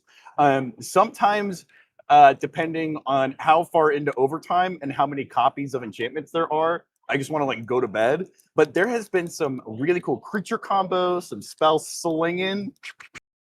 Overall, I mean, I've really enjoyed these like games. What have Yeah. been some of the standout moments for you, Ty? I think getting to see Crystal was really cool. A deck that, like, personally, I was like, oh, I'm really interested. This deck, I've heard a lot of talk about it online. It would be cool if it did well, and then it won, which was really great. Having the second portal to Phyrexia hit the chat was a big deal as well. That was very fun. And then just hanging, man. You know, you hear a lot online about CDH events, but like the games are only like 50% of it, man. That's like being here, hanging out. Maybe like 30%. Yeah, being here and hanging out is so much fun. Last night I went to like a Venezuelan restaurant and had like amazing food. That's so good. So being here and just being with the homies and meeting new people is so much of what makes these events awesome. And going to vendors, seeing the cool stuff, buying, selling, opening packs with the homies. This is what makes it worth it, right? You want to open another one? Yeah, we'll switch to Marvel. Oh heck yeah! We'll get a good maybe some better luck. Okay. I think there's some more expensive cards in here. So okay. I don't know all these cards yet, so we'll have to Oh, that's a land. I know that. Stark Industries. That's a creature, I think. Oh, Cruel Alliance. another no. creature. Oh, Spider Woman. Whoa. We can't stay away from the Spider Women and then that Iron Fist. This one really good in standard. I think. It's a banger. Yeah. Whenever you cast a spell that targets a creature you control, Iron Fist gains tap. Iron Fist deals damage equal to his power to another target. Huh, interesting. Iron Fist does damage equal to his power. All right. Ooh. Okay. Oh, we're still not to the rares. That's crazy. Hello. Oh, is that the thing? Dude, it is the thing. Oh, big green. Hey, yo. Okay, Well, we're to you're the making rares. Ben Comic happy to books. see We're you. looking for comic books. Comic books.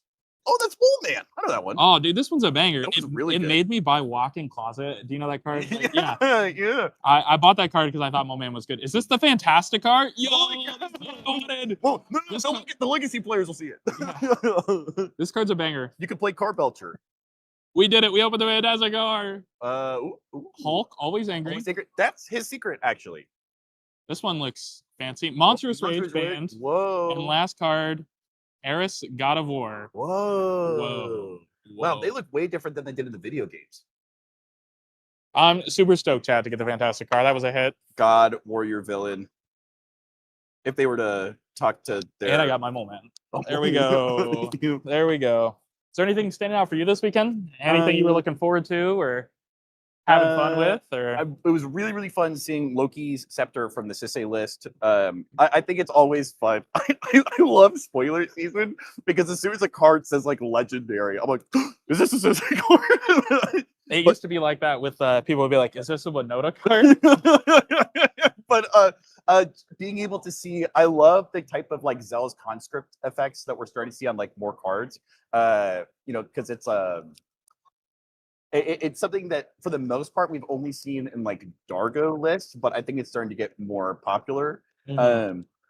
For a couple reasons. I think one is because being able to just like snipe a GA or something makes it really, really easy to just like develop a push out of nowhere. Yeah. Plus the utility of, Loki Scepter specifically being able to like be a haste enabler essentially, plus it itself tapping for mana. It seems like somewhat of an upgrade in quite a lot of ways to like a cursed mirror effect. Although Italy may not like it as much. But it's just been cool. I feel like we've seen like a lot of pushes. There's only been like a couple conversations about like draws. People are winning. People are winning. A lot of people from the East Coast have been saying maybe it's maybe because it takes a little bit of I'm working it to get the job done. And by the end of the day, I might be agreeing with you guys. Yeah. Another West Coaster converted to the truth. We win games around here. Well, we'll do one more pack, and then maybe Chat can ask us some questions or engage with us. Chat, what are you looking at today? What decks are we hoping to see? How are we feeling? Are there any Marvel cards you guys are excited about? Ooh, we do see someone saying, "Who do we think will win the event?" No Jinx. Yes, no Jinx. Just to clarify, this is not the Riftbound stream. This is GDH. They're right behind this wall. Yeah. I don't want to give any favoritism to any players or jinx anyone, but Matthew Sweeney is a very good player. He was in our round one pod. He's a local. He's very, very good, and I would never count Matt out of any of it. Yeah. They're a really, really good Sisei pilot. Yeah. And that's the goat. Also, you know, I like Pigeon, I like Dexter, I like the homies. You know, you can't count anyone out. But it would be cool if somebody won and we didn't know who they were at all. I love when that happens. Yeah, that's the best. We got Volcanic Villain. Whoa. Ant-Man's Army. Heck yeah. Dude, are we gonna start a Whatnot channel after this? V-Power. Oh, heck yeah. Kid Loki. Kid Loki. I wish it was Alligator Loki. White Widow. I know the name of that one. This I'm one? not saying it out of respect. for the Lurking Lizards. All right. Oh, Hulk Smash. This one is good in the draft. Oh, heck yeah. All right, we got our land. Here's to our rares. Go. Please be a comic book. Oh, we got it. The Mind Stone. Oh my god. Whoa. We got a foil. We actually opened something. Wow. I did not realize that happened. Ancestral Communion. World at War. The World of Hulk. Yeah, that one's playable, right? No, that's all I card. Oh, a Harbinger of the Seas. Oh, heck yeah. Flood Moon. And then Shield Flying Car. Whoa. I think the packs are sturdy until we open this. This one. Whoa. On stream. Stream look. Stream look. Oh, that's awesome. All right. Well, I think that's all the packs we got for now. Are there any CDH lists that play the Mind Stone? Awful Fiddlebender, maybe? Is there an odd? Have you read the card? I don't know if it's that good. Okay, I just want to know the odds of seeing this in top 16. Okay, Indestructible, easy. Legendary artifact, automatically in Sisei. Tap, add a white. What am I doing? Casting GA. 5 colorless and a white. You have to tap to harness the Mind Stone. Okay. Once it's harnessed, its infinity ability is active. Infinity ability! At the beginning of your end step, exile up to 1 target non-land permanent you control, then return it to that card to the battlefield under its owner's control. You know, I do really respect that instead of paying way less mana for this effect, which you can very easily do, you would choose to pay 6 mana and wait until For the flavor. Yeah. We were notified by Raul, the man in our ears, that nobody in the tournament registered this Mind Stone. No! What? A single person. Speaking of the tournament, I think we could probably take a look here and let you guys know about what the meta is looking like today. We got some people in chat. We're looking for a Lumra. We're looking for a Scion. We've got agreeers that Ian. Matt Sweeney is so good. Ian Loesch on Blue Farm, says Kyle. Shout out Kyle. People are calling for episode 6 of my previous podcast. Can't do that. Sell that foil. I will be selling that foil. I will. Plagon? That would be cool. Plagon is super cool. Oh. I'm a big fan of Plagon. We have a local Plagon player in Colorado, and that all the time that Liz casts spells, and I'm like, okay, is it winning here? Let me break out my graphic calculator. Maybe? I don't know. Well, we've got the meta up for you guys today. Taking a peek, what stands out to you, man? Is there any decks that like stand out representation wise or anything? Represent. I think the amount of Kinnens, 10% of the meta today being Kinnan, stands out. We had said it multiple times today on stream, but I think that might be the best deck right now, and I think people are noticing. I think this portion of the meta breakdown is always my favorite, because while we are scrolling pretty far down to the bottom and hitting Corum the Undertaker, it's not uncommon at all for a player to be able to snipe a few rounds and then against all odds make it in the top 16. So it's always very, very cool to see some lists that we don't get to see as much, like Jetmir, Nexus of the Revel, or K9, the War Doctor list. That one's super cool. There's also stuff that I have never seen before. I feel like I can take a good guess at what they do, but like Catilda, Dawnheart, and Longshot Rebel Bowman, if you asked me to predict that they'd be in here, would not have guessed. So whenever I see a list like that, there's always a part of me that like really, really hopes that like they do well. Yeah. But also I love like Kanan and Blue Farm are at the top for a reason. And I feel like they're lists that really, really respond well to like pilot skill. And so being able to see, like we saw Kinnan like on stream earlier, and they've made like a lot of like little cuts, little additions there to fit their personal playstyle. And I always love getting to see that. Yeah. I think it is interesting that the blue farm share is still so high. I know a lot of people had switched off of farm playing like Rock Shy or other decks, and the fact that so many people still showed up with blue farm is surprising to me. Yeah, I think it's one of the most consistent necro decks right now, in terms of like the amount of like tournament entries. I think Roxai is incredibly consistent when it comes to necro and necro dominance. But I feel like the people that we're seeing be successful in Roxai right now are people who have like a long history with the list. They didn't just pick it up because it's like the flavor of the month. They've been playing it for like a long time. Sure. If you were going to play today, what deck would you have registered? Oh, that's a great question. Right now, I am specifically super interested in Kinnan. Because what I'm doing is I'm playing Shang-Chi and Reality Chip, and I'm on 52 creatures, and then I just cast stuff off the top and just go all the way down. I was pretty successfully brainwormed when I was casting with Higher at the Siege, where like every time someone would go to cast like a Smothering Tithe, he'd be like, couldn't do it if a Void Winnower was out. Don't worry, chat. I'll fix him. By the end, he will be casting Ad Nauseam again. That is an area of CDH that I do actually really want to like move into, because historically I have not been able to utilize those, specifically Adnaz and Necropotence, like very well. Necropotence like the best card in the format. Whenever I try to do the puzzles that Dexter has, I fall flat on my face. I'm sitting down. So I think I have wanted to have like a Rogsite era, because it just seems like so much fun, and I have a lot of friends that play it, but I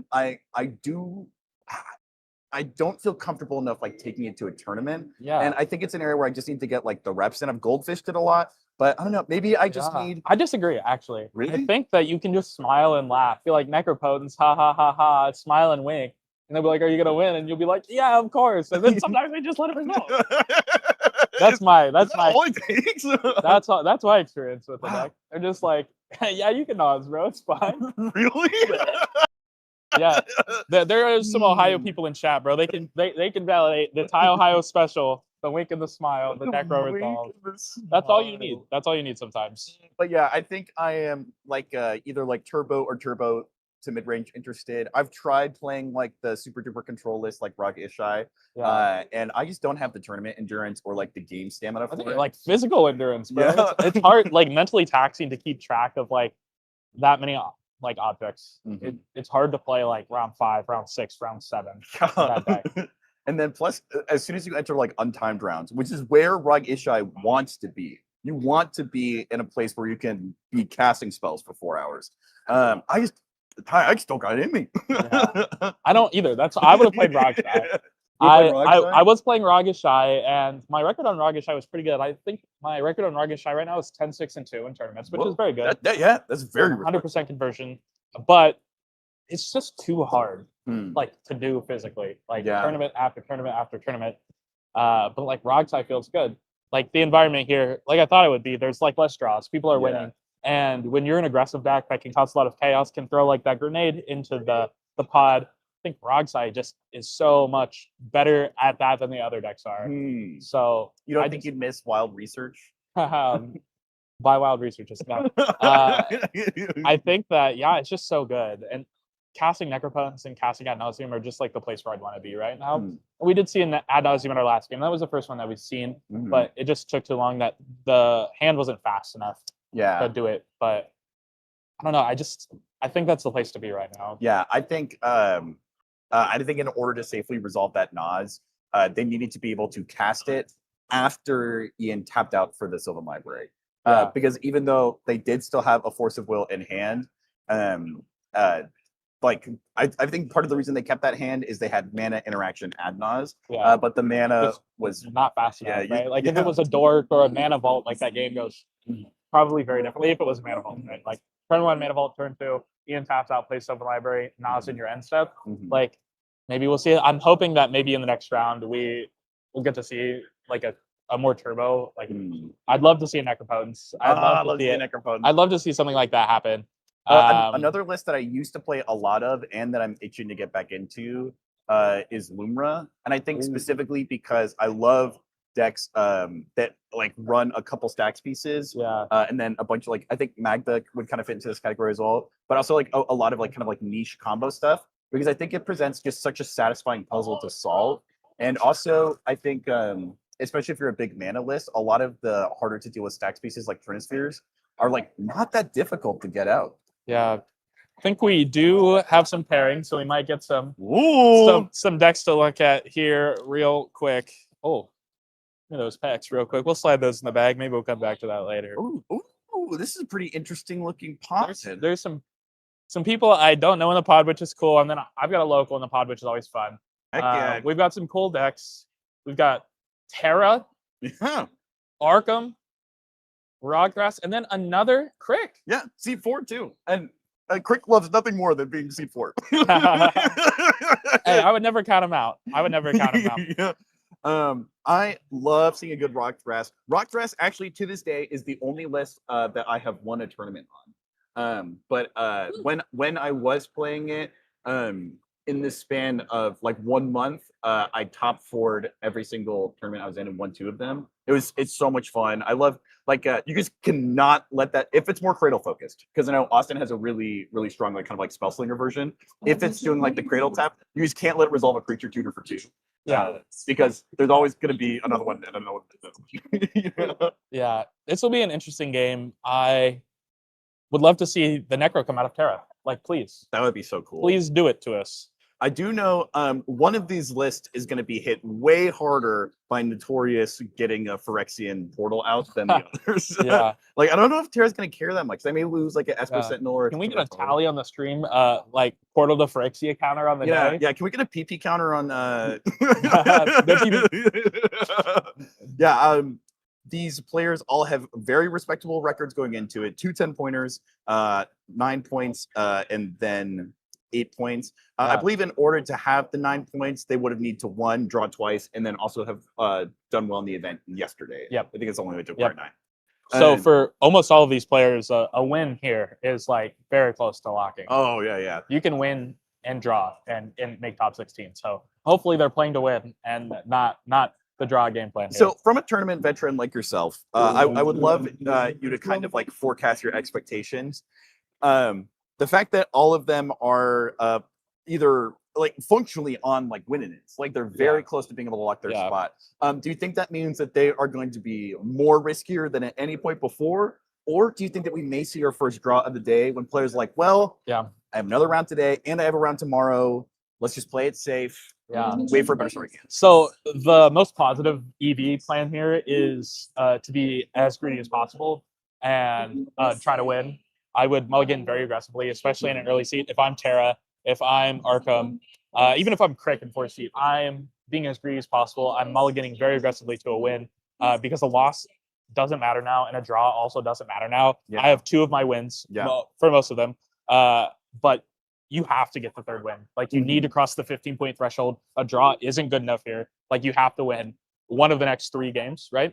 So only try to win. I don't think draws matter anymore. Not when your point totals are this high. Yeah. You know, if you get the win now, you know that it doesn't matter either. So I think you just be greedy and you play super aggressively. At least that's what I would do from this position. Yeah, I think the longer I'm around tournaments, the more I'm beginning to take that type of like perspective. Yeah. Is that like like you gotta win.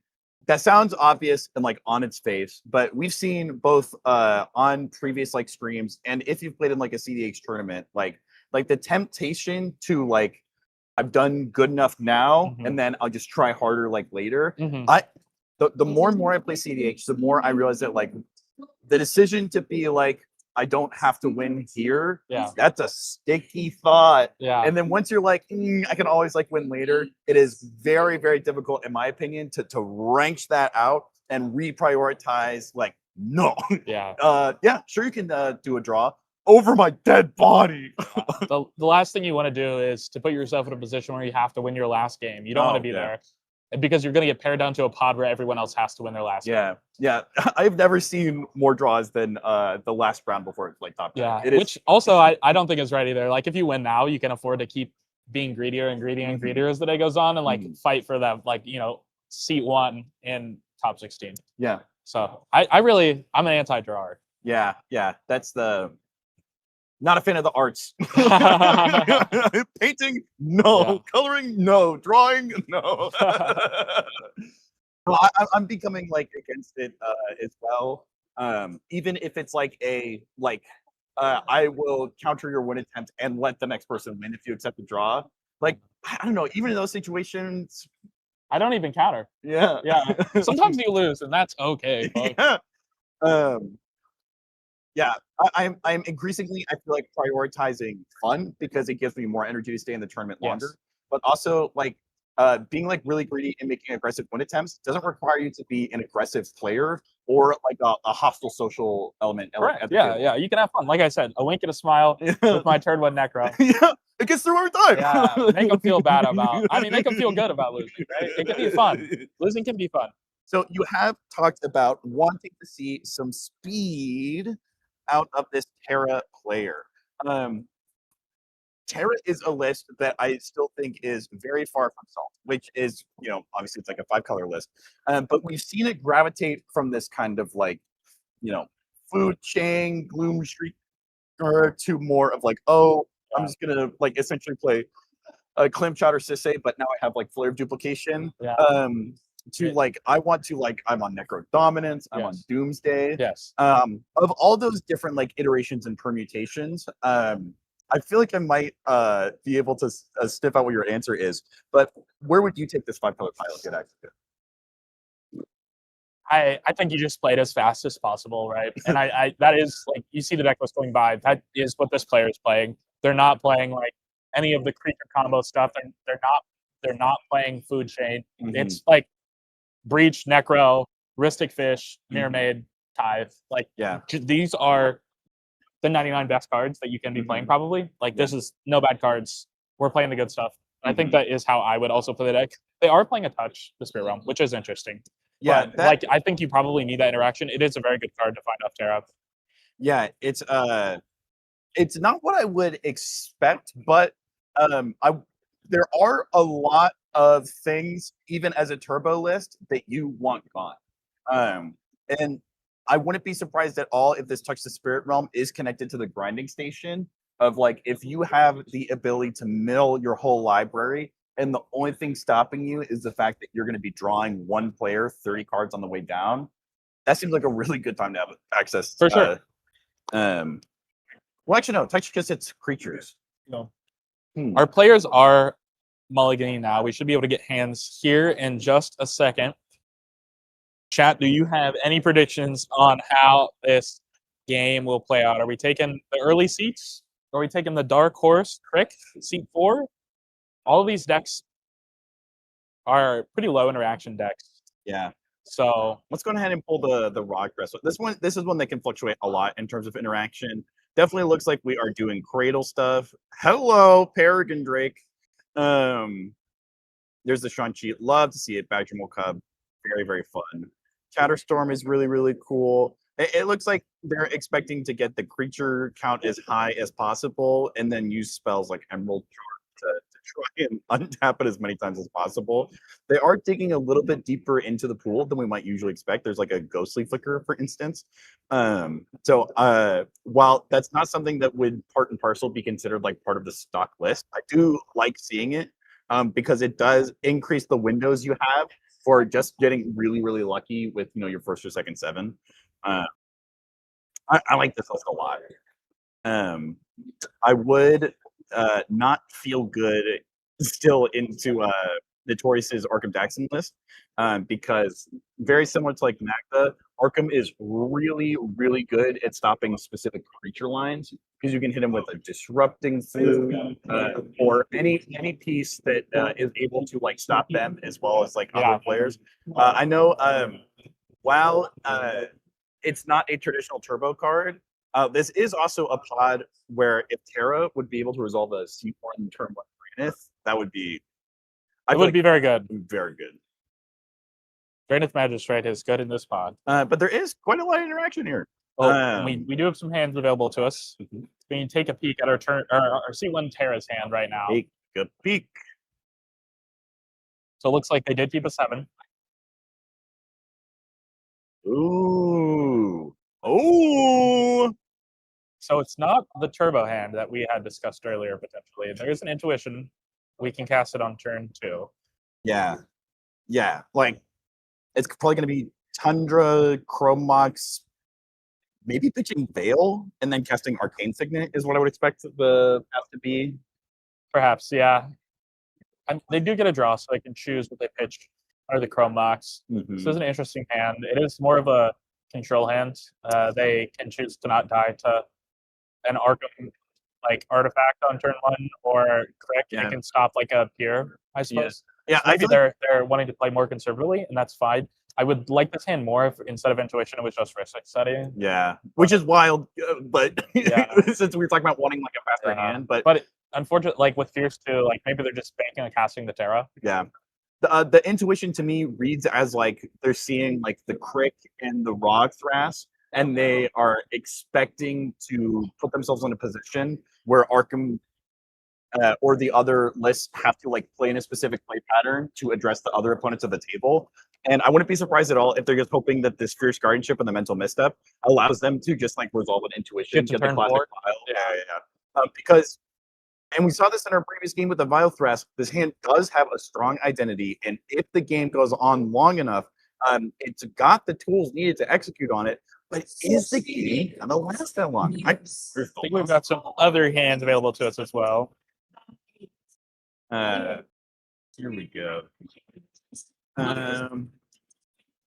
Well, this hand definitely does one thing very well, and it does very valuable things afterwards. Oh, this is a hand. This is I'm going to cast a turn 1 fish. I'm going to pay for it until I draw a land that lets me cast literally any artifact creature I want. Yeah, I don't even know that we need to talk about this hand that much. It's pretty cut and dry. It's got the game plan, I think. The Soul Cauldron will also be really nice. I like Soul Cauldron. Against Crick. It's also good against like if Terra goes for like an early like line or like into the intuition. Yeah. Very, very strong card. I think I would put Agatha Soul Cauldron in the bucket of like very cool cards that traditionally need to be in low color piles to be on, because I think outside of some Sisay list, it's really hard to justify the slot. Chad is betting that the fish gets misstepped. We'll see. We've got the Roggrass player here with a pretty also fish hand and the expedition map to go get the cradle with a kitten. Yeah. So we'll see. They've also got the metamorph, which may be interesting. Yeah. This Roggrass hand is pulling from like the higher card quality side of it. Like these are lists that like most of these cards you would see like even in like a blue farm list, sans basically the expedition map of the Monopoly. Really, really, really like this. If I'm like Zach, I'm definitely keeping it too. And there is a world, like Chet said, where the first fish gets misstepped and then the second one comes down. Oh, baby. We are just waiting on the Creek Mulligan here to get started today. Like we had talked about earlier, I think Mulligan aggressively is the place to be, although we've got 3 7s, but in seat 4 here as Crick, it's no surprise we're taking a little bit longer. Yeah. I would too. I mean, you're just looking for it. You know? You're looking for the win. Yeah. It's a force check. You either kept the interaction or you didn't. Yeah. You this is not a game that Crick can allow anyone to get a foothold. Yeah. Like I would feel very comfortable saying that like they like turn 1, turn 2 need to have it, or they like for the most part probably argue lost. Yes. And so you can't be afraid. You can't be playing too cautious, because that is actually what's going to lose you the game. Yeah, which is I know it seems to be kind of like a recurring theme on the stream, is the idea that like in order to win, you have to be willing to like you have to be willing to like lose, because if you're unwilling or not able to make a win attempt until you put yourself in the classic position of like, oh, the worst that's going to happen is like I can draw. Looks like we do have the Crick hand here before we get started. And they might have gone kind of low. So I'm hoping that it's a good one. But it looks like they had a 4-carder here. And those are 4 cards that do something. That's actually not bad at all. That's a turn 2 Crick with an Entomb, right? So hopefully they can make something happen with that. Oh, or is it? We kept the 5. We kept the 5. We also got the Stargaze. That Stargaze is a cool card. Have you read this card? No. It is a cool card. Pulling it up for the game. Chat, what do you know about Stargaze?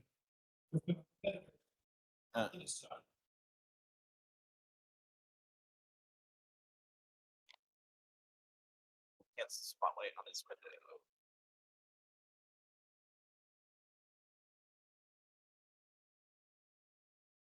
The players.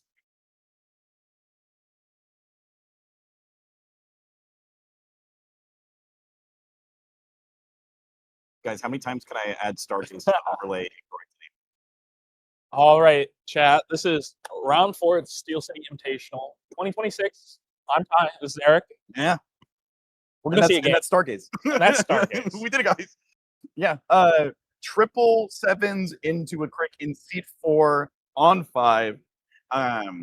This is going to be a very volatile first turn or two. We know from the starting hands that Terra kept a little bit of a safer hand with a solid game plan, which includes early access to interaction. Notorious and Zachary both kept hands that scream, I want to cast a turn 1 fish, and then hopefully draw another land and do my main game plan then. Yeah. We go. What did we see under that Chrome box, Eric?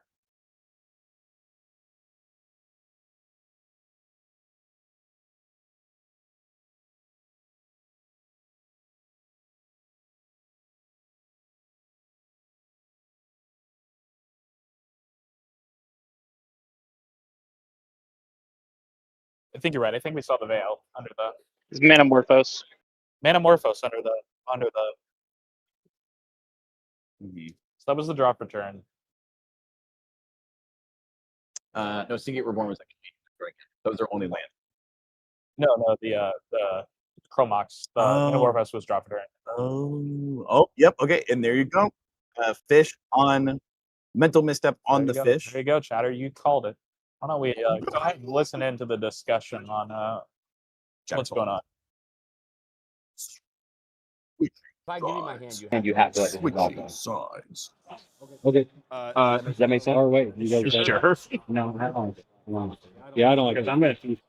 Oh, I got some rocks in the hand. I don't have a way to stop him. Say so. Unless if you want him to draw 3 cards.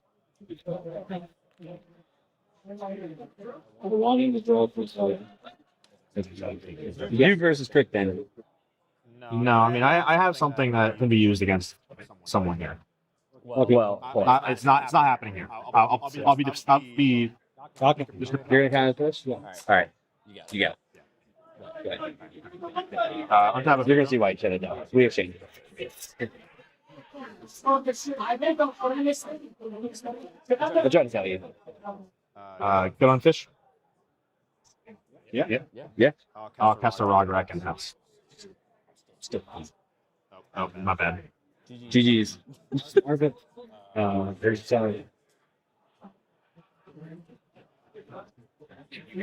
Trigger. No thanks. Trigger. No thanks. And then. Yep.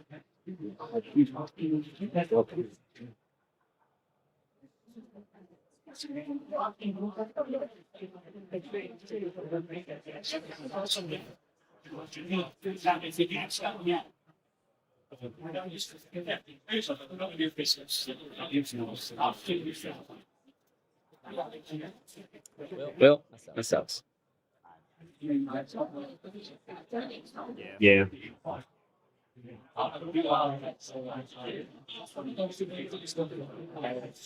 It does. Yes. Green, red, blue. I'll let you guess it. You have a turn. You're good. And brother, I am. Yeah, go for it. I am out. I'll get a milk.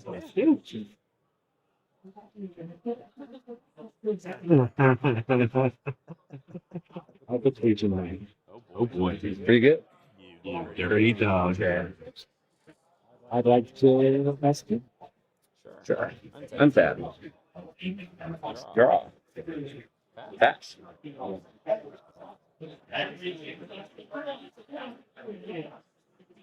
Fish with drop her.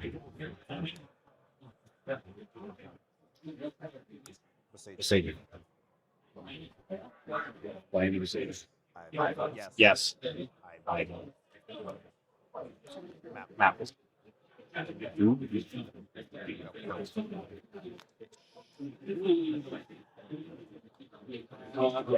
Can't even activate the Sage if I didn't play it. Draw, Saga.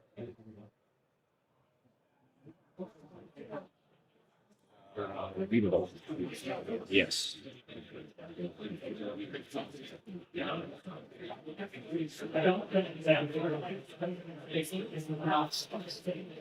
Two, three, four, 6 life. Yes.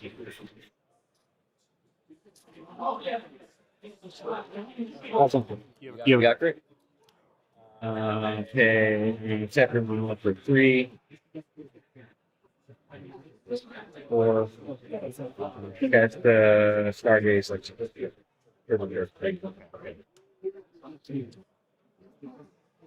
you need the text down there. You look at the top, twice X, then you lose. Thank you.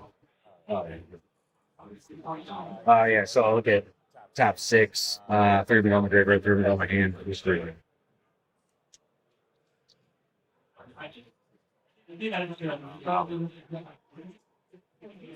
Sure. And you have no mana flow. Nope. Okay, go ahead.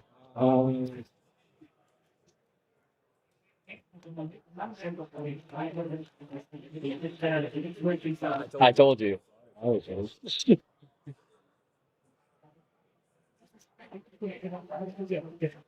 Yeah, I'll pass. Hold on, you gotta ask him. You said, yeah. Oh, that's true. He said he's fine.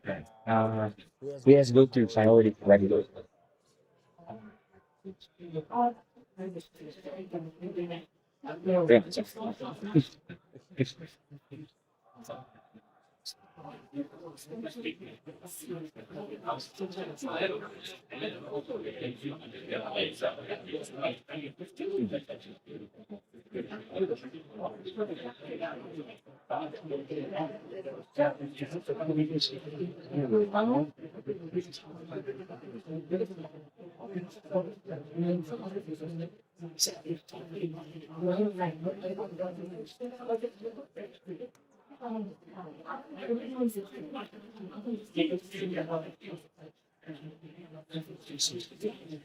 I'll put these in my hands. I'll put first ones.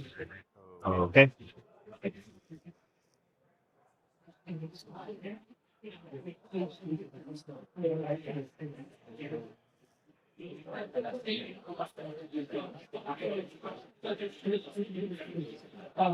And you've lost 6 life, right? Yes.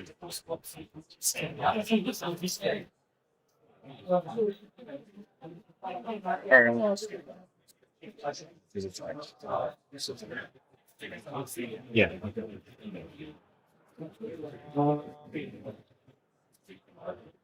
We will then.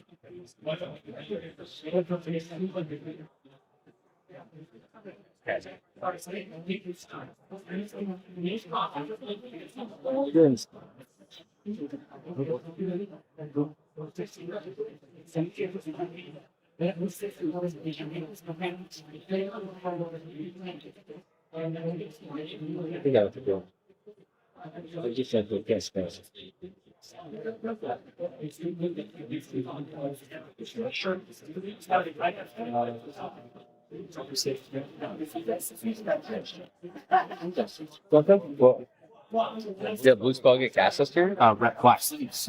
Yeah, black. And you get blue or black? Yes, you have blue. Oh, yeah, sure. Yeah. Okay. Okay. Yep. Good to go, my turn? Yes. Okay.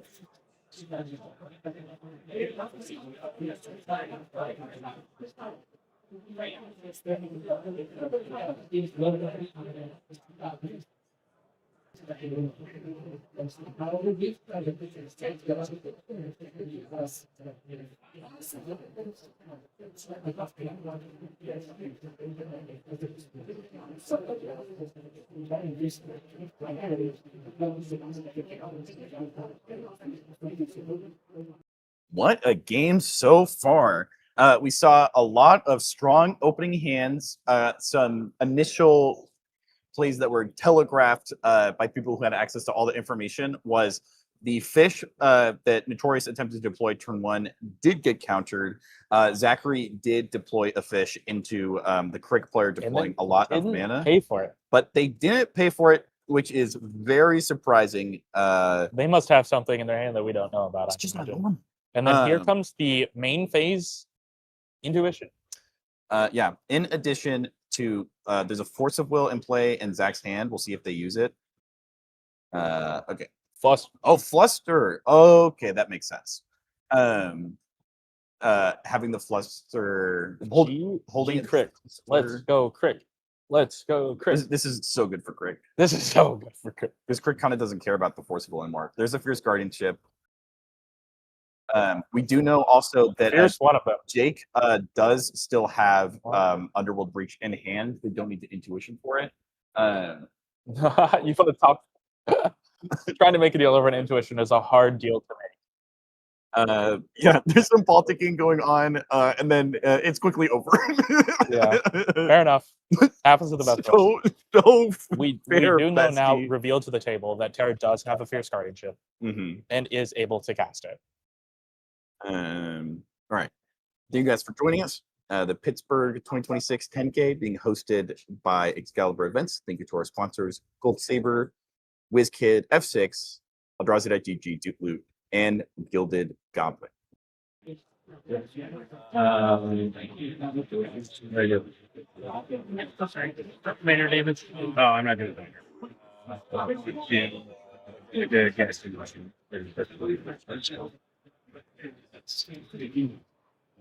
Yeah.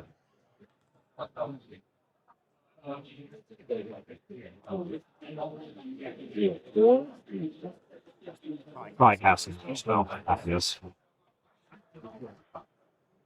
I go early on. Good. Just gonna.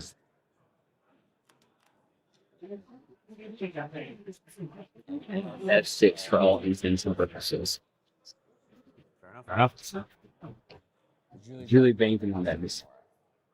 I think I should have kept mine instead of even holding up the Fluster Storm. Yeah. But I couldn't because I only had Well, the Fluster just saved Yeah. Kind of. It'd have been cool. We weren't dead this turn with what we see right now. It was close. We might be dead. I don't think we're dead right this. That was you provide us. Except Swamp, you don't want to draw it. yeah, right. Well, it's either like It's an X.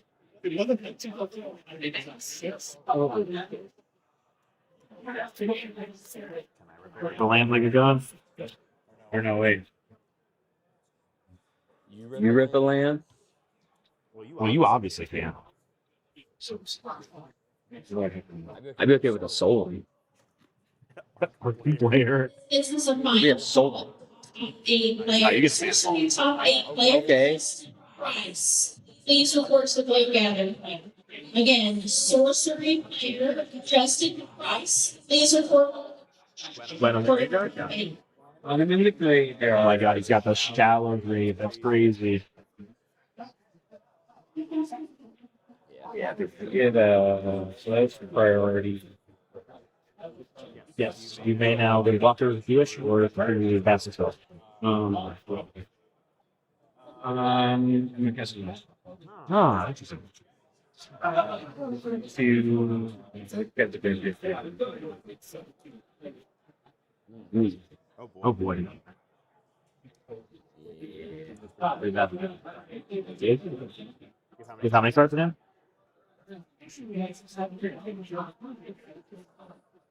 Skinner's off. I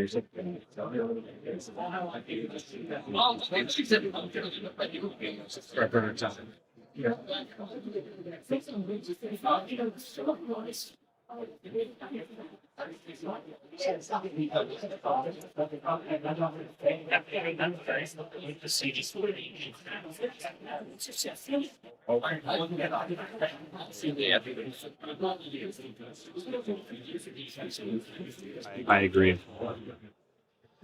There's no way I can get to Vinci on that middle miss there. I don't think so. Now sitting C2. I was. Would he have been able to convince you if he told you I had a Mystic Remora as well? Yes. That wasn't gonna out you like that. Because I'm definitely more scared of your blood than his blood. No, wow, that's messed up. I wasn't gonna out him because like, it was a free game. It was a free game. I respect that. I'm not gonna do that. Yeah.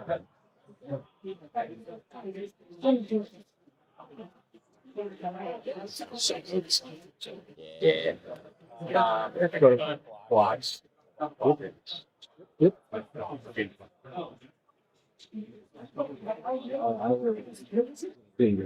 Yeah, sure.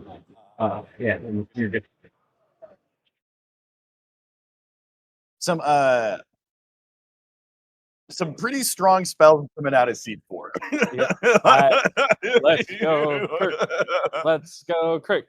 Let's go, Crick. This pilot is showing us why like this list. I think I would put it up there in like the Krakashima like Inala territory of like when people are learning about CDH, they're like, I want to play this list because it gets to do cool stuff. I actually played against this Crick player in Nashville. Really? And I convinced him to tutor for Pier so we could point it at somebody else to try to kill him with his Shieldred out.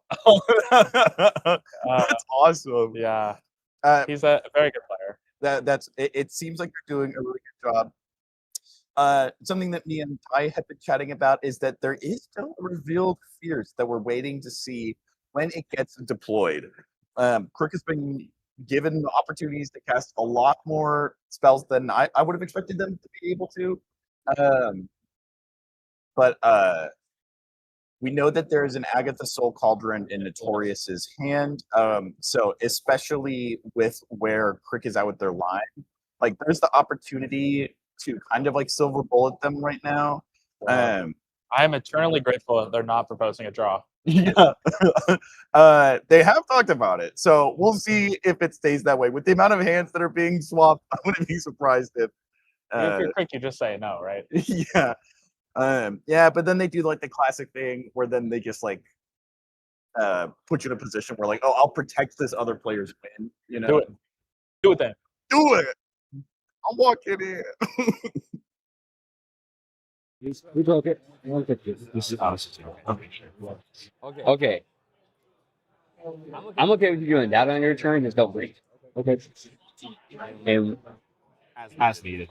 As needed, right? Are we all in agreement there? Yeah. Sure. Okay. I'm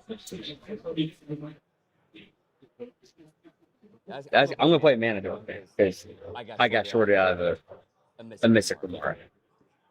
Okay. I mean, if that's enough to stop, then yes. But Well, I think you have enough, and then you have that, right? it's not. I understand. You're you. How many pieces are in your hand? How many pieces are in your hand?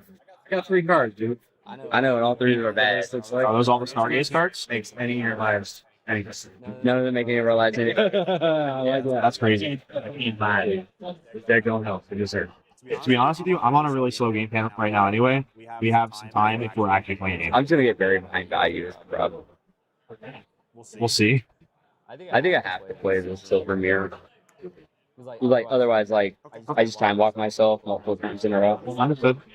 So, and you said you're just doing the one, right? Yeah. You don't want to like. Well, we know what he has. So like. He has that. You play Ristic, and then we just continue playing into it mid range, right? That's the game state we're looking at. Kinda. Yeah. All right. Silver Mirror. Up. Upkeep. Rip a lane like God. Wish I could riffle it. Oh, we're gonna find one anyway. Good. Good. It's a very weak turn 3. What's the Exile All Graveyards one? Abstergo. Yeah, Scavenger Grounds in there, right? Can't even activate that. I'm about to Bajuka Bog this guy.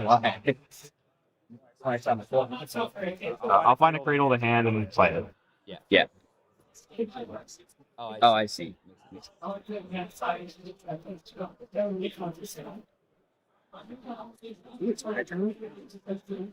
the question is, I'd like to untap. Is this enough?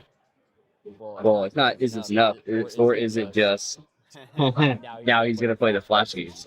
Oh, we're flash speed game. Sure. I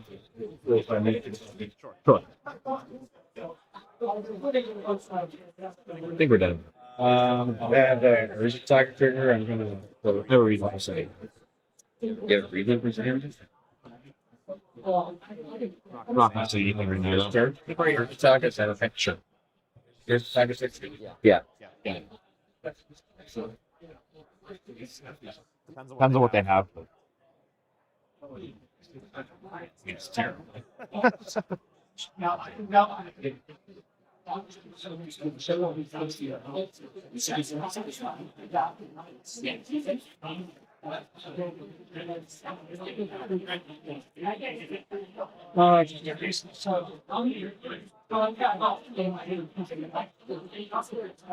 Just in case.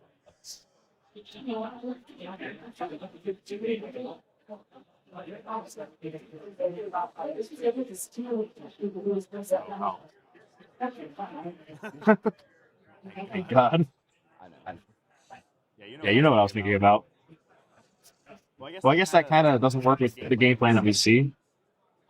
So makes sense. Could only got ball. Okay. Okay.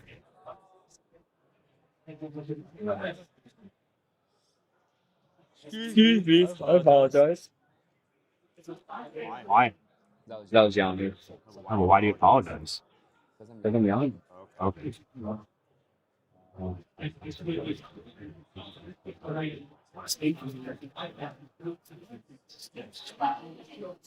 this wasn't a stream game, I would have accepted the draw. It's not too late, guys. I mean, it looks pretty good for any of the records, but I like to use that all this to so, no thanks. Yeah.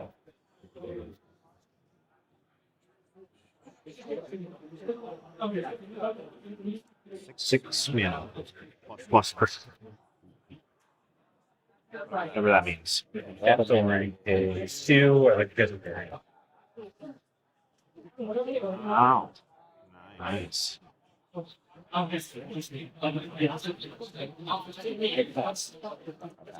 This ain't it. Comments. I agree.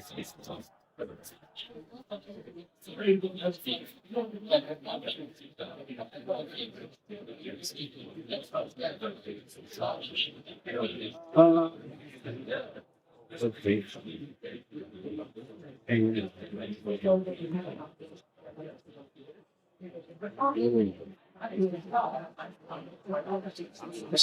Stream, I'm sorry. This is a boring game. I'm not gonna great. For now. It's crazy if you think I'm trying to ram you. I know. I know. Midnight. Nope. It's fine. Cool. Ooh, very. Thank you. Oh my God.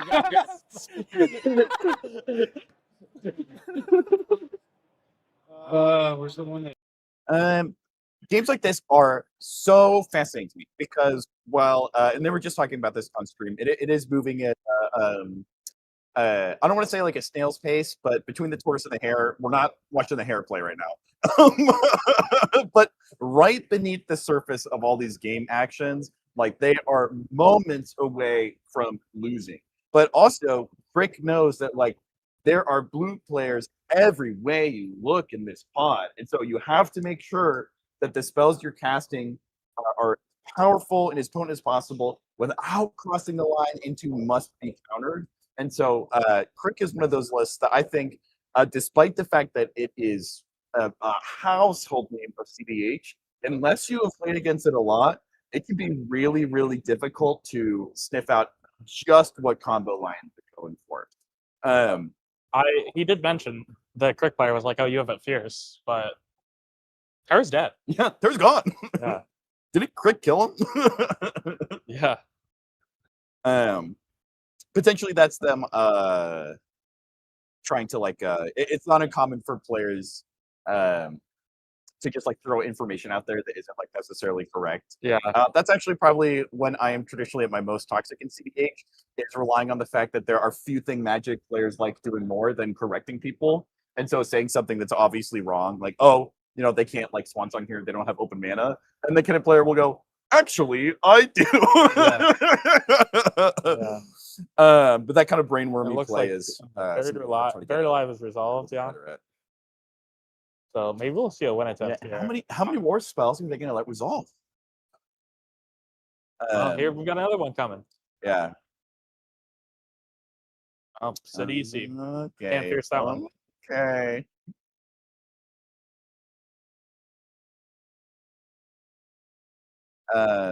All the players saying that it can't resolve. That means there's now two things they're saying in addition to you shouldn't have mental misstep like fish. Let's jump to the player audio and see if they'll say anything else that's new. The other. Wait, what? What am I thinking? Necrotic Ooze? No. Well, thinking of Ooze. Yeah. I mean, Ooze gets chain or what that be right now? You may. If I get the creature. Okay, I think it just exploits. Yeah, so it's always solve. Okay. I don't think we care. ETB. What are you thinking? What do you think? Right. Doesn't that just grab Palathor and then you activate Palathor from the graveyard and then they lose? That's only in play. Okay, I want you to turn your brain. I don't know these cards. Don't be rude. We'll fight. Turn your brain on is crazy. I got mental missteps, alright? I'm still 2 turns back. This is fine. Okay, sure.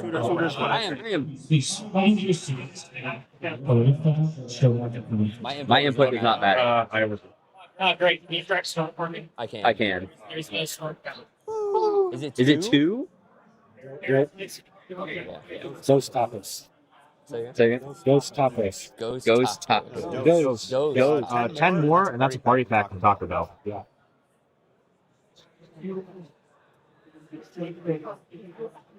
Still like $23 for some reason. Yeah, I mean, we're not sponsored. We can't talk about that. Unless you would like to sponsor us, stuff like that. I would like to second what the players are talking about. I'm actually very in agreement with the pod at this moment.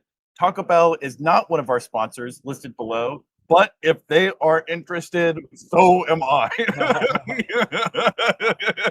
But while we can't thank Taco Bell for sponsoring this stream, we can thank Gold Saber, WizKid, F6, Eldrazi MTG, Duke and the Gilded Goblet.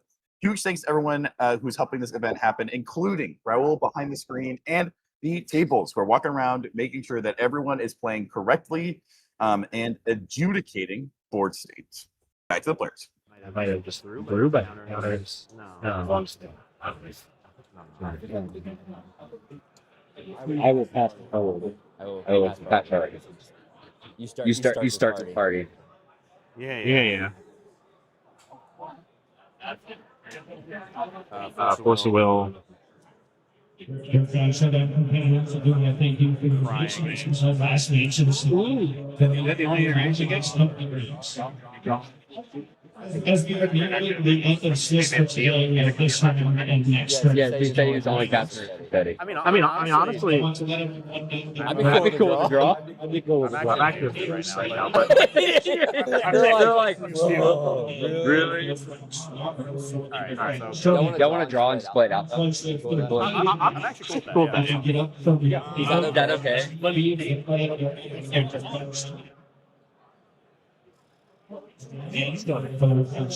Oh, you have your commander. The next 2 minutes today and 2 minutes tomorrow.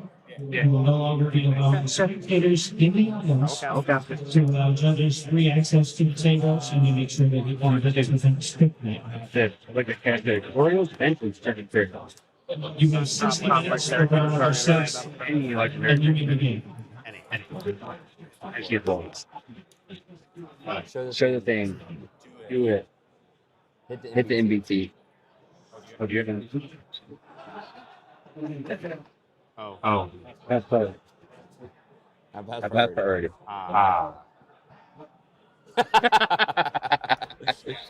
Nothing good. What do you have, bro? You're gonna draw a card? Yeah, sure. Yes. Okay. Yeah. Do your thing. You gotta draw a card. 6. Yeah. Ooh. Was it the nuts? Yeah. Sure was. Really? Yeah. What'd you get?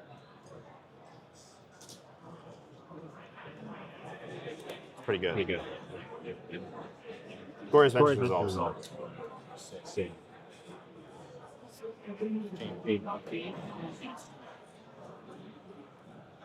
I think counting the CDC was the. Well, it didn't matter. You just had the other reanimate. Oh, that's cool. They can pay 1, 2, 3, 4, 5, 6, and If you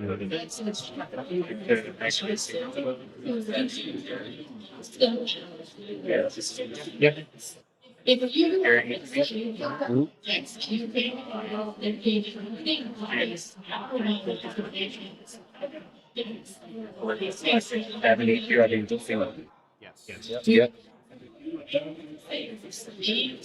Fortunately, I couldn't hold up a blue mana this turn. We're already back on the review. 3, 4, 5, 6, 3. 50 reanimate. Mirror Star to Gary. Yeah. Already back on me. Set Gary to Marathon. Payment. Grandmaker. Yep.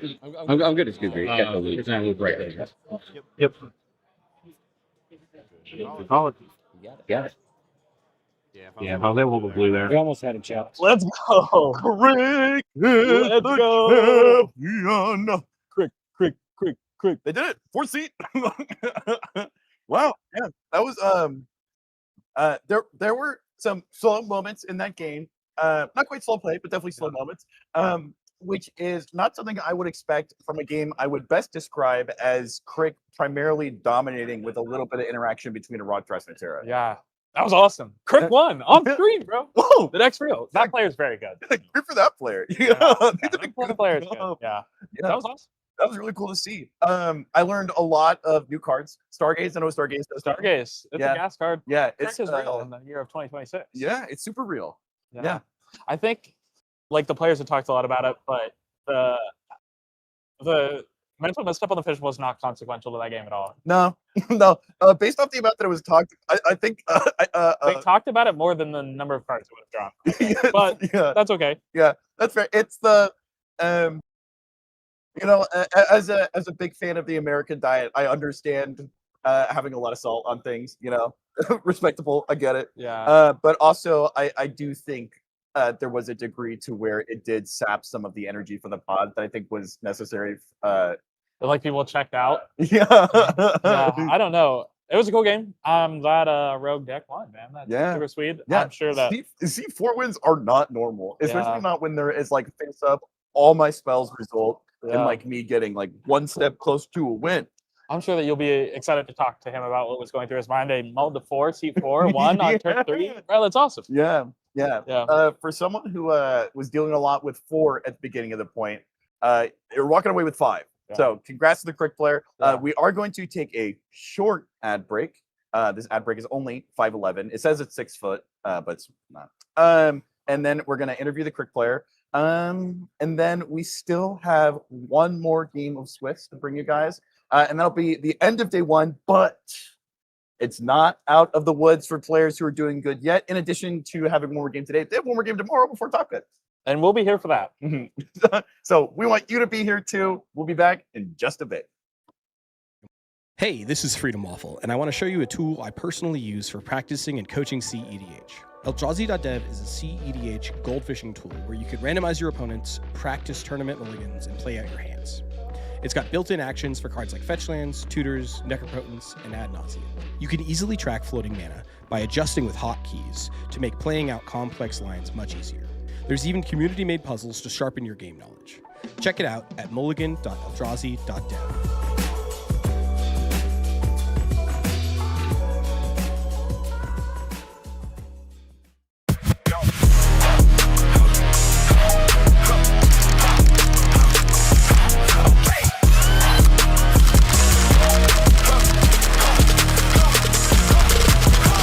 F6 Supply is your one-stop shop for premium tournament accessories. From Benishoga playmats and high-quality dice to our custom token pack, F6 has everything you need to up your tournament game. Every design is original art, never AI. Shop online at shopf6.com or visit our booth at CDH Tournaments nationwide. Level up your game with F6 Supply. $4,000 for one deck? Half the cards are out of stock anyway. I just want to play the game. Did somebody say despair? Wait, what? Who are you? I am Aquarion, wizard of many things. Bro, are you drinking right now? It's a gilded goblet. Pay attention. Okay. You seek a deck? I bring tidings of a deal. GildedGoblet.com. Buy 3 decks, and the 4th one is free. Wait, a completely free CEDH deck? Ready to play and ship to your hovel, but only during this tournament. So you're telling me I need to order them this weekend? The magic expires when the tournament does, child. Thanks, Aquarion. This is the best thing a wizard has ever done for me. I know. Tell your pod. Buy 3 decks and get the 4th one for free at GildedGoblet.com. Use the code FREEDECK at checkout, but you better hurry. Only for this tournament.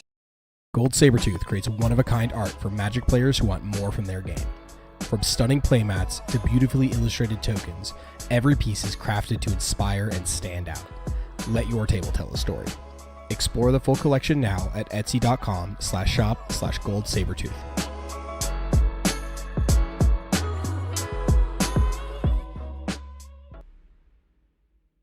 Breach the Bay 2 comes to San Mateo, California, August 22nd and 23rd. A $25,000 guaranteed prize pool, with payouts upgrading at 475 and 550 players. Day 1 is 6 rounds of Swiss in the Japanese point system, cutting to top 64 on day 2. The 2026 Top Deck Invitational runs alongside, plus pre-modern, legacy, and redemption events. Not to mention a loaded lineup of artists and vendors. Register today at breachthebay.com.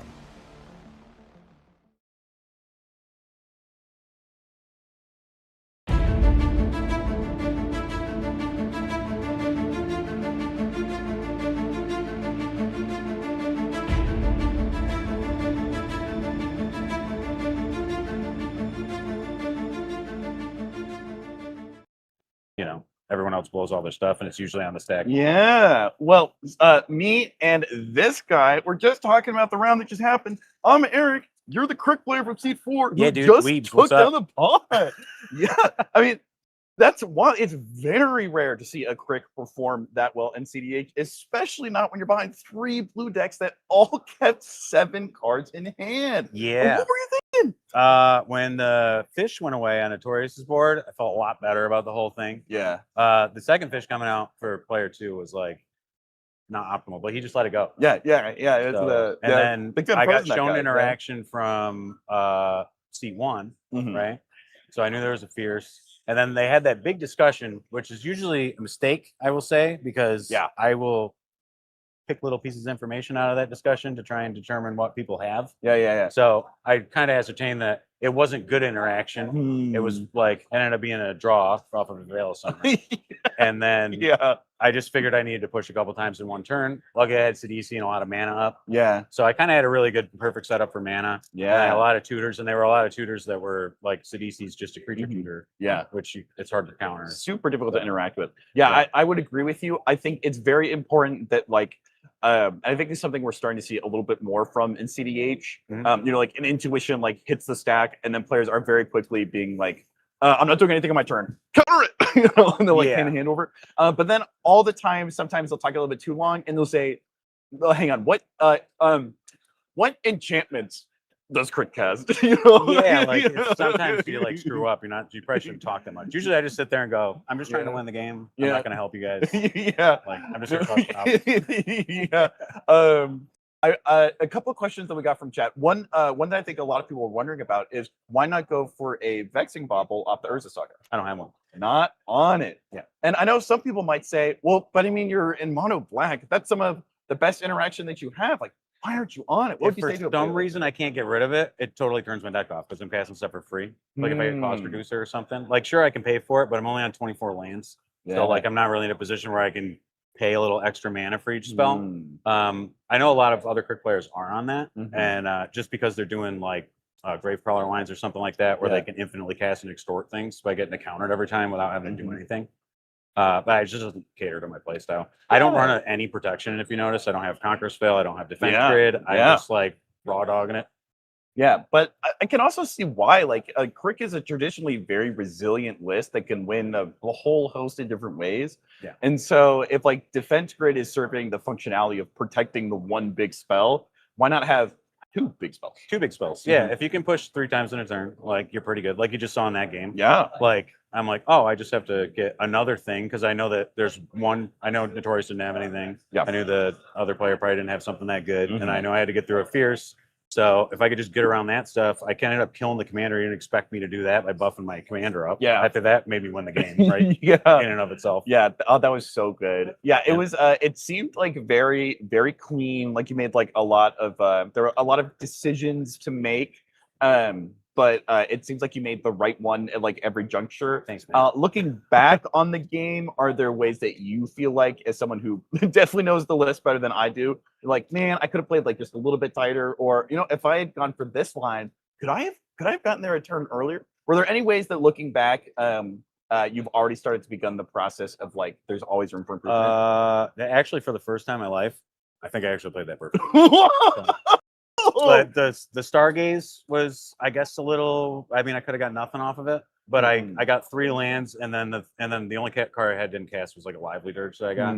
But it just gave me what I needed to get there. Like I got Sidisi off of that. Yeah. So, which by the way, not a lot of people run Stargaze. Love that card. I put it in place. I still have Peer. But in the event that I feel like I'm going to get deflecting swatted into Oblivion, I cast Stargaze for 8 off of a Brewlord, and you look at 16 cards, put 8 in your graveyard, 8 in your hand, lose 8 life. Seems like a pretty good deal. Yeah, that's a pretty good deal. I don't see anyone else run that, but that's like one of my favorites. And it draws you some cards. You don't feed a Bowmaster. It's and nice. then like plus, in that like scenario. if you have like a Shieldred out, yeah. like because I was actually thinking about that because Ty was chatting during the match about how in one game with you, he convinced you to go to peer someone else to kill them with his Shieldred. Yeah. And when I hear stories like that, it makes me think of all the ways that people are able to get a lot more out of their cards than they often do. They think peer into the abyss, draw my library with. But in a situation like that, 1 or 2 pieces, one opponent has this, another opponent doesn't have that. And suddenly a new window has opened to use the card in a way that most players couldn't think of. Either in this tournament or over the course of practicing, what are some ways that you realized you could get more out of the cards in the 99 than what you previously had? So I'm on Gwenum, right? Yeah. Gwenum, I have a lot of instant speed reanimate effects because things haste. So Gwenum's pretty good. Like you can turn 1 Gwenum pretty easily. Oh yeah. And then you're just ripping Bolas for probably about 3 mana total, which is kind of crazy. You can just do it with a Dark Ritual. Necro, I was always thinking, oh, I need top, right? To go with the Bolas Citadel effect. Necro's same thing. You just pay 1 life, remove the card off the top. It is. Yeah. Oh, that reminds. That's the only and time. Necro works good in my deck, whereas top, I always hate top. So it's like if I can have a card that does something like Necro, where I'm like, oh, I got the end-step triggers, I can do crazy stuff with Balthor, all this stuff. I just realized recently, I was like, oh, it's just top. Yeah, because that is a unique aspect of like the old KR is that weirdly black pips are so much easier to come by than colorless pips. Oh yeah, which is not traditional to say the least. That's something you say that because actually the only time I've ever managed to resolve the Bolas Citadel was when I was playing Dargo Timna, and I had a Necropons out as well. And Yeah. I felt unstoppable. Oh It yeah, felt it's good. incredible. Yeah, you're still paying the 1 life. You're not getting the storm count, but you're not at $8, so it doesn't matter. Yeah. So Oh it's good. yeah. Looking towards the rest of the tournament, you're at 13 points, I believe. So you are in a great spot position for having 2 more rounds of Swiss. That's Yeah, gotta be man. It feels good to convert on Crick because it's a tough deck to like get to top 16 It on. really The is. play strategy changes significantly when you get to top 16 because you're definitely going the long game. Like I have a lot of cards in there, like Elegy Acolyte, which is basically Timna on a 4-drop. Okay. So I'm trying to like play mid range with everybody else. So I got tools in there to do that. So I kind of have to change the play strategy. I put out Shield Druid, everyone's drawing cards, make them pay for it, that kind of thing. And then just like milk everybody down slowly, as opposed to just jamming sometimes when you're in Swiss. Yeah. So changes a little bit, but I'm like, it's nice to be able, especially in like we got 200 people here. Yeah. Like it's a big tournament. It's pretty good. I'd be curious to hear what you'd say. Crick is one of those like it's just when people are talking about CDH, especially with people in like bracket 3 and 4 who are really interested in playing like powerful, potent commanders that do cool stuff, your commander comes up. Yeah. But another time that it comes up is you're sitting down in a pod, you know, and players immediately say, look, before anyone mulligans, we have to kill this player as quickly as possible because we will lose to them if they untap on turn 2. Oh, yeah. I'm immediately threat meter through the roof. All I have to do is walk over the table and people see my face now. Yeah. And they're like, oh, Crick's coming. You know, I don't even got to take out my bag. But I mean, you know, chatting with you now and, you know, listening to you play, you're a very even keeled player. Like you're very calm. While you were playing very aggressively, I would not describe you as like an aggressive person. You weren't hostile. Well, anyways. there's a lot of factors going to threat assessment. So you kind of want to like make everyone feel a little easy, you know? And talk to me more about that. Like, what are ways that you bring the threat from all the way up here, you know, down to like a more like appropriate position, or you know, a place where it's easier for you to say, okay, yes, I do have like 4 reanimator effects in hand. This player's resolving an intuition, and all they're going to need is the one Savine's Wreck to get back to the other one, Underworld Breach, and then it doesn't matter how many spells If I have. I feel like I'm very threatening just from pregame conversations, I'll like judging on like the vibe of the table. I usually opt to keep hands where I'm going to develop a board state and push later, maybe when I actually have like some more instant speed stuff where I go on the top, or like I want to draw some cards because I have the ability to do that sometimes. Whereas opposed to if I'm just going to jam and I know everyone got scared and they kept Mind Break Trap and Mental Misstep, I'm like, I'll play it slow. I'll let somebody else get more threatening for sure. Yeah. And then I'll let the other decks that are designed to deal with other people deal with them, and I'll just sit back. I'll play like Crick. I'll play like a creature. I'll play a creature. I don't play anything threatening at all. So I try and lower my threat as much as possible. Heck yeah. And then when they all start worrying about each other, you know, and then someone goes to push, and then everyone blows everything on the push, and then I can, like, for example, yesterday I'm playing against Jorman, ad nauses, tries to win on my end step. Everyone freaks out, and then I went over the top and won with Doom. And I was like, okay, cool. Everyone just blew all their shit on that. I'm fine. And then he's like, tries to chain a paper me, went around it. But sometimes you just got to like not be super threatening as much as you can, and like be calm. Be like, I don't want to participate in the politic conversations now. So don't show me your card, dude. I don't want to see it. I don't have any interaction. If I do, it's only helping me. I'm not here to help you guys. So don't ask me. Yeah, I think that type of like clarity can really bring to the forefront like what you're here to do. You want to win. You want those 5 points. And yeah, it's when you're talking about ways to like present yourself as non-threatening, I'm reminded of how like we'll see like wrong side pop up from time to time, and it's because it can exist in that place. If you go to Vamp Tutor, if someone's like, if this is getting a Necropons, I'm gonna shoot you from orbit, and you're like, what if I get a Ristic? Yeah. And suddenly the table is like, I'll protect your Ristic, dude. Yeah, I've had people ask me, what am I getting? And I can never think of a thing in my deck that I'm like, this is a huge threat. I can't. There's nothing I can cast. I'll go to my Deadly Rollick somebody and time walk myself if I like take myself off the tutor to win. I'm just like, I'm only trying to win. You can cast your thing if you want. People are like, I'm gonna stop you right now. I'm like, stop me. I don't care. Well, speaking of telling people things, anyone you want to shout out before we let you get back to the tournament? Anyone you want to say thank you for? Shout out to all the Crick players that are still playing this deck in the meta. Yeah, you guys are brave. Yeah, we're shouting out you guys, and the like brave ones. You know, check out my list. It's pretty cool. I just did a whole series with King the Great. on my YouTube channel, and we Yeah, just we do Tanner's 2.5 hours on just Crick. We go through all the deck lists. We go through the Crick Discord deck list. It's pretty That's cool. awesome. Well, yeah, I'll definitely have to check it out because I've loved getting the chance to chat with you, and Tanner's also great as well. But thanks for the opportunity to come hang out with us, and hopefully we'll see you later in the tournament. Yeah, for sure. I'll be around. All right, bye guys. Take it easy.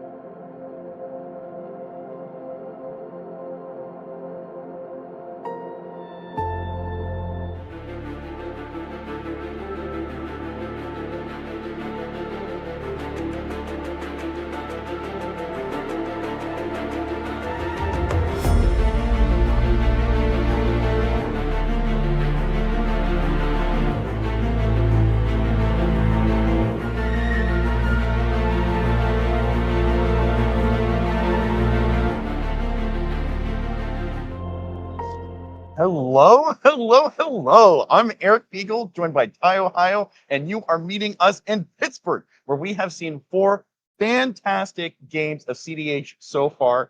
And while we have not seen a fantastic car destroying Legacy in any of the matches, we did do some pack openings, and we got to see some pretty cool stuff, in addition to a lot of great interviews with players. It's been a lot of fun, a lot of highlights. We were just talking previously about how there's been some standout moments for both of us over the course of this tournament. Specifically, something that we've seen, which is a little bit surprising to me as a Colorado player, is 0 draws on stream, which has been pretty cool. So awesome. Yeah, it's great to see games like end and stream. I want to see somebody win. You don't go to a football game to watch the team draw, right? Yeah, you don't go to a football game. So you got me there. Soccer, go Norway. Norway over England tonight, people. Tonight, starts soon. 10 minutes. Yeah, we got to see some really cool wins. We saw a Kinnan just come out of nowhere.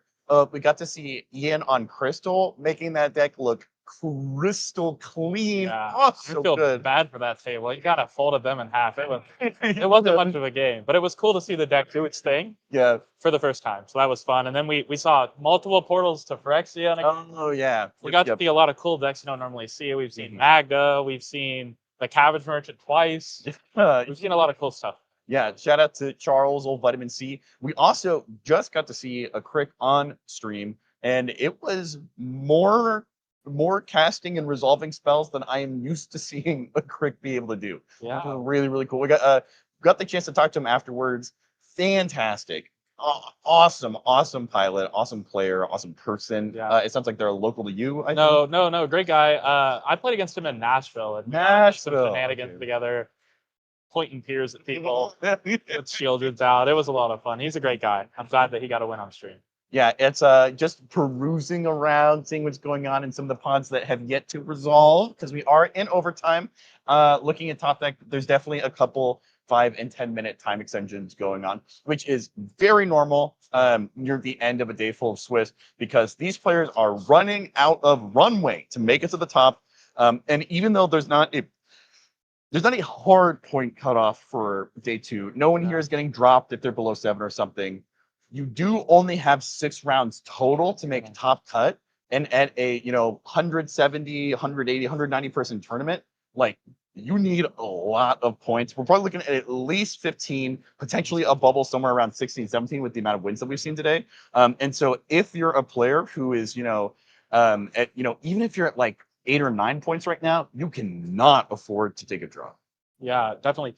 And you mentioned 5 or 10 minute time extensions. If you look at the leaderboard, there's a lot of people with 5 or 10 points. It's not just draws, less draws on camera. There's less draws in this tournament altogether. There's a lot of people that are just putting it out there, saying no to draws, or people are just turboing out wins, which is so awesome. It makes for a lot more fun gameplay, I think. Yeah, something that has been challenging my perception of how turbo decks operate has been the fact that even in the games where there has been a dominant player in the lead, very quickly is able to put really, really powerful spells on the stack, we're still seeing a lot of interaction from opponents.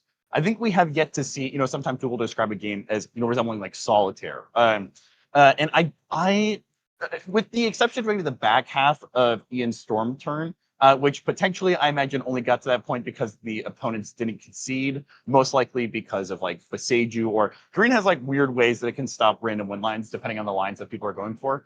But there's not really been many games where there's been a player who we would consider like a non-player, or like an NPC kind. Yeah, I think that in one of the games we saw in Arkham get misstepped on turn 1. Yeah. But I think that game turned out to where that wasn't relevant anyways, so perhaps that didn't matter. I think there's been a lot of interaction. There's been multiple games where we were like, this person's going to win. No, wait, this person's going to win. No, wait, this person's going to win. So it's been a lot of fun. And I can only imagine that the same thing is happening out on the floor in regular games as well. Now that you mention it, I think the other game where we unfortunately didn't get to see as much of a player as we would have liked was there was a Vile Thras who kept a hand primarily on the back of the Cabbage Merchant. And an Ad Nauseam. So ideally, if someone casts just 10 spells, maybe the Ad Nauseam gets through. But also, there's a world where if your opponents have been able to get 10 non-creature spells through, it's a very hostile environment to resolve a spell as cool and as bombastic as Ad Nauseam. I think it also depends on the other spells that are cast, right? If you keep that and it's different decks to the table, maybe things happen. You know, if the person that's casting 10 spells is Ral and he can get the Nas on top of a Ral flip, perhaps he gets there. But that's just not the pod that he ended up in, right? So yeah, I definitely am reassessing in my mind mulligans that I've seen that primarily exist on the back of like a strong value angle, like a fish, like a cabbage merchant. Yeah. And oftentimes I'll think to myself, all I have to do is get to turn 8. I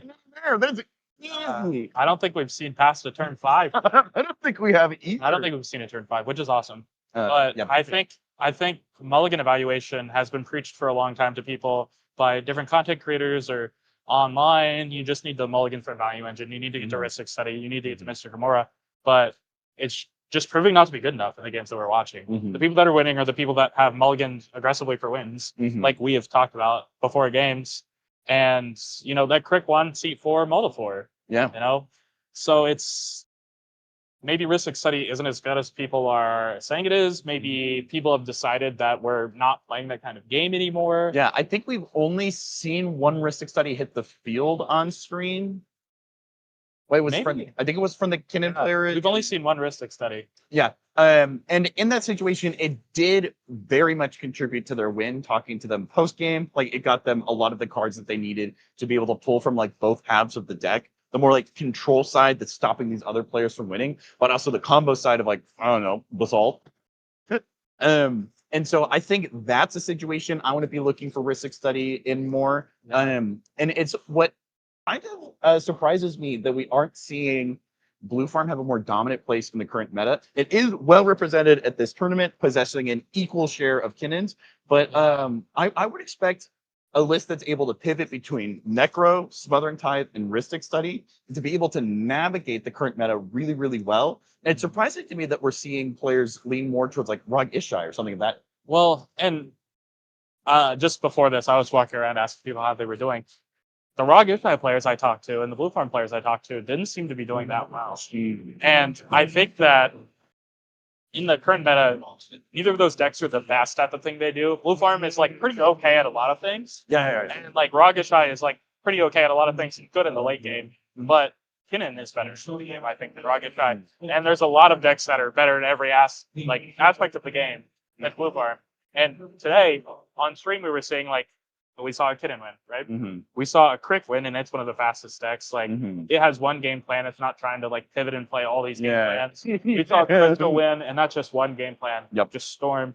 So maybe there's something to say about just like locking in on one game plan and not trying to play mid range anymore. Just like picking the thing you want to be good at and just being really, really good at that one thing and trying to like architect the game into being that kind of game, right? If you want to go late, like architecting the game to go late, or if you want to be Crick, try to keep the game small and win the game. You know what I mean? Well, let's imagine, you know, it's what we've seen do well on stream. You know, like for instance, in the Kinnan game, the player opposite them who was strongest was a Magnet player. Correct. That is something that hasn't been like explicitly unique to like that pod, is that it really seems like those are the lists like leading the charge right now. But let's begin to think in this way of not just like what's good right now, but I'm sure a lot of players are thinking of like, this card hasn't been performing well. This strategy hasn't been as effective as I thought it was, and I am not as proficient at this play pattern as I would like to think. I am going to start reacting to the meta, you know, knowing that these faster specialists lists are doing really well, but knowing I don't really have any of those in my toolkit. Instead, do I want to play a toolbox commander? Perhaps, yeah. Well, and I think Sisei is in a good place right now. We saw like round one. If you want to talk about like toolkit, Matt Sweeney put on a clinic about like the one with Sisei, you know what I mean? And showcase a new card. He's a great player. You know, he's top 1% of players probably. I mean, he's amazing. But I think there's room for those kind of decks as well. I just think that the specialists are like performing better than the generalists right now. Except for Kinnan, however you want to classify that. So I don't know. It also, some of the people maybe historically that were top players aren't here, right? We've got a lot of new faces here, which is super awesome. Yeah, always good to see. But I think that there is a small percentage of people that were maybe playing Blue Farm on Rog Ishai that aren't here or aren't playing as much. And I think perhaps they were propping up the stats by themselves. Maybe the baseline for the deck isn't as good as we thought it was. Yeah, but the baseline for something like Kinnan is still amazing. Yeah, like I would consider Jason a specialist of a generalist list. Like he has played Blue Farm a lot. He has played a lot. Well, speaking about decks that want to do their thing and go fast, we have got a fast pot for you guys. Holy We've got a Rog Sai in seat 1, an Atali in seat 2, a Rog Thras in seat 3, and a Grixis Pirates in seat 4. I am so excited. This is my favorite kind of game. It's gonna be awesome. I love this. Everyone's got guns pointed at each other. And this is the type of pod where you look at player to the left, look at player to the right, and then you like pass a card across the table. It's a force of will, and you say, "Don't go for it," and it totally goes, "No." What? If you're Rogsai, this is like the best pod composition ever for you. You know that you can just like you can mulligan so differently. Like Fish plays here, Risic plays here, Necro plays here, Nas plays here. Like literally, your hands are so good. Like every hand is so good here. And if you're a Tali, you're feeling pretty good too. But maybe Rock Thras. I don't know. You don't have anyone in the pod to help you stay alive until turn 4 to start doing Cradle stuff. Yeah, Rock Thras is a list that oftentimes is unfortunately dependent on the pod composition a lot more than I think other lists are, based off the creature combo nature of its 98. Now, granted, you'll see other lists, like for instance, like Kinnan. Kinnan oftentimes relies on creatures to really get into the back nine and be hyper efficient at what it does. Sure. It's looking for that enduring vitality. It wants that cabbage merchant. Sure. But also, it's very comfortable living in a world where a Bowmaster, came down, or Toxic Deluge came down, and it just pivots to, more Mox Amber this and Mox Opal that, as opposed to like, I think one of the bigger, maybe not flaws, but consistently difficult obstacles that Rock Thras needs to surmount is that like, if a Taldi just hits a Fury off their first hit, or if all these decks like land some form of like creature mana, like an Orcish Lumberjack, or like a DRC, and Lily Drake just decides like, okay, I'm just gonna throw out like a Toxic Deluge for like 2, and send everyone back to the Stone Age. Yeah. I think that Rock Thras, should that happen, will have the most difficult time clawing their way back in. Sure. I think on the flip side though, if the turbo decks stop each other and they get to the turn 4 or turn 5, the game is over. There's nobody that can stop. Yeah. At that point. So I think anybody can win this game. They're all at 6 points. So somebody has to win this game or they're all dead in the tournament. So I imagine before the game they'll have a conversation about, we're not drawing no matter what. Like we have to play this out, because they do. Or they if nobody wins, none of them get to make conference. Yeah, absolutely. That's the a draw equals a loss in this situation. Correct, 100%. So super excited about this one. I would love to see some ad nauseums hit the stack. I'd love to see some glint horns hit the stack. I think we're taking a look at the Rogsai's deck list here. We'll see if there's any super spicy thing. I was playing Rogsai yesterday. I love Rogsai. Yeah, has it been really good lately? It's okay. I'm playing a little bit differently than this person, but it is the deck that I've registered the most times at tournament. Okay. I am notoriously a Bolus Citadel enjoyer. It does not look like they are on the Citadel game. No. It looks much closer to Dexter's list. It's actually maybe 1-for-1 Dexter's list. Yeah, that is one thing. Misdirect in there, yeah. Pigeon does is, there's no Goblin Engineer, there's no Goblin Loader, there's just Citadel, because the idea is good enough. You just want to be able to like get a Dark Rit, a Cabal Ritual, and then cast something, something cool and really badass. Yeah, I think that it also helps with mulligans, because like if you think of Ad Nauseam and Bolus the Citadel just both as Ad Nauseam, it just gives you a second win con in your deck. So playing more of like a win con tribal soup thing isn't that bad. They are on double Talisman, notably. They are playing the Necro Dominance, and they are playing, is that Guild Artisan? Whoa. A Guild Artisan believer out here. Heck yeah. Hopefully that works out for them. Yeah. I don't want to say I'm rooting for them, but man, I do like Rogsai. It's really cool. I have always been super intimidated by it, because it seems like one of those like In the same way that I'm scared to ride motorcycles, I'm scared to play rocks. But you've registered it, probably at like more tournaments than I've even did. Did you just show up out of the womb like, or like, what did you get on the list? Yeah. Well, let's see real quick. I want to check this Atali deck list and see if they are playing the World War Hulk. This is a card I've heard a lot about in Atali, and I'm just curious if any new cards have made it into the deck list. I personally haven't played against an Atali in a little while, so let's see if there's any new spice for them. Yeah, there's a walking. There is walking. That is spicy. Spider Punk, a little spicy, but it's something that we'll see. God, list pull. this game would be so good if a turn 1 Spider Punk resolved, and it was just off to the races for everybody involved. Mm-hmm. Looks like no World War Hulk, right? That's a creature? It's a Token enchantment. You can still get there. Autumn's Veil, like that. Lightning Bolt checks out. Return to the Favor. Yeah. Delayed Blast Fireball is something I really like. Sensei's Divining Top is fun. Little cute, but very fun. Yeah. I like the One Ring. Giving yourself another opportunity to just keep a bunch of mana. Yep, there's the World War Hulk. Let's go. I think that card is very cool. I hope it comes up today just so we get to see a new card being played. I also think it's very strong. And then while the players are mulliganing, you just take a look at Lily's deck list to see how many of the half creatures that she's playing. Because this gives a whole different angle that nobody at the table, I think, is like very equipped to deal with. Like Rockside may have some bounce spells, but looks like not too many of the hack creatures. More of like a traditional turbo deck. Oh, yeah. There's a Ketis. There's a Ketis And a Lightning Red Crew. But and a there's Mayhem not Devil. the it's not Glimmer Wisp Is it because that's an untapped. Weaver? Yeah. The one that like just came out in Lorwyn Eclipsed, that when it enters, you can give another creature changeling. That's something I know a good friend Nick really has enjoyed.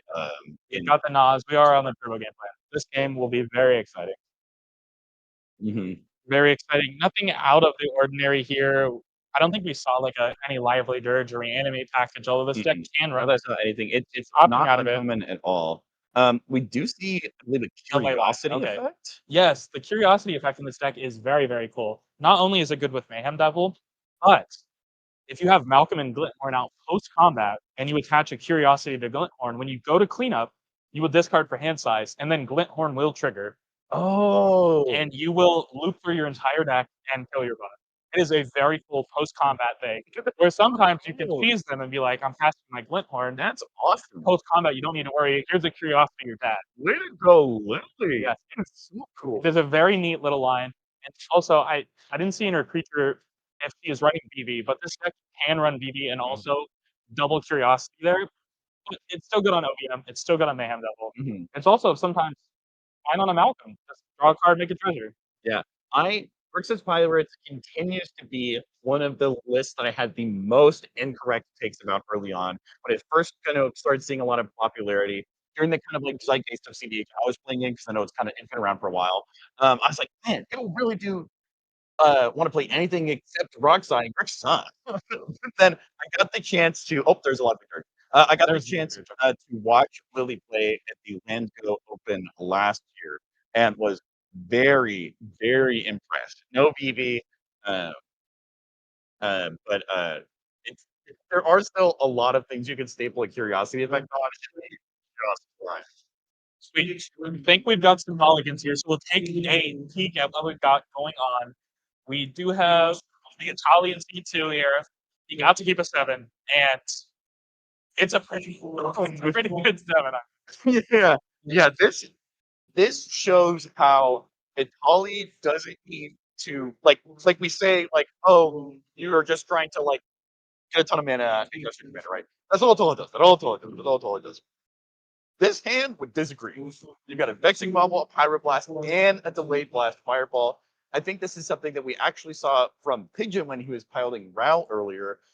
The defensive pieces that protect your combo can also be used to hold your opponents at gunpoint. Yeah. And there are a lot of worlds where this Vexing Bubble and this Pyroblast holds the entire. This Vexing Bubble can stop the game.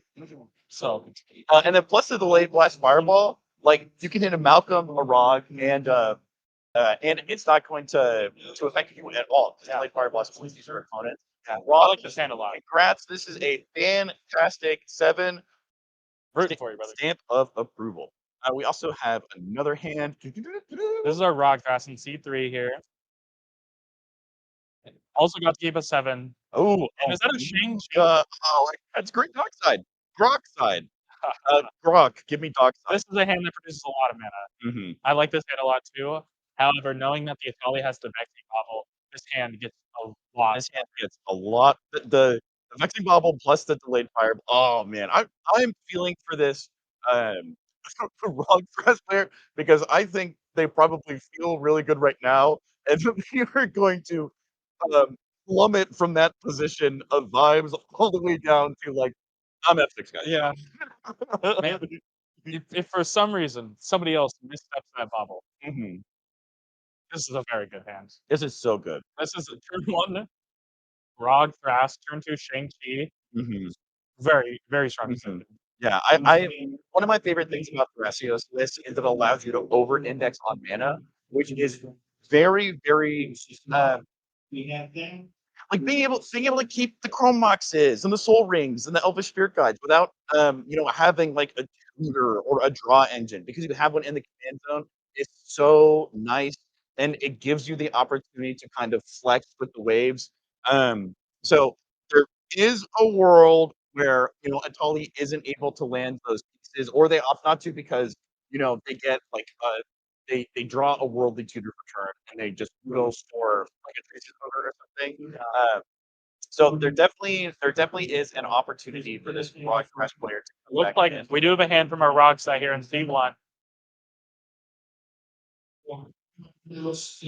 Interesting. Now this is a hand that I'm gonna need your help kind of interpreting this tie because it would mulligan this. I don't like this hand. I would mulligan. I understand. I understand keeping this. Kind of, but I wouldn't keep this hand. Godspeed. Godspeed. Yeah, I mean I can like yes, There's better cards.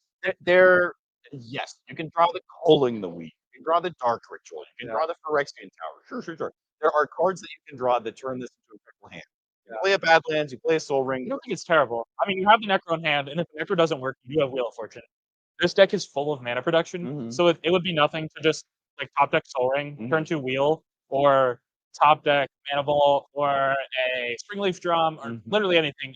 All of these could be online on turn 2, but like turn 2 is a privilege, especially in this spot. Especially in this spot, turn 2 is a privilege. Beat one rock side, you have to win. I would have a hard time not mulling all the way to try to find Landfish into a Tali. Yeah. Like, But also, like I said, I have even outside of games been intimidated by the type of aggressive game plan that a list like this really asks of its pilot. And so I can see a world where, depending on some of those early game conversations, maybe they have like personal experience with these players, so they're able to sniff out, this Atali player, they like to play a few control pieces, or I've seen like Lily play, and she does not let early wins through. I can understand making a decision like this as a pilot. I also can understand. This is a great hand. This is A+, A+ hand. Turn 1 fish. You can pay for. Turn 1 fish, depending on what land Rockside plays, right? It'll be a turn 1. Right. Trust. Inshallah. I believe. Inshallah. I will say I understand like also playing more conservatively. A lot of players when they get into this win and end situation, or we see it sometimes in top 16. We saw it in the Invitational last year. People tend to play more conservatively when like it's on the line, and I think there's also something to be said about being bold when it's on the line too. People aren't expecting it. Yeah. Just from the hands, I think that Lily does have the best hand. She has seen 4, but I think she does have the best hand. She's going to be unaffected by a Vexing Bobble for the most part. I don't think she needs to be too worried about a Pyroblast. There's no way Ollie just. If you draw another land, you have turn 2 Malcolm with your fish out. And that's a fish that you'll be able to pay for forever. Yeah. Lotus Petal coming out of Rockside. Looks like they found that name. Like we said. Turn 2 Necro. Turn 2 Necro. Good work, Ellis. Proving us wrong. We are glad to I love it. There it is. We just heard one of the players go, that hurts. Let's jump to player audio so you guys can enjoy it just as much as we can. We're sorry, Rod. The one feature match I'm in, not playing a bad deck. Well, it's just that it's programmed, so Check out what's wrong. Either punts her out of the game, I will play or gets her, buys her a turn. Already developed. I will exile an Elvish Spirit Guide to play a Soul Ring. I will go ahead and play a Shang-Chi. Nice. So it's good. How are you liking Shang-Chi? I love this card. This is insane. Like, I will hurt myself if you will play a forward. I will top for you. I will play a position. Nice. Really good. Alright, make my turn. Untap. Upkeep. Draw.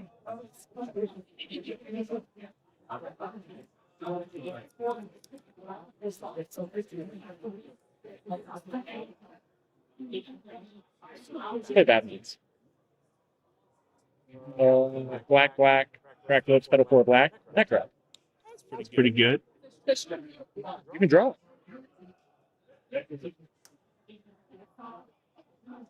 Seems pretty decent. Seems pretty cool. Do you pass burden? Yeah.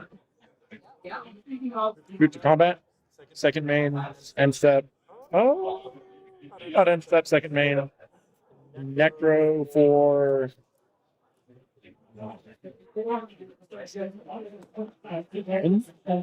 Who's the left or right? Yeah. Necro for 10. Second main. 3, 4, 5, 6, 7, 8, 9, 10. Attempt to move to end step. Pick up all these cards at once, and I'm just shortcut that. Yep. Awesome. So, like we talked about in the pregame, any piece of fast mana turn Necro on, which is awesome. And then you have Wheel of Fortune if it gets countered as backup. The Necro for 10 here is interesting. The Vexing Bubble matters so much.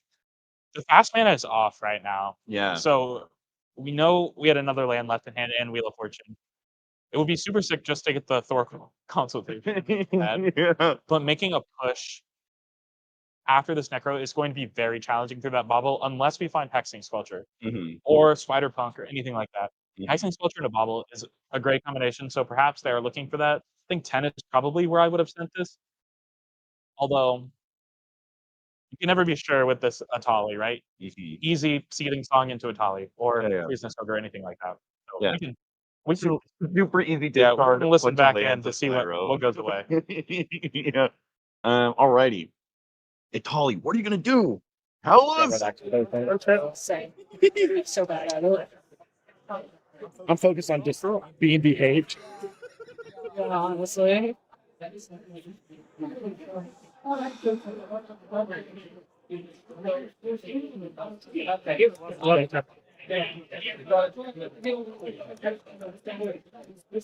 will actually go. I will look for phases. That's great. Okay. Good Shang-Chi being added. Are you playing like a lot of the triplet right effects? 'Cause I know some lists were playing super hard. basically a few of them. Yeah. I'm gonna crack Prismatic Vista. Okay.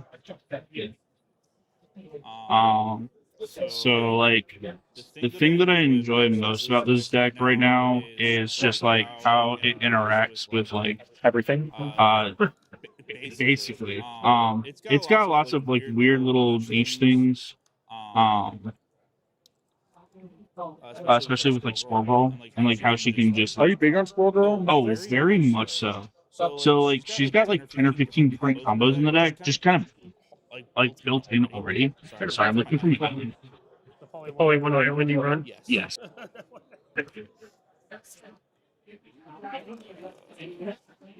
Yeah, I run 4 basic lands, so we do these things. Look pretty neat. Oh, there it is. I'm big on. Okay. I like the mana symbols they have. So what are we doing about Rockslide, fellow new player? Trying because he's got a vaccine bubble. He can always crack it with conversation. True. I'm more worried about your rocks. Maybe I want to crack. That's why I'm more worried about your rocks. Can you feed me guys? I really have the ability to. Yeah, no. I'm going to be playing a Gracios and the paper fish. I just have to get started. Ew. Did you leave your 2 ices? That was the right call. Yes, I heard. And tap up the main phase.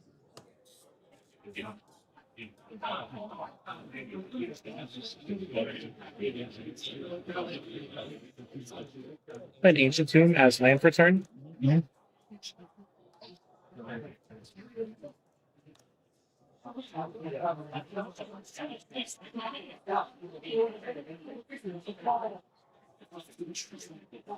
Cast a Garfield Dark Ritual.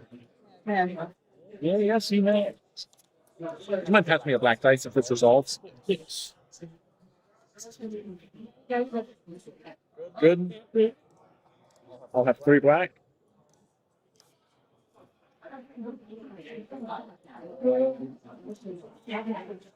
Did not expect to do this far. Thank you.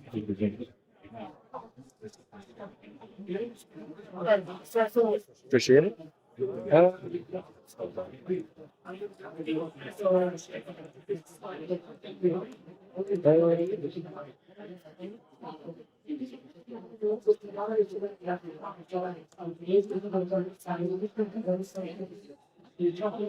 Wheel of Fortune.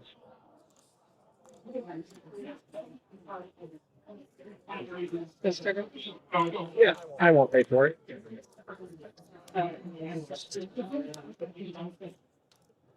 Beat your breach. I mean, yeah. Response? I mean, at worst, he has Spacios activation right now, so if you want to priority bully him, so that's where it's weird.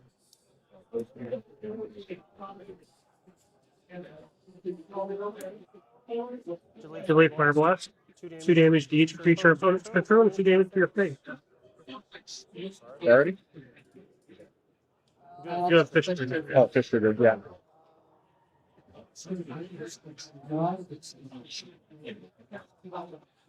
How much mana? I have 3 blacks floating. Yeah. It's enough to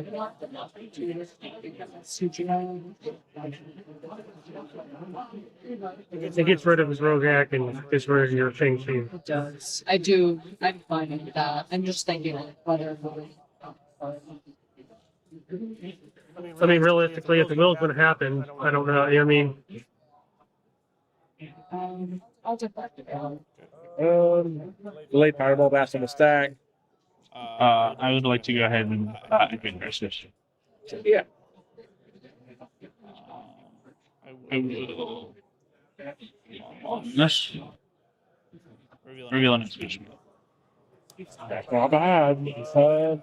If it didn't want me, I have nothing. Okay. Good. 2 damage to myself. No, it does to you as well, right? No, it's just opponents. Wheel of Fortune on the stat? Yep. Oh, good to me. Okay.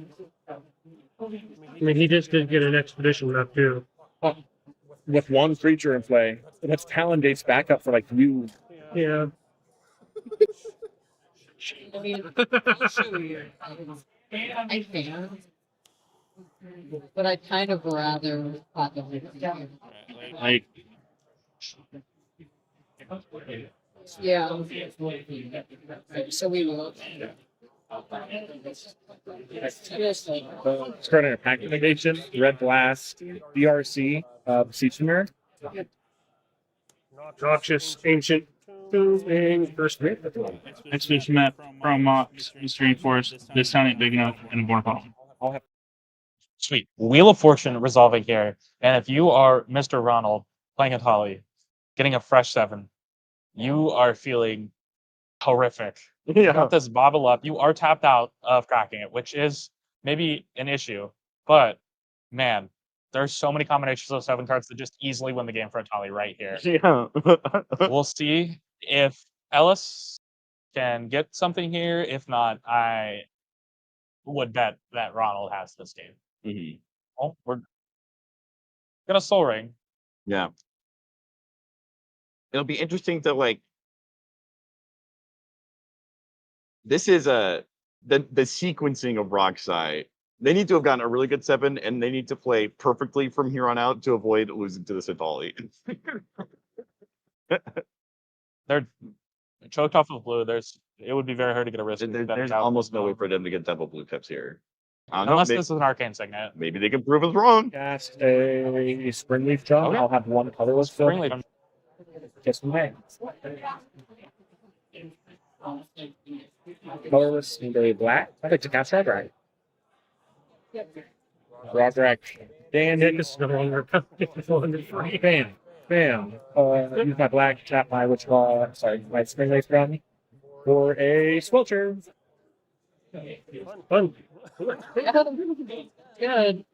There's Mana left? no mana left. If Squelcher is Dandy, I'd like to activate Necro 6 times. So was serious. 3, 4, 5, 6. Am I good to move through steps and phases to go to my end? Yep. Pick up all cards at once. Yep. All right.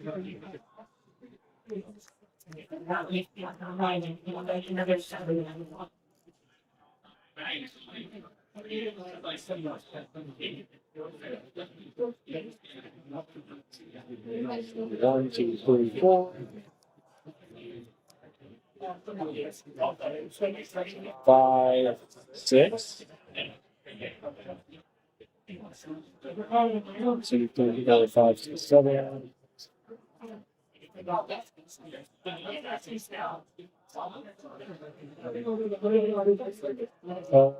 Move to cleanup step. Discard a Bloodstained, Arcane Signet, Odawara. 3 triggers to go to exile. Yep. That's the turn. Yep. If you don't mind.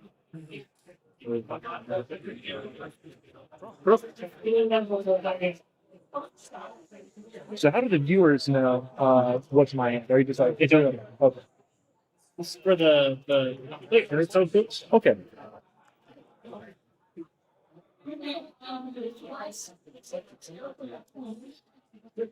Thank you. Aerial recruiter. Yep. Good. Yeah.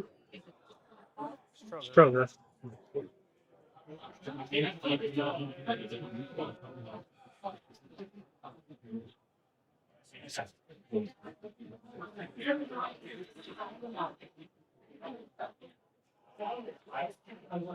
Whoa! You saw that coming. I wonder. Stop hitting me, guys. At least. I want to multiply that somehow brought out of this. I kept 3. Yeah, true. I wonder, right?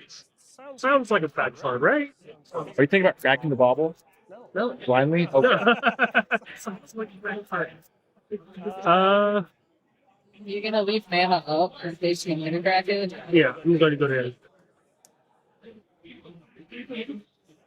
tap. Draw.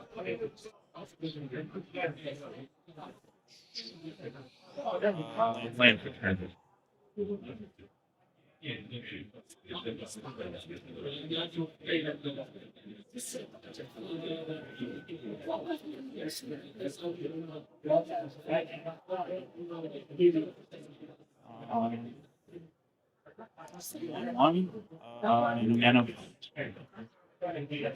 Breakdown players, Stephen Lee, please report to the stage.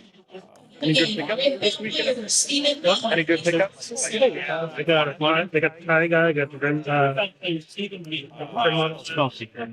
What can I please see your graveyard? Yes.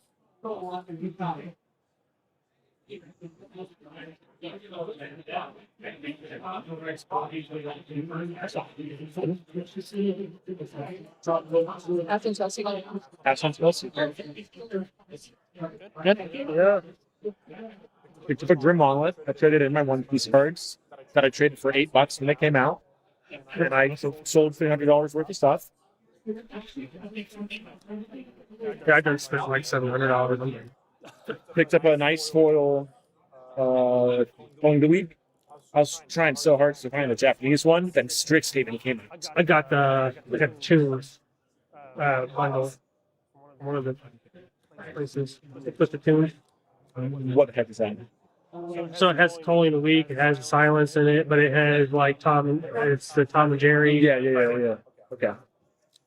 Right, just Coley the Week, and that's where the black and white one comes from. What did you pull? I did the Fatal Push in the black and white one.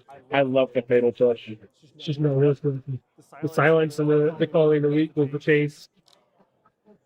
Were they both are they both big money or Yeah, like $100. I think Coley's like $150. I think players are like every now and then you get crappy secret layers. Then you get all. Then you're given like Crappy. All these good stuff. Yeah. I wonder if you're gonna buy back Shang-Chi. I wonder. I can see. Yeah, this build is looking a lot more adaptive than most. You mind petting him? No. I'm gonna spend 1 now. That's a proper nation. Paying.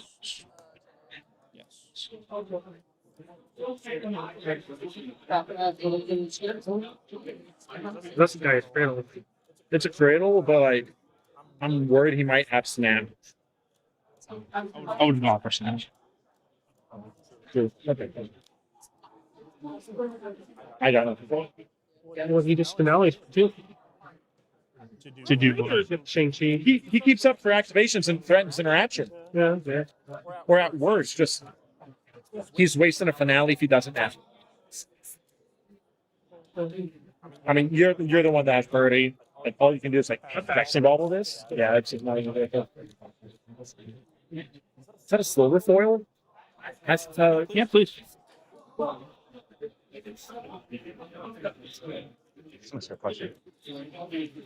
Unfortunately, I traded in my guy's cradle this weekend, so I have to go home and put my judgment in here. Spellseeker crop rot for Cradle. Pretty typical from Rog Thras. For those of you just joining us, this has been a game. We had a turn 1 C2 bobble from Atali, and then we had a turn 2 Necro from the Roxai in C1. Since then, we've done a little bit of necroing, and then we did a wheel, and now the Roxai has a Swelter and this bobbles out. Yes. So if you're Roxai and it gets back to your turn, you're in a really good spot. What we don't know is what Lily Drake is holding on to down at the bottom of the screen. With this fish that's being fed through all of this, there is a real chance she untaps and just kills these guys. Yeah, it's not impossible at all. Jake Cat, one of the most handsome commentators, asking how does Vexing Bobble and Hexing Sculpture work again? Yeah. This is a good instance of one of a tried and true axioms that was helpful for me when I was initially learning CDH. This is an example of can't beats can. So the fact that Hexing Sculpture says your spells can't be countered is going to override Vexing Bobble saying it will be countered. And I am getting in. We do have Lily's hands. We can take a look here and just see what might happen. It is a huge grip.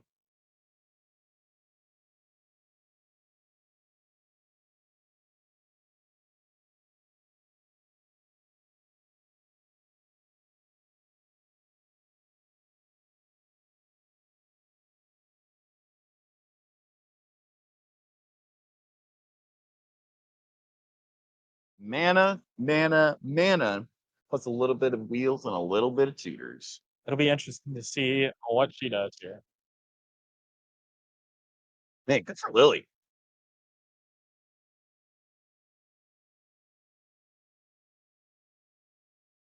Let's see. You gotta agree. Don't have to answer me on this. Does your list play like flash photography and stuff, or are you not playing towards a slot? Yeah. Okay. No, so like, I'll play some like steel cards. So I'll let you play all the value cards, and then I'll just take them. So like I'll play the common here and stuff like that. But I'm not gonna try to like copy that. He's like, I'm gonna play through it or I'm not.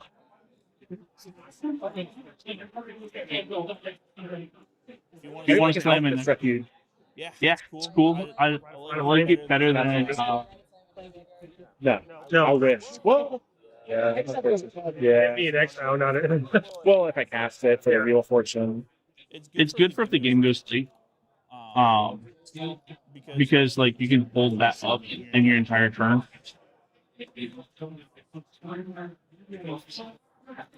A lot of stacks in my format. I've definitely spent a lot this weekend. This is the most I've spent in a week. I think I'm at 600 right now. Oh no, I'm sorry. There's a lot of stacks in. Oh yeah. My buddy, nonstop. They see I am. I need to reload. My cabbages. I passed already. Could be facade. I'm totally not sitting on a Jessica's will. I need to get whatever you sculpted out of your hands. Yeah, his hand's gas. Kind of. You said he passed on it? Please leave that available. Yeah, I'm leaving. No. You might have Leave the mana bracket. Why? Why? Because these stuff's uncounterable. It's fine. I just took that. Just sort of drop it. Okay. Yeah. Stacking the large temple. Get on crop. And a confluence table might get go down. Good on it? I'm assuming this isn't encountered. I'm not. Take a look at that. Oh, dude. I imagine it was the same. It's playable, yeah. It's just mana, tutor into. This Look at it. This wheel is needed, guys. This wheel is needed. And then I have like, is my Yogg's will still in hand? Oh yeah, we were so. I know. And then it buys me back And I have this. no way to deal with it. Yeah. So my you just dealt with it. Yeah, my Yogg's will. I could have paid for the fish again and just like sat on my hands. You definitely got guys fail. But like, are we all good? Yeah. You know, I have to say, there is something very humorous to me about the fact that a wheel is about to resolve, but all these players are passing their hands to each other beforehand. It's turning into a bizarre game. Yeah. I still think this rag side feels so good. Yeah. Bobble with their own hexing culture. I mean, you're going to lose a lot of like good cards for sure. Just for draw sure. Underworld Breed, right? But I mean, theoretically, the idea behind Rogsai is that like all of it's good cards, right? And so especially once you get a few pieces like I don't know, Fixing Sculpture, Necro, any 7 ought to do you. Let's see what Willie does next. Yes. Malcolm. May just very well be. This wheel is not. Mine was alright. Thank you for the prep.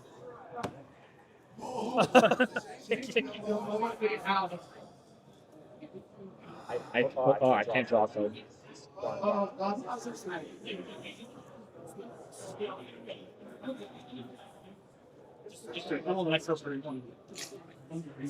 I'll do it. Oh, dude. Yeah, we'll do. I pass on Malcolm. And I'll pass the turn. Move to my turn. Untap. Upkeep. Main phase? Yep. Yeah.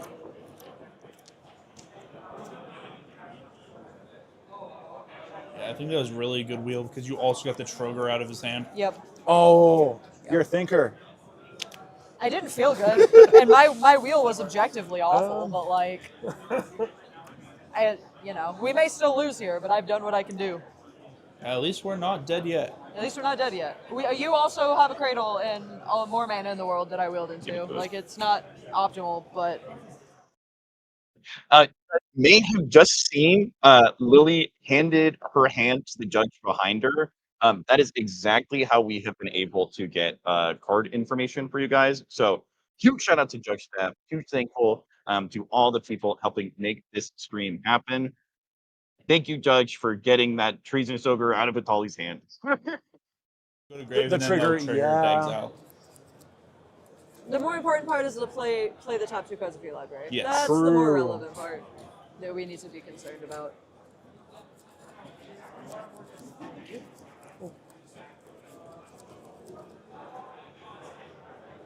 Fell on the stack. Would you expect you have priority?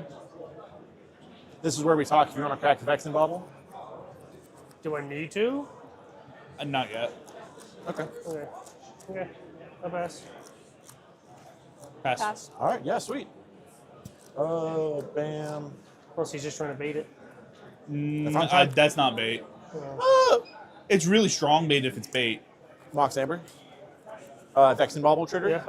Fixing bubble trigger. Good. Doesn't get countered. Yep. Yeah, I almost got blindsided by casting frontside to double mana whenever it's useless. So. Oh. The Hexing Squelcher is just the problem. If you can remove the Hexing Squelcher with the counter trigger on the stack, that would be phenomenal. I don't think you can. Pyrokinesis? You'd be surprised. Like, I mean, Lightning Bolt, if for some reason Atali runs that. well, I mean, he's only got Cradle open, so it would have to be Pyrokinesis. Oh, it is only Cradle Open. I didn't see that. That's I what thought that was a dual land for some reason. This feels bad. I don't know if I want to Necro, then like just hope for an extra turn spell, or like dig now. I think it's a little bit of both. I would like to discard a Misdirection to exile the top 2. Necro Dominance. It's the Necro Punch trigger. Yep. Good to exile the top 2. Yep. Infernal Plunge. Necrodom. Necrodom. You should double down on your Necros, in fact. Oh. I think that's cooking. I think that is indeed cooking. It sounds like gas. Sounds like gas. You were wanting to draw cards. There you go. Necro lets you draw cards.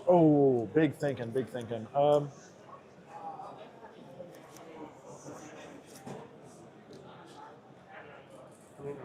mean, watching that, but it's not really helping. So I'm gonna check my exile. Okay, yeah. If I lose, I punt. I'd like to activate Necro 11 times. Sounds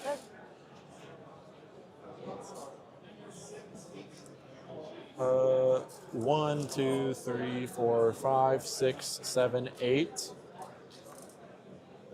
9, 10, 11, 12.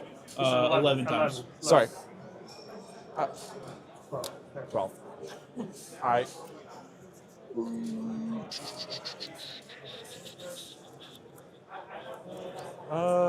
Can I read the backside of Bergie?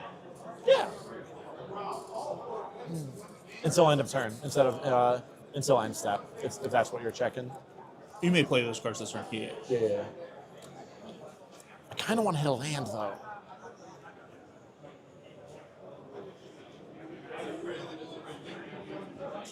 I will activate Arnfell, discarding a Brain Freeze. Necro Punch trigger. Activation good? Yep. I'm happy now. Play a Scalding turn as land for turn. I'm going to check my exile for any duels that I'm missing, because I have hit a lot of them. Ooh, Falk, Underground Sea, Badlands. Yeah, wow. Blood Crypt. That's the rest of them. Yeah, you hit them all. That feels bad. Because the Badlands. Yeah. I don't play the Underground Sea? Underground Sea Seas list already. Yep. Yeah, I have my 2 shocks. Saxton, whatever it's called. R.I.P. I'd like to cast a Chromox.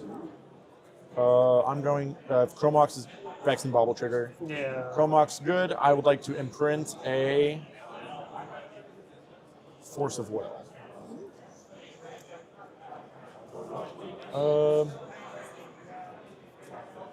Do I pay the life to see what I look for? I think I do. Crack Scalding Tarn. Good. Let's see if I have what I need. Thanks. It gives you a chance to look at your library to see what you put in them. If it's a free way to search, I'm not too pressed about it. Tells you if you want to push or not. Yeah. Well, just lets me know what's in my necro pile, too. Through subtractive reasoning. Gives you a general idea. So is that officially a fail to find? I'll decline not to get it, yeah. Yeah, Oh,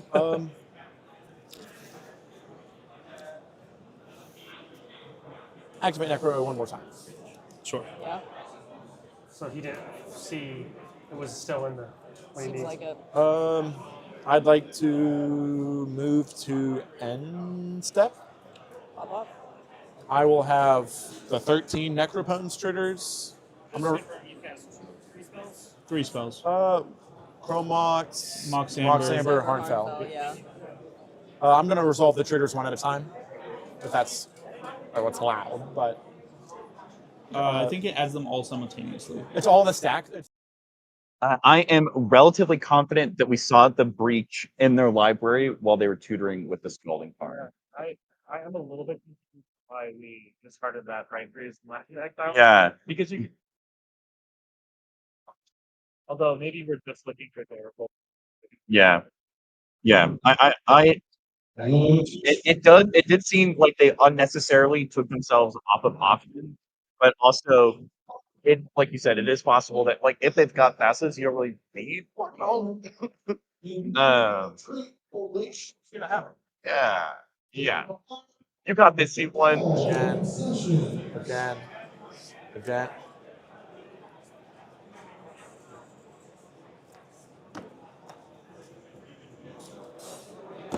Oh no.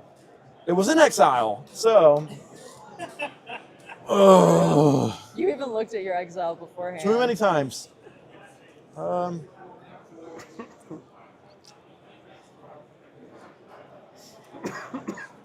I can dig for Final Fortune. True. I would like to discard Arid Mesa, exile the top 2. Good. Yep.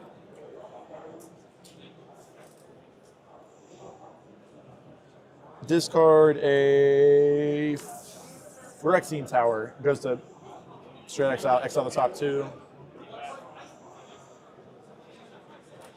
I'm doing this wrong. I'm a goober.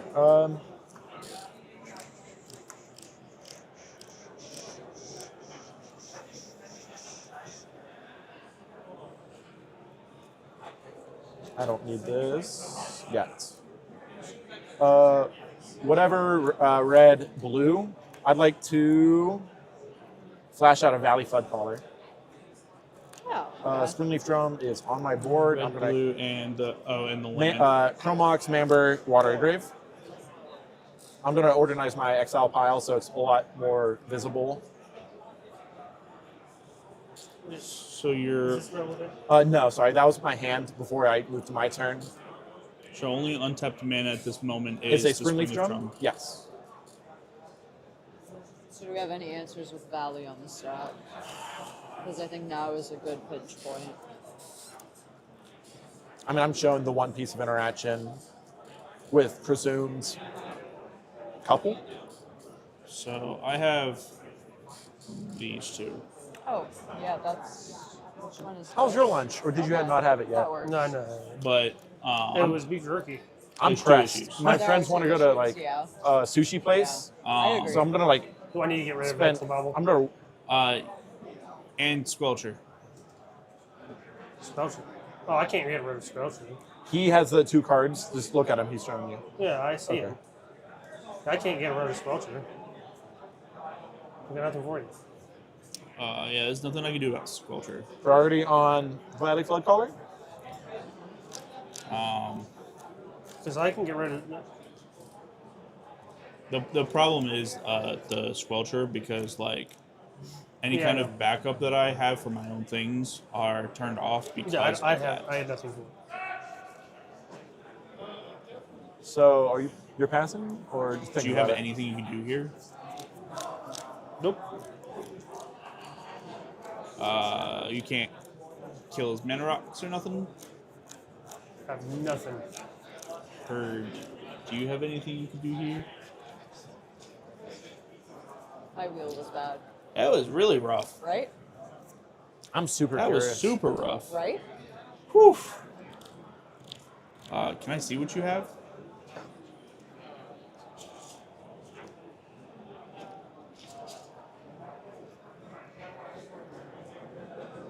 Basically, just.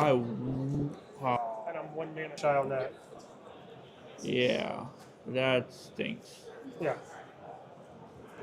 Do you have any ability to untap any of his mana? I To don't. help him not be short on something? I don't. Okay. I know sometimes Rockdrass has shenanigans. So. Like Snap or like Okay. yeah. I mean, Right. yeah, that is what it is. But I got wheeled on your turn, so I Right, didn't have it. right. I mean, I'm also going to draw a Again, card matching. on a Vexing Bottle. Go ahead and crack it. It's not not helping us at all right now, because all of his stuff can be countered anyway. It's just holding us back at this point, so I'll there's just no do that. reason And for then it to be try to Draw draw a a card and hope. No? Okay. So priority on Valley Flood Caller, I myself will pass. I got to pass on it. Do you want me to go ahead and do it now? You might as well just get it out. I mean, I cast my break trap. Are you casting it?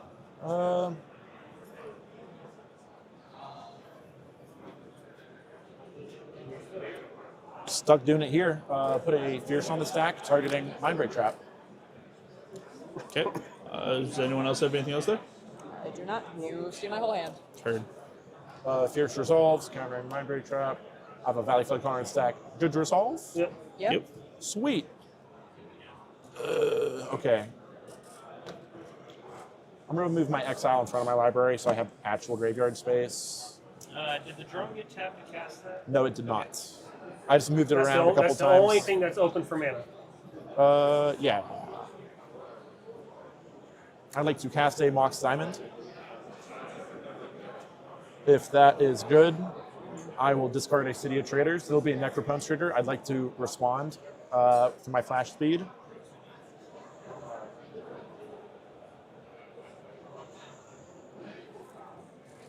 Thank you. Flash a Blindside Diamond. Good. Yep. Kind of spin down right here. Yes. Okay. Just for the necro triggers, if it's something to be relevant of. Oh, we have a whole pile. Sweet. You have a million. Okay, that's kind of Also, just cool. put a die on it if you Yeah, want. I'll have the 2 Valley Flood Caller triggers for casting the non-creature spell.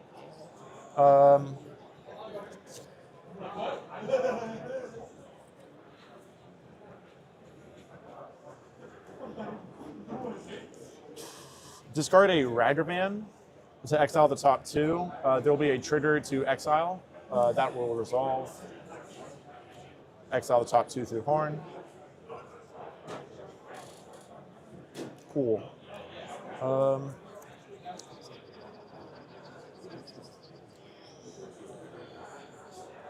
Is there any ability to hard cast the trap? Mm-mm. You don't have enough mana over there. No, these are all sick. Oh, those are yeah. Okay. Tap a Stringleaf Drum to tap. He's been to holding tap me back all Because game. Valley if we're Flood able Caller. to get rid of Horn. You have a Rite of Flame in your graveyard now, though, right? I do have a red flame in my graveyard. That Dude, is- second time this happened to me. That is relevant. Cast a It do you is- have any Rite of Flames in your graveyard? That's all. I was just making sure. I don't think I do. No. I'd like to put a Rite of Flame on the stack. There'll be a Valley Flood Caller trigger. Yeah. Untap, then that. Rite of Flame on the stack. Yep.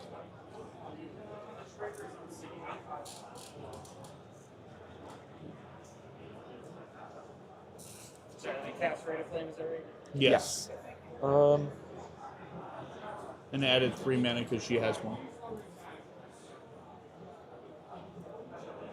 do I just tap that for a black? No, I need a tutor here. Do I need a tutor here? Yes. Rip a. Discard a Vexing Bauble to Harnfell. It'll exile. Activation. Top 2. Final Fortune Tainted Pact. Whoa! Would you like to cast Tainted right here? I hit faucets, didn't I? No. Red. And a black. I would like to.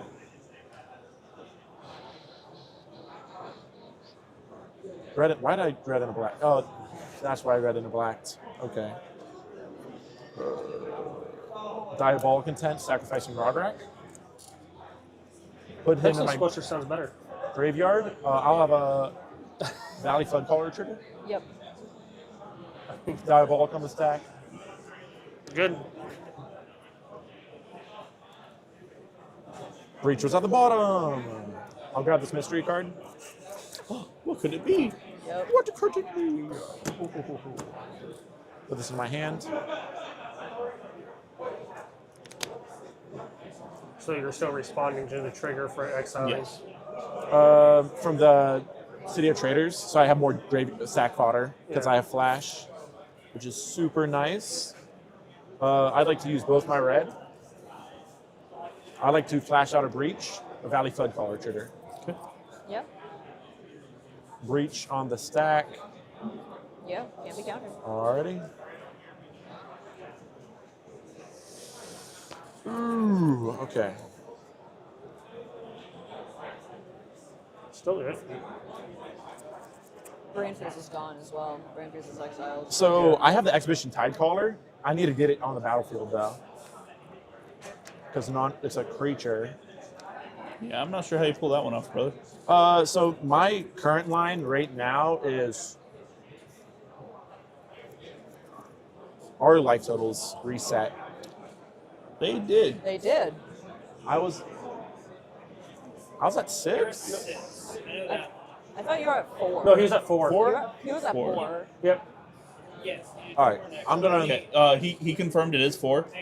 4. I think he's able to fix the game state with his laptop. I'm gonna use this dice to represent my life total. I'm gonna continue throughout my game if that's good. Okay. I mean, our life totals don't matter. You got it. Lily, I think you were like 30 for your each. Yeah, I was at 30 or 32.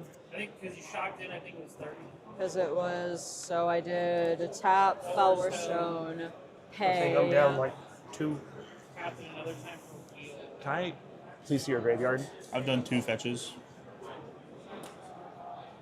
No, I've done 1 fetch. So this one I never got off.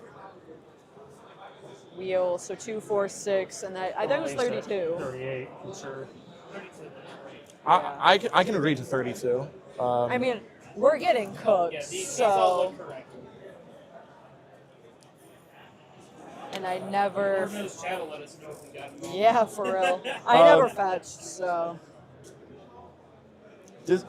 Sacrifice Lion's Eye Diamond for 3 blue. Yep. I will need to discard my hand in a second. 1, 2, 3, 4, 5, 6, 7. He has 0.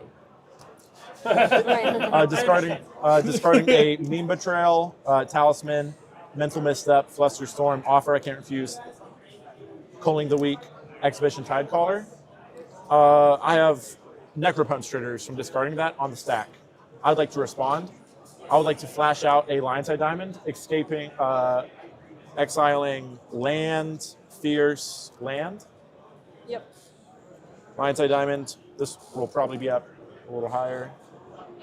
Crack Lion's Eye Diamond for 3 black. That's your graveyard. Meme Betrayal value is a little super relevant.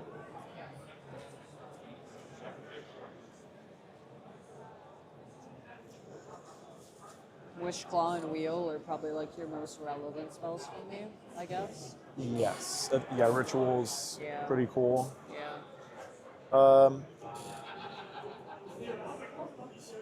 2 black and a blue. I would like to flash out a Meme Betrayal, exiling Rodrak to my command zone.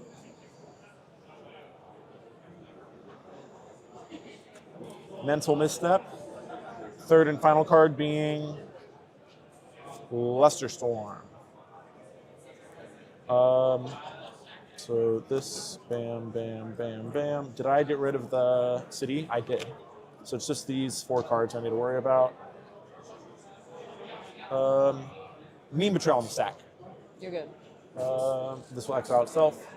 Can I see your graveyard? Thank you.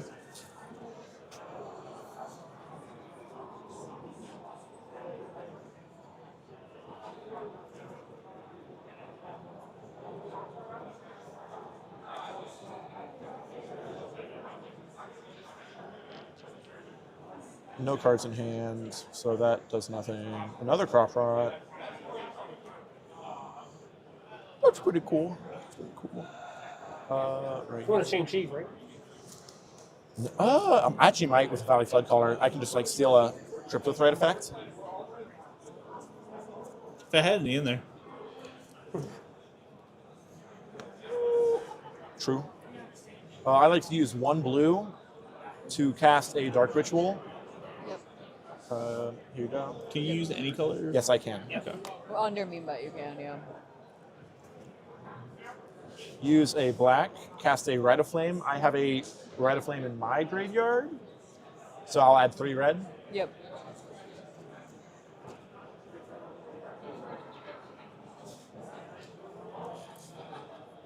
Yeah.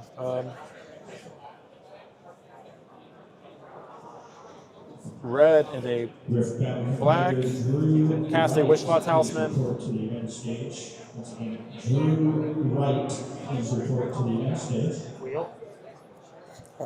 I might. Legitimately. I mean, Wheel Meme Bet goes pretty crazy. Especially after 3 wheels. Yeah. 3 wheels, 2 wheels. Black A lot of wheels. and a red. I'd like to cast a Born Upon a Wind. Good. I mean, you already have flash. Well, I need creature flash. Oh, that was in your graveyard. Yep. Oh, okay. Draw. Yeah. Well, now he has the Exhibition Tide Caller. Yeah. I'd like to flash out a Exhibition Tide Caller. with You do need the blue with yes. Thank you. I'm going to escape a Diabolic Intent, Lotus Petal, Talisman of Indulgence. Yep. Exhibition Tidecaller, good. Yep. Flash out a Mox Amber. Legendary roll. If this resolves, sack my Mamber. Are there any other legendaries? No. No. All right. I'm sorry if it feels like I'm slow rolling this. No, you're good. Flash out a Mox Opal. You have an opal out already? I don't think you do. I do not. Yeah, I don't. It would have been awesome earlier. I'd like to tap my Member for nothing because it's irrelevant. Yeah, because you sacked I have no your egg, legendaries, yes. I'd like to tap this for a...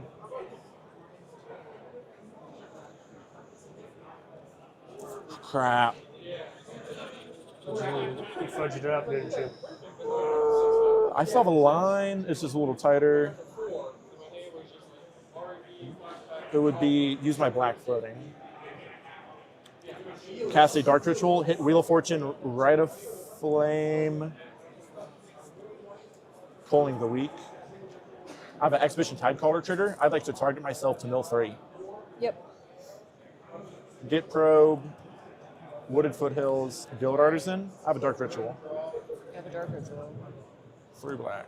Riftbound Showdown competitors, this is a reminder that once your match has completed, please report your results. Please report your results for Riftbound Showdown.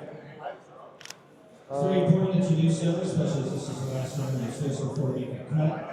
All results. I'd like to discard Harnfell, Horn of the Bounty. Discard Adnaz to Harnfell. Activation.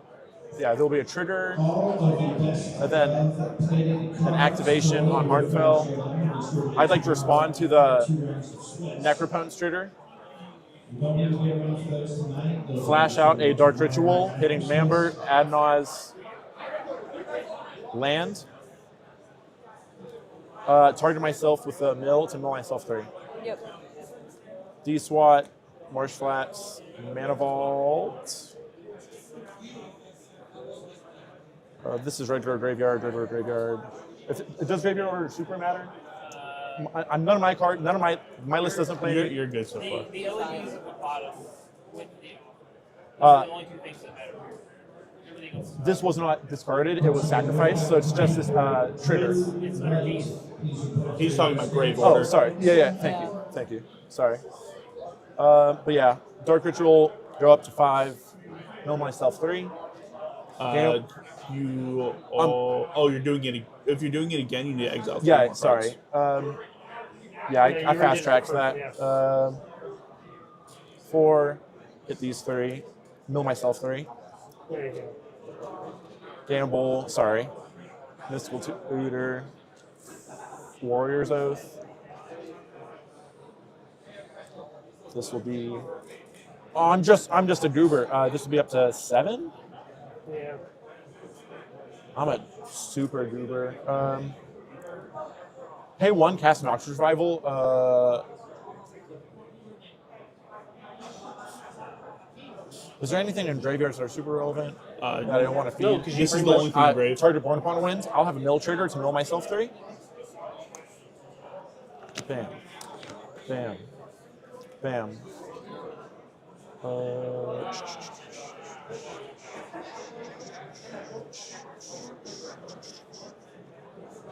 I'm going to try fast tracking this now. Cast a Tinted Pact. Exhibition Tidecaller trigger. Yeah. I'll target you to mill 3. Need a mill 3? Yes.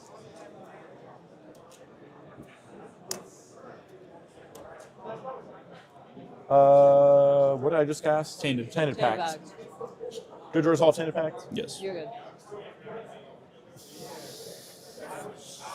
Grinding Station, Time Twister, Trader's Grasp, City of Brass, Mindbreak Trap, Command Tower, Last Chance, Spirit Guide, Demonic Tutor, Demonic Council, M-Seal, Thassa's Oracle. I'd like to stop at Thassa's Oracle. You sure? This will be in my hand. You got more cards in deck. I kind of do.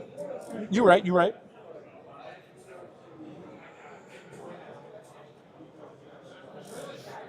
Any mana rocks that are cheap and exile? I think you hit all the mana out of our graves. Yeah. Yeah, there's none in mine either. Thank you.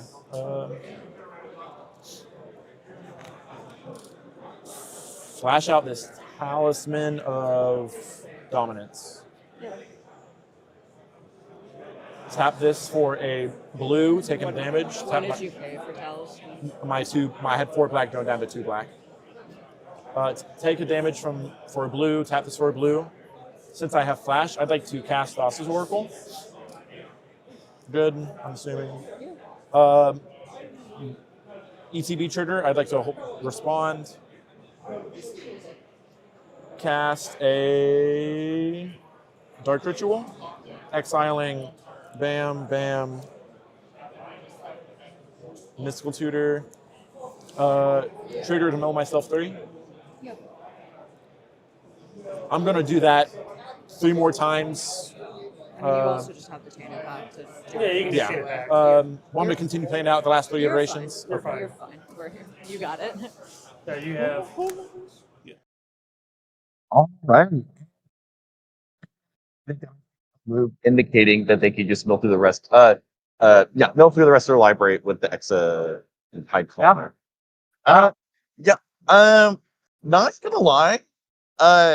while I am proud of this rock site for getting there, I do feel like there were a lot of detours that they took along the way. Yeah, they got to cast more spells than anything else. They did get to take a lot of game actions, and honestly, it's fun. At the end of the day, this is what it's about. Yeah. What am I gonna do? Not cast spells? Meme bet. They got it. Yeah, good for them. We are very similar to previous rounds today. We're gonna bring it back for an interview. And so even though we are at the end of the Swiss coverage that we have for today, there's still more content for you guys, and there are still more rounds of Magic to be played before Top Cut. We're gonna give you some details when we come back, but there's one round of Swiss tomorrow. We've got Top Cut, then we've got Top 4. So if you have enjoyed watching the games today, don't forget to like and subscribe. But even more so, don't forget to come back. So we are going to go to some ads, and then we are going to have an interview with one of the players from that pod for you. $4,000 for one deck? Half the cards are out of stock anyway. I just want to play the game. Did somebody say despair? Wait, what? Who are you? I am Aquarion, wizard of many things. Bro, are you drinking right now? It's a gilded goblet. Pay attention. Okay. You seek a deck? I bring tidings of a deal. GildedGoblets.com. Buy 3 decks, and the 4th one is free. Wait, a completely free CEDH deck? Ready to play and ship to your hovel, but only during this tournament. So you're telling me I need to order them this weekend? The magic expires when the tournament does, child. Thanks, Aquarion. This is the best thing a wizard has ever done for me. I know. Tell your pod. Buy 3 decks and get the 4th one for free at GildedGoblets.com. Use the code FREEDECK at checkout, but you better hurry. Only for this tournament. Gold Sabertooth creates one-of-a-kind art for Magic players who want more from their game. From stunning playmats to beautifully illustrated tokens, every piece is crafted to inspire and stand out. Let your table tell a story. Explore the full collection now at etsy.com/shop/goldsabertooth.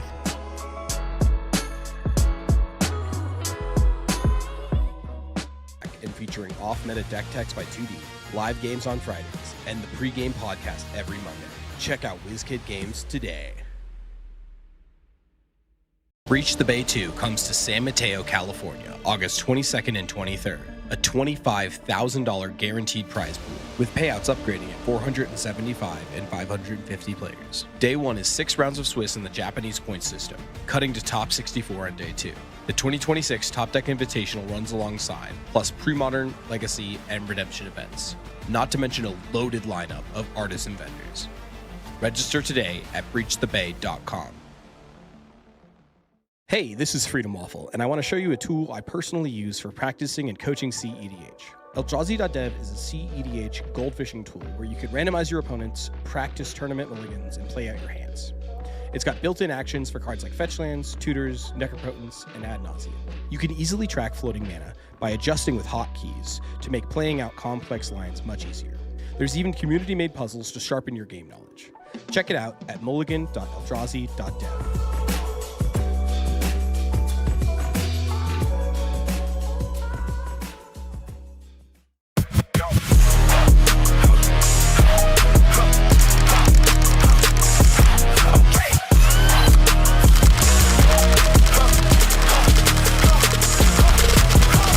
F6 Supply is your one-stop shop for premium tournament accessories. From Benishoga playmats and high-quality dice to our custom token pack, F6 has everything you need to up your tournament game. Every design is original art, never AI. Shop online at shopf6.com or visit our booth at CDH Tournaments nationwide. Level up your game with F6 Supply.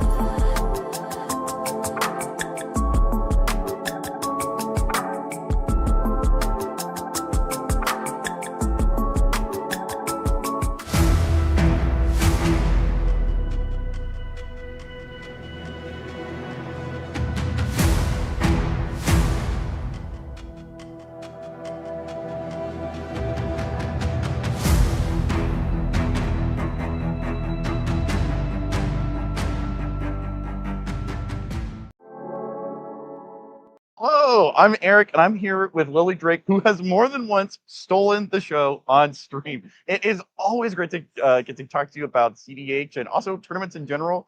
You and Jordan are quite the power couple when it comes to our meta. I would love to hear, we are at the end of day one, 5 full rounds of Swiss, a lot of games, a lot of Magic was played. How are you feeling at the end of the day? Lessons learned, mistakes made, ways you want to improve going in. Talk to me about it. So yeah, I am at 7 points going in. I just made day 2.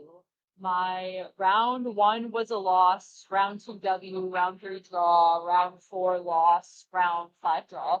So, pretty awkward day overall. I think I got some very awkward hands. Was put into some weird scenarios. People just wanted to draw the game instead of win the game. Yeah.